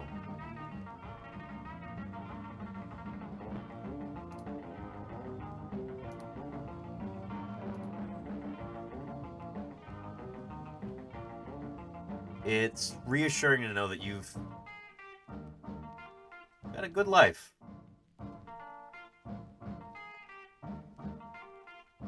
Clearly, you've got someone who really cares about you. And whatever entertainment I could provide to you and a little dinosaur brain, it warms my heart. Thanks for bringing us joy here, too.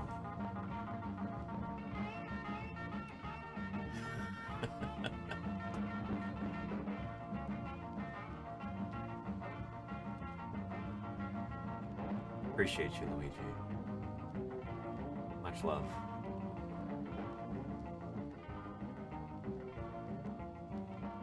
Oh.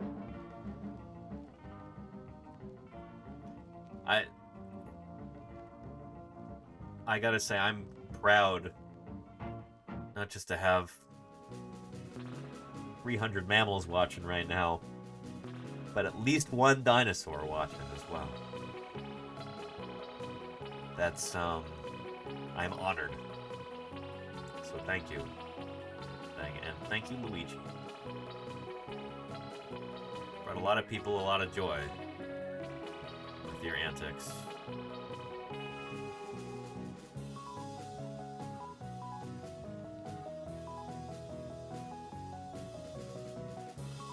Rachel Darling Endeavors has got a beautiful shot for us. Holy cow.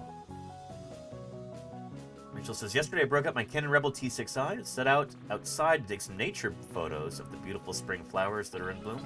Our bird feeder eatery has been quiet this week as our birds are begin breeding and nesting. I heard a scrub jay call out quickly before spotting our friend. It was the lone bird eating at the feeder, picking away at leftover black oil sunflower seeds on the ground from many dinosaurs before it. The second I snapped this photo, I knew it was the one.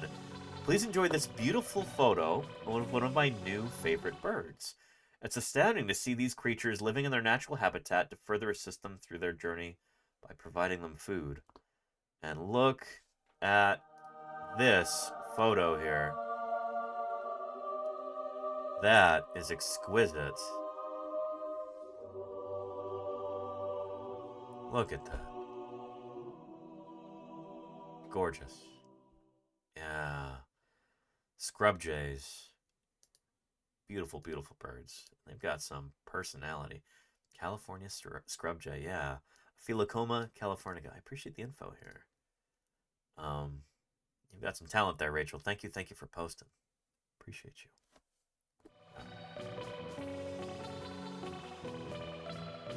Sedula says, since last week, I kept seeing red kites, milvus milvus, circling around my town. I think they are hunting small birds. Truly a beautiful bird and one of my favorites. So elegant in flight. That is beautiful. Look at those kind of light patches, and look at the shape of the tail. That is so cool. It's very different from like a red-tailed hawk or a red-shouldered hawk like we get here in the Bay Area. That is really neat.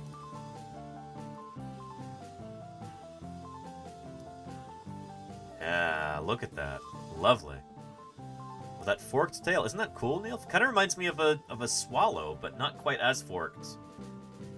I wonder what that had to evolve for some sort of like aerodynamic reason, but it escapes me what that might be. That's really cool, Sedulus. That's really cool. Yeah. And Salamander says, I found it impossible to narrow this week's submission to a single bird. This week marks the last family gathering that will be held at Grandma Adams' house. So I've compiled some clips and photos of the stars of the past week. Holy cow, we've got a blind salamander. This is, oh, it's going to be good. We've got a red-winged blackbird, a crow, a grackle, an American robin, a chipping sparrow, a white-breasted nuthatch, a black-capped chickadee, an American goldfinch.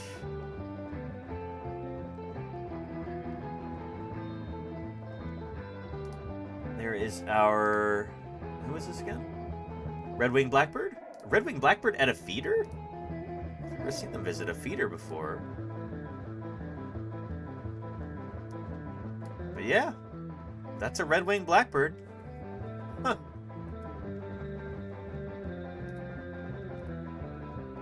We've got a crow there. Very nice.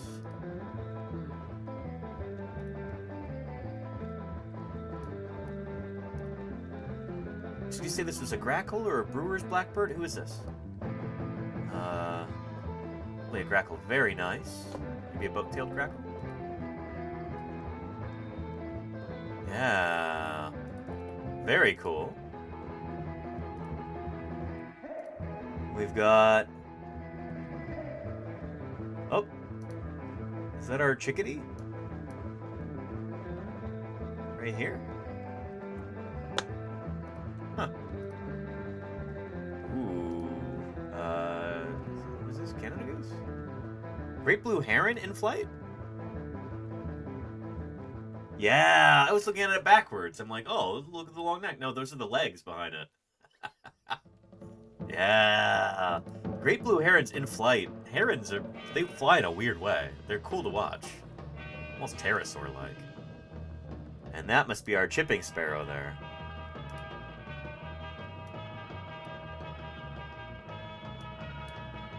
Very nice. Yeah. Not a house sparrow. Chipping sparrow. Very cool. And Neverwinter says, I've seen red-winged blackbirds at feeders before. Interesting. I never have. Huh. I must be putting the wrong stuff in the feeder. Or I guess I'm just maybe not near enough to a body of water. Kind of stuff that they like. And who is this again? So we got a long list. Is this a nuthatch? Let's see. White-breasted nuthatch kept dangling off the roof of the garage before dropping onto the feeder, Mission Impossible style. And that's a lifer. Congrats. That's exciting. And then there's our chickadee. Yeah, very nice. Very nice. Lovely.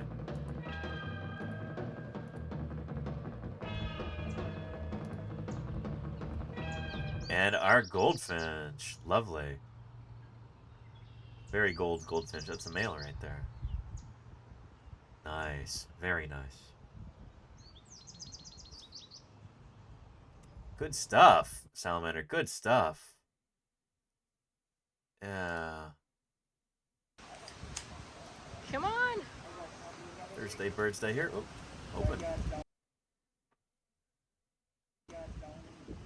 Oh, and a storm is coming in.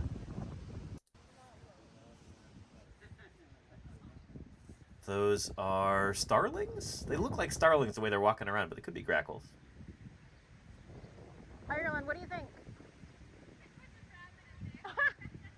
Grackles or brown-headed cowbirds, you think? Grackles or cowbirds? Huh.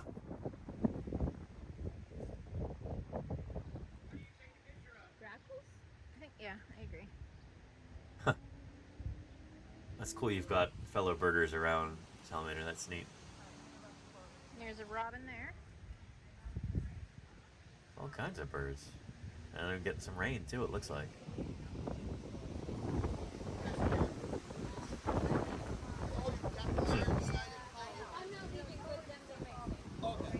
We may Family stay stuff. till Friday. Oh. Who is that? Somebody small flitting around. Very cool, Salamander. Very, very cool. Thank you for sharing with us. I appreciate that. So many cool birds there. Thank you for sharing. Your sister's a birding pro. Awesome, Salamander. Awesome.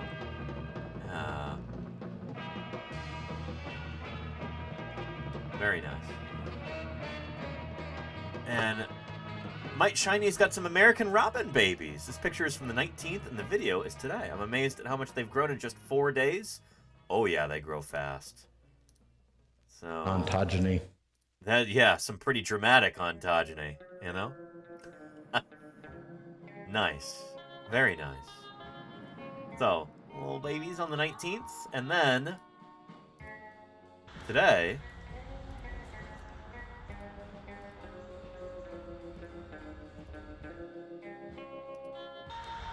I'm trying to embiggen this, and it's not working. But you can see how much they've grown. Yeah, that is impressive. Impressive. It's that protein-rich diet that they get from their parents. Very nice, my Chinese. Neverwinter's got a worm-eating warbler seen in Belle Plaine State Forest, New Jersey. Is that what they're called? A worm-eating warbler? Here.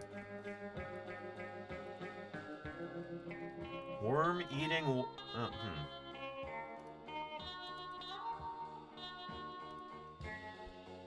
Worm-eating warbler. Fancy that. Cool name. Wonder what they eat. That's pretty cool. That's pretty cool there. Thank you for posting, Neverwinter. They eat tires, says Murph. Yeah. You know, when Firestone gets an infestation of these, just close up shop. It's over. Oh, and Golganek, thank you for reposting that from Claire Burr from Alex Vixen. Compared to other tail shapes, a fork-shaped tail, like we saw on that kite earlier, has the highest lift to drag ratio because it minimizes the amount of drag incurring area. Therefore, a moderately forked tail is often considered aerodynamically optimal. Interesting. That's cool, Alex Vixen. Thank you for enlightening us with that. Awesome. Yeah. And it led to the Great-ish Depression. Yeah. And very nice, Neverwinter. The second one you've ever seen just got in my life for a few days early. That's pretty cool, Neverwinter. I wonder if that particular worm-eating warbler has any idea that it made a Birders Day there. I wonder if it would feel some pride. That's an accomplishment, especially for someone who knows so much about birds as you. Yeah, they actually eat more caterpillars than worms. Yeah, just like how oyster catchers don't actually catch oysters. I think they mostly eat annelids. I think they mostly eat worms in the sand, right? Oyster catchers? Let's look that up real quick.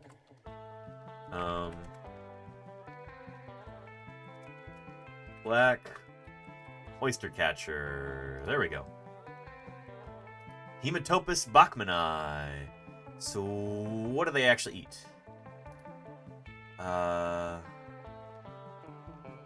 Forages in the intertidal zone, feeding on marine invertebrates, particularly mollusks such as mussels, limpets, and chitons, but also crabs, isopods, and barnacles.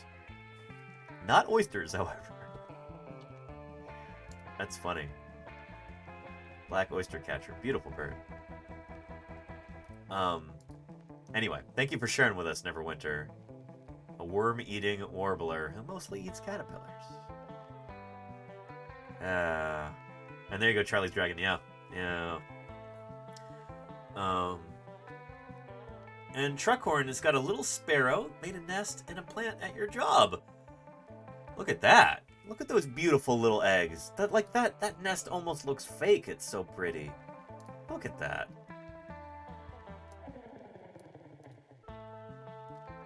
What a I was gonna say craftsperson, but craftsbird. Look at that craftsbird ship in that nest. Incredible. Dinosaurs are amazing, you know, even today. Very cool. Thank you for sharing, Truckhorn. That's lovely. And that looks like a sword fern, or maybe a Boston fern. Very cool. And Bet Medler says, I've seen human materials in nests before, but the amount of litter this bird made use of kind of blew my mind. It's a bit depressing. Oh boy, yeah. I guess those are kind of resilient materials. So, but yeah, look at all that trash, all that plastic, and yeah. Shoot, it is kind of depressing.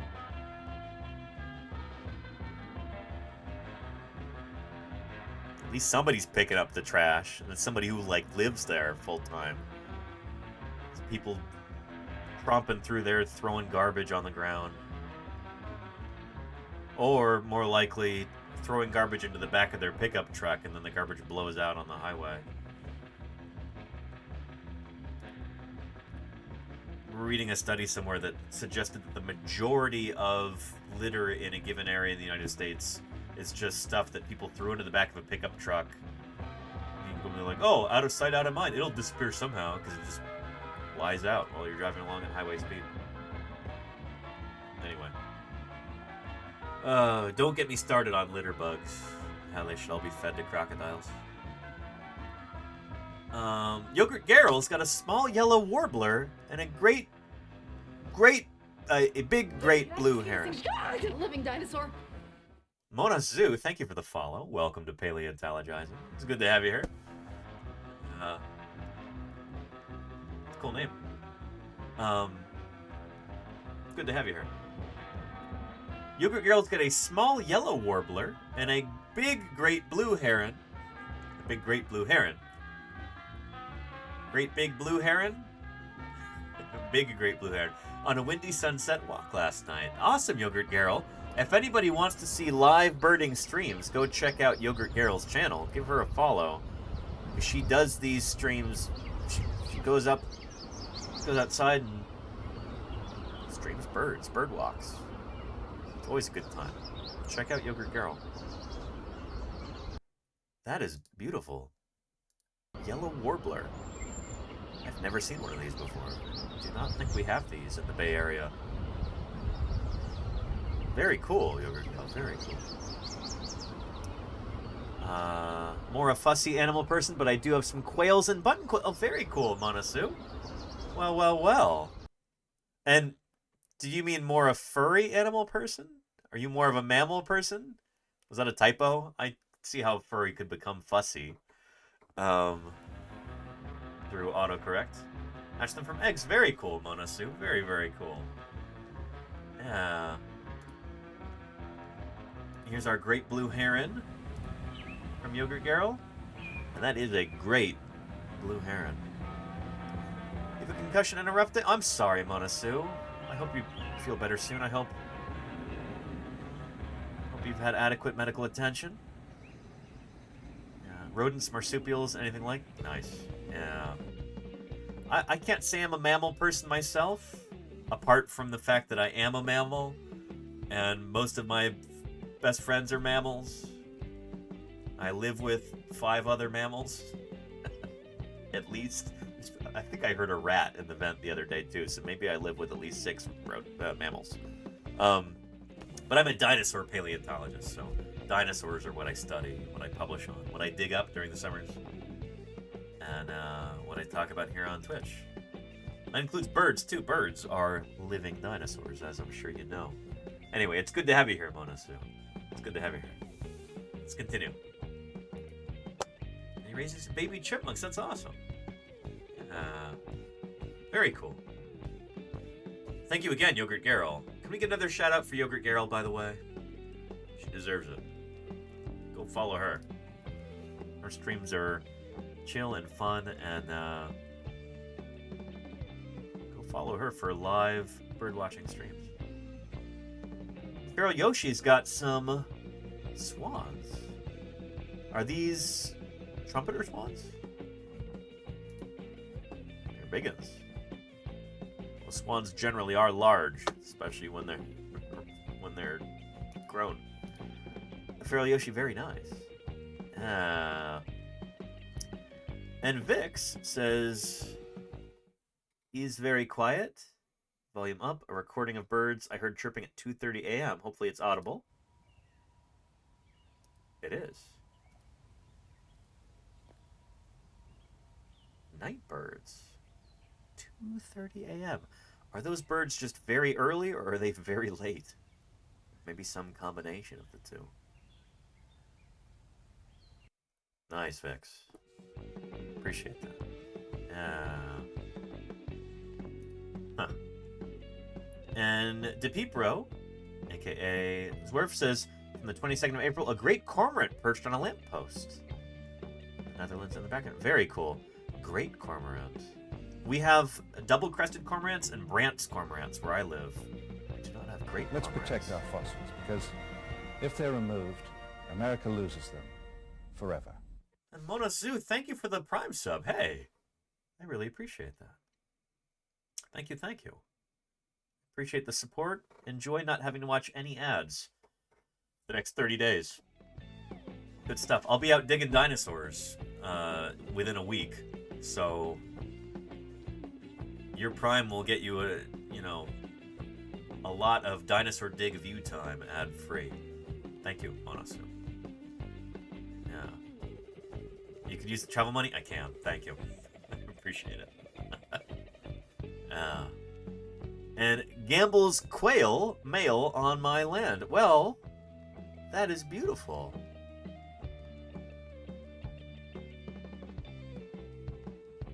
So Marfay, where is this? Because that looks kind of like a California quail. Trail came out. Very cool. Near Tucson. I wonder if they are those California quails that live in Arizona? That's our state bird here in California. But yeah. But your state bird in Arizona is also a California bird. Oh, that's definitely a Gamble's. Oh, I've never even heard of that, Smartfay. Let's look that up.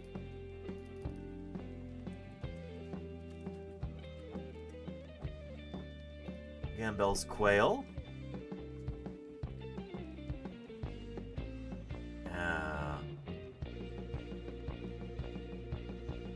Nice. Calipepla gambeli. Yeah, sister taxon to the California quail. Nice. Now if I recall correctly, your state bird in Arizona is also a California bird.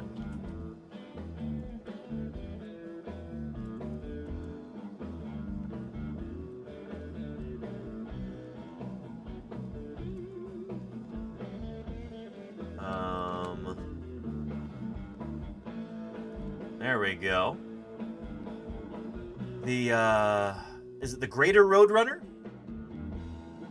Yeah. The Greater Roadrunner. I say it's a California bird. Oh, is that New Mexico? Okay, New Mexico state bird. Thank you, Smartfay. Species name, Californianus. Geococcyx californianus, the Greater Roadrunner. There's 3 different states that have California birds as their state bird. California has the California quail. New Mexico has the Greater Roadrunner, Geococcyx californianus. And Utah's state bird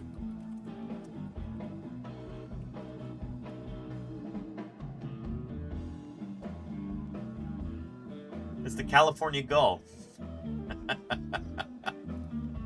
Yeah. Maybe I'll take some pictures of some of the graven images created of gulls in Utah, where gulls are worshipped as divine beings. I'm only half joking. It's but yeah, state bird of Utah, California gull. Yeah. There you go, Ember Mix. Yeah. Yeah.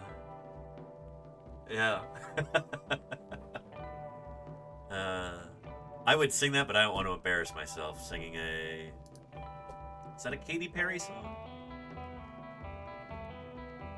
Huh. Anywho, thank you, Samar. That's awesome to have a trail cam Gamble's quail. Thanks for informing me of the existence of this other species of quail in the American Southwest. Very cool. Very cool. Rose Sand Thornwater. Rose Sand, look at this.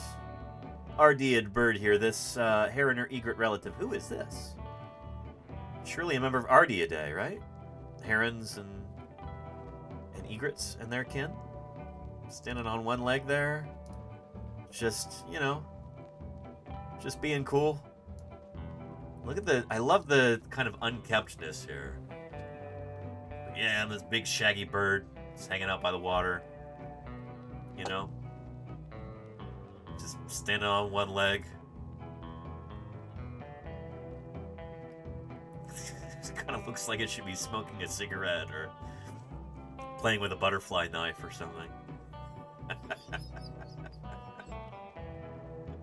White-faced heron. Thank you, Roseanne. Nice. Nice. Yeah. What a cool-looking bird. Just up to no good. It's loitering. Yeah. And hey, Casey Snowart. How are you doing, Casey? It's good to see you. Hope you're having a good day. And what would this bird eat? Slim Jims, mostly. Gas station hot dogs. Yeah.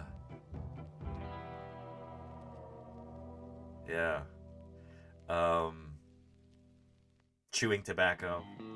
Doesn't even spit it out. Pop rocks is Murph. There you go. No, so these are... We're not trying to clown on this bird. This is a cool looking bird. This bird should be wearing a... You know... He'd be wearing like a leather motorcycle jacket. But white-faced heron, was that what it was? Let's look that up. Yeah. An Aussie bird, so Vegemite on toast. There you go, Roseanne. Yeah. White-faced heron. Egretta Nova Hollandia. So, a New Holland egret. What, isn't that another name for Australia? New Holland? Is that like an antiquated name for Australia, or a part of Australia? I forget. Jog my memory, somebody. Smartface says yes. Okay. Yeah. Interesting. Was Australia also colonized by the Dutch? Or did the English name it New Holland? I'm confused now. Holland, Australia. Thank you, Claire. Historical European name for mainland Australia. It was applied to Australia in 1644 by a Dutch seafarer. Okay. Abel Tasman. That must be who Tasmania is named for. Okay, it's coming together. It's coming together.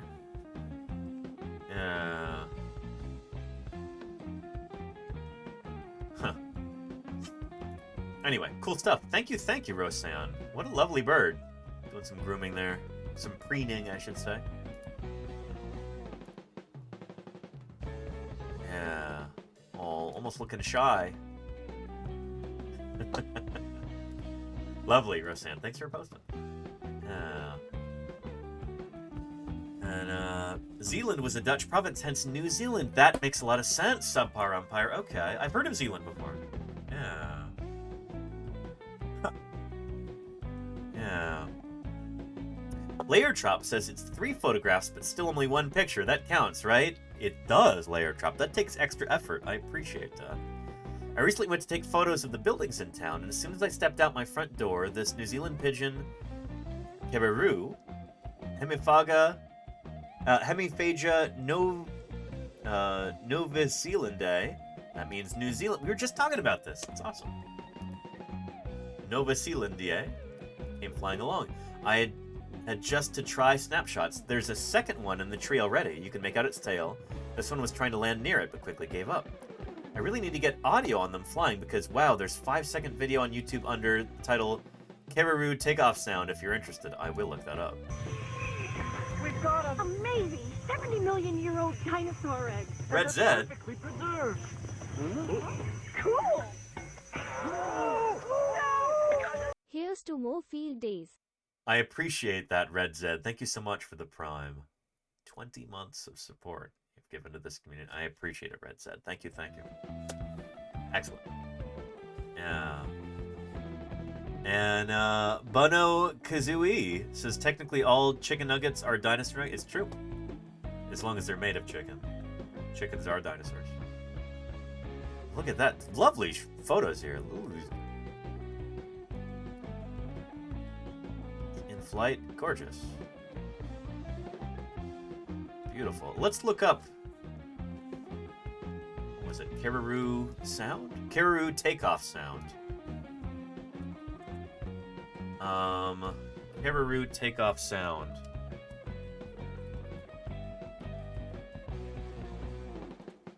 There we go. Here, let's have a listen to this bird. I think it's probably gonna be pretty noisy.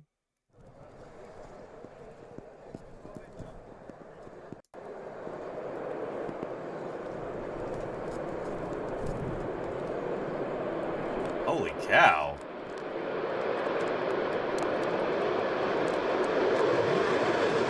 Oh. Never mind, wrong video.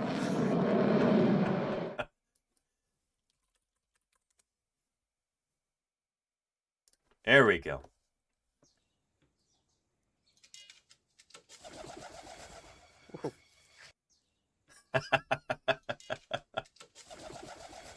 It makes a lot of sense that they wouldn't have to be quiet at all. These are birds that evolved in an environment without any... with few aerial predators, I presume. So yeah, they can afford to be noisy like that. But yeah, yeah.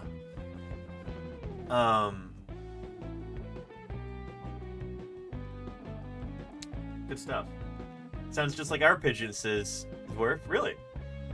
I feel like, I don't know, our pigeons here in the Bay Area, good old Columbolivia, the Columbolivia, feral pigeon. I feel like they're a bit quieter, but maybe that's just because I tend to see them in noisy environments. Their sound doesn't seem as noisy by comparison. Neilf has got some Wilson's plover chicks, who are authorized to be there. 10 and 12 days old, we waited from a distance for about 20 minutes until Dad came and convinced them to come walk back to the beach. Convinced them to come back to the beach. Nice.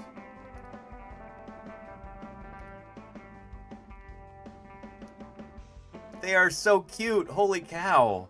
Look at these little birds, little plover chicks.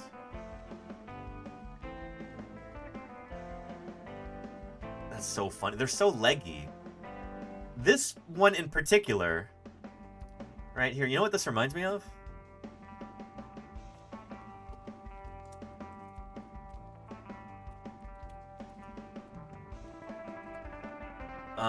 And this is, I'm sure, very much intentional.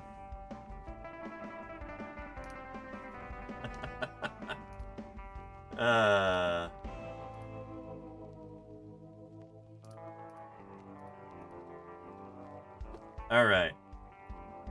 Plover chick. ATST. Scoutwalker. It's got that same stance, you know? Yeah.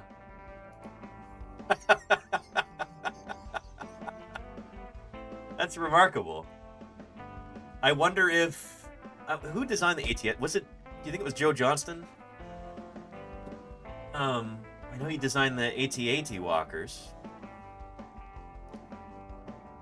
but yeah. Neil, that's great. Appreciate you. Thanks for posting. Yeah, leg to body ratio is the same. I know, right? It's uncanny. Yeah. So to speak, says, sorry for the video quality. It isn't the best, but video of what I believe is a western bluebird and a house finch numbing on some seeds in my backyard. And if you listen closely, you can hear a familiar voice in the background. Who's this? If you just had, like, a normal person who speaks Polish listening to this, that would be the one word they wouldn't understand. Is that what I sound like to you, to everybody? What does that mean? What's the one word that we get here?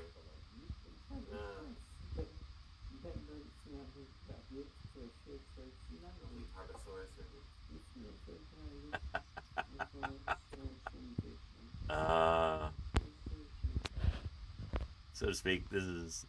I like this. Thank you.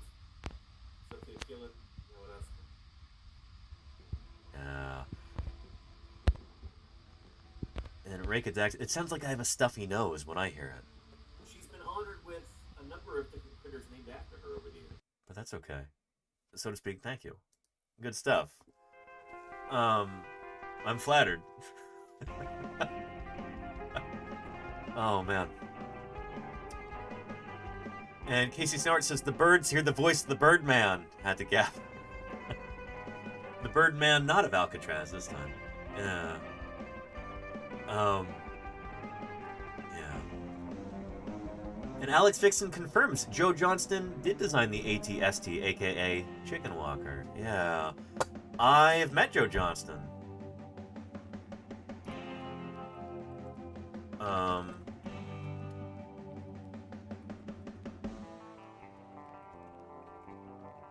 Yeah. Joe Johnston worked on Star Wars. Did a lot of the effects work, a lot of the concept art. He designed Boba Fett, AT-AT walkers. I think he may have designed the Ewoks as well. He used to come out and dig with us in the field. And in 2013, I think it was. Find my fieldwork photos here.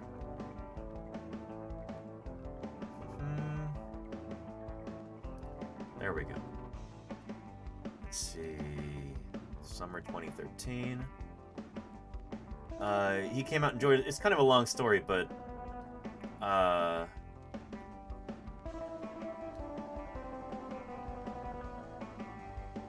it 2013 or was it 2012? No, yeah, it was 2013.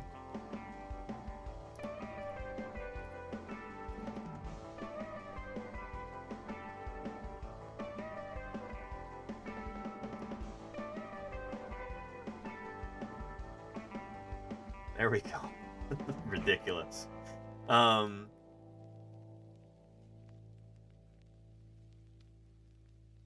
So here is Joe Johnston and Carrie Woodruff.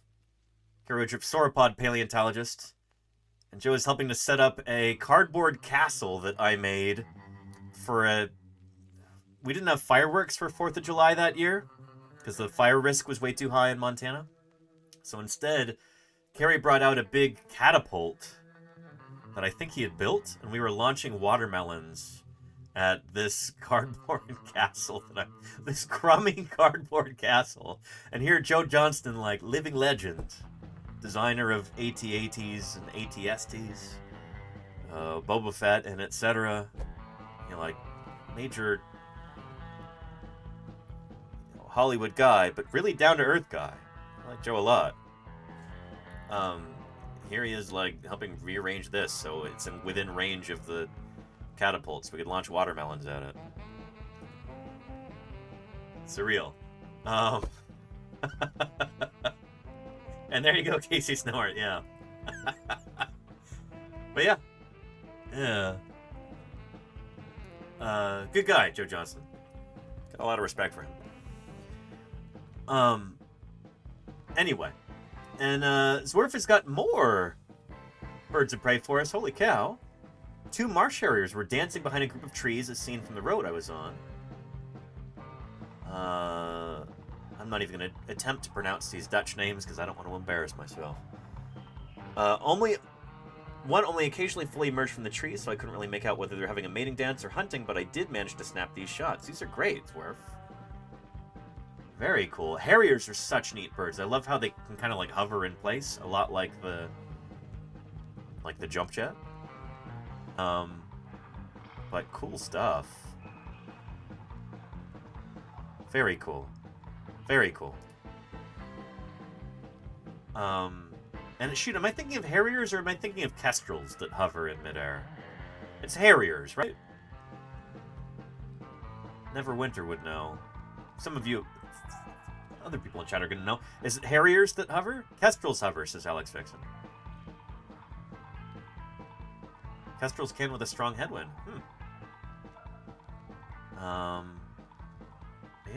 Yeah. And Balint from Science Streams, from our zoo adventures today, we've got flamingos. Very nice. Flamingos in captivity have to be fed a special diet that includes red food coloring, so that they get their distinctive kind of pink coloration, because otherwise, that comes from their food. It's called, it's keratin something something. Keratin something something. I forget, there's a name for it. And I don't know who this beautiful bird is, but she's pretty. And this too, I don't know who that is.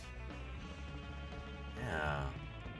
Chilean flamingos at Zoo Atlanta. Cool, Samarfa. Yeah, some kind of stork. Keratinoids, yes, those are the... But it's like keratinoization or... But yeah, their pink coloration comes from the keratinoids in their food. They feed mostly on crustaceans. And that's like a pigment that they acquire from their prey that is expressed in their plumage. It's really cool. Flamingos are such weird, neat animals. At my first ever SVP, Society of Vertebrate Paleontology conference, I was able to have breakfast with the guy who's like the world authority on fossil flamingos. And it was really cool just talking to him about flamingo evolution for a while. Anyway, flamingos are neat birds. Thank you, Balint, for posting that. Excellent. The coolest fact still is that the body can bypass the color of recently laid an egg. Bypass the color. I'm not sure I understand, Balint. Sorry. You're probably trying to type on your phone as you're watching from the car or something, but they turn gray if they lay an egg. Oh, really? Oh, is that true, Samarfag? Interesting.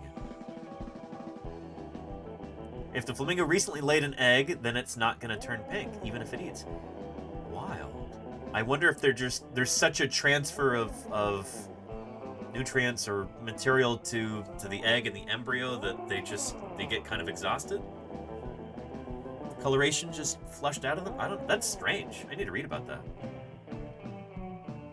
Huh. Cool.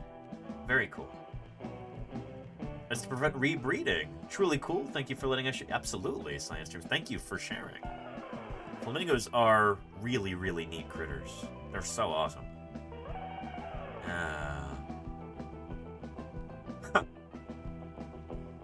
And yeah, they're super high altitude birds, Neil. Yes. And I think part of their plumage also protects against UV because since they're such high altitude, like other animals would, they get sunburned really easily. I think that's part of why they're light colored in general, is to help like reflect that UV. Because when you're at 12,000 feet of elevation, there's not that much atmosphere left to block the sun's rays. I think think I remember reading that anywhere, at least, that's part of why flamingos naturally are lighter colored. And that's maybe what allows the kind of the pink to shine through from their diet. Something like that. I don't know. It's getting late. Been streaming for 5.25 hours at this point. And I gotta wrap this up. I've got stuff to pack for fieldwork. I've got emails to send. There's a lot going on. Happy Thursday, BIRDSday, everyone. Thank you for contributing, and thank you for everything today. It's time to wrap things up. So, put an Archaeopteryx under our credits, and yeah, get the field jitters hardcore right now, Ken. But the end is in sight. Can't wait to see you and the rest of the crew. It's gonna be great. Let's see who else is here on Twitch right now.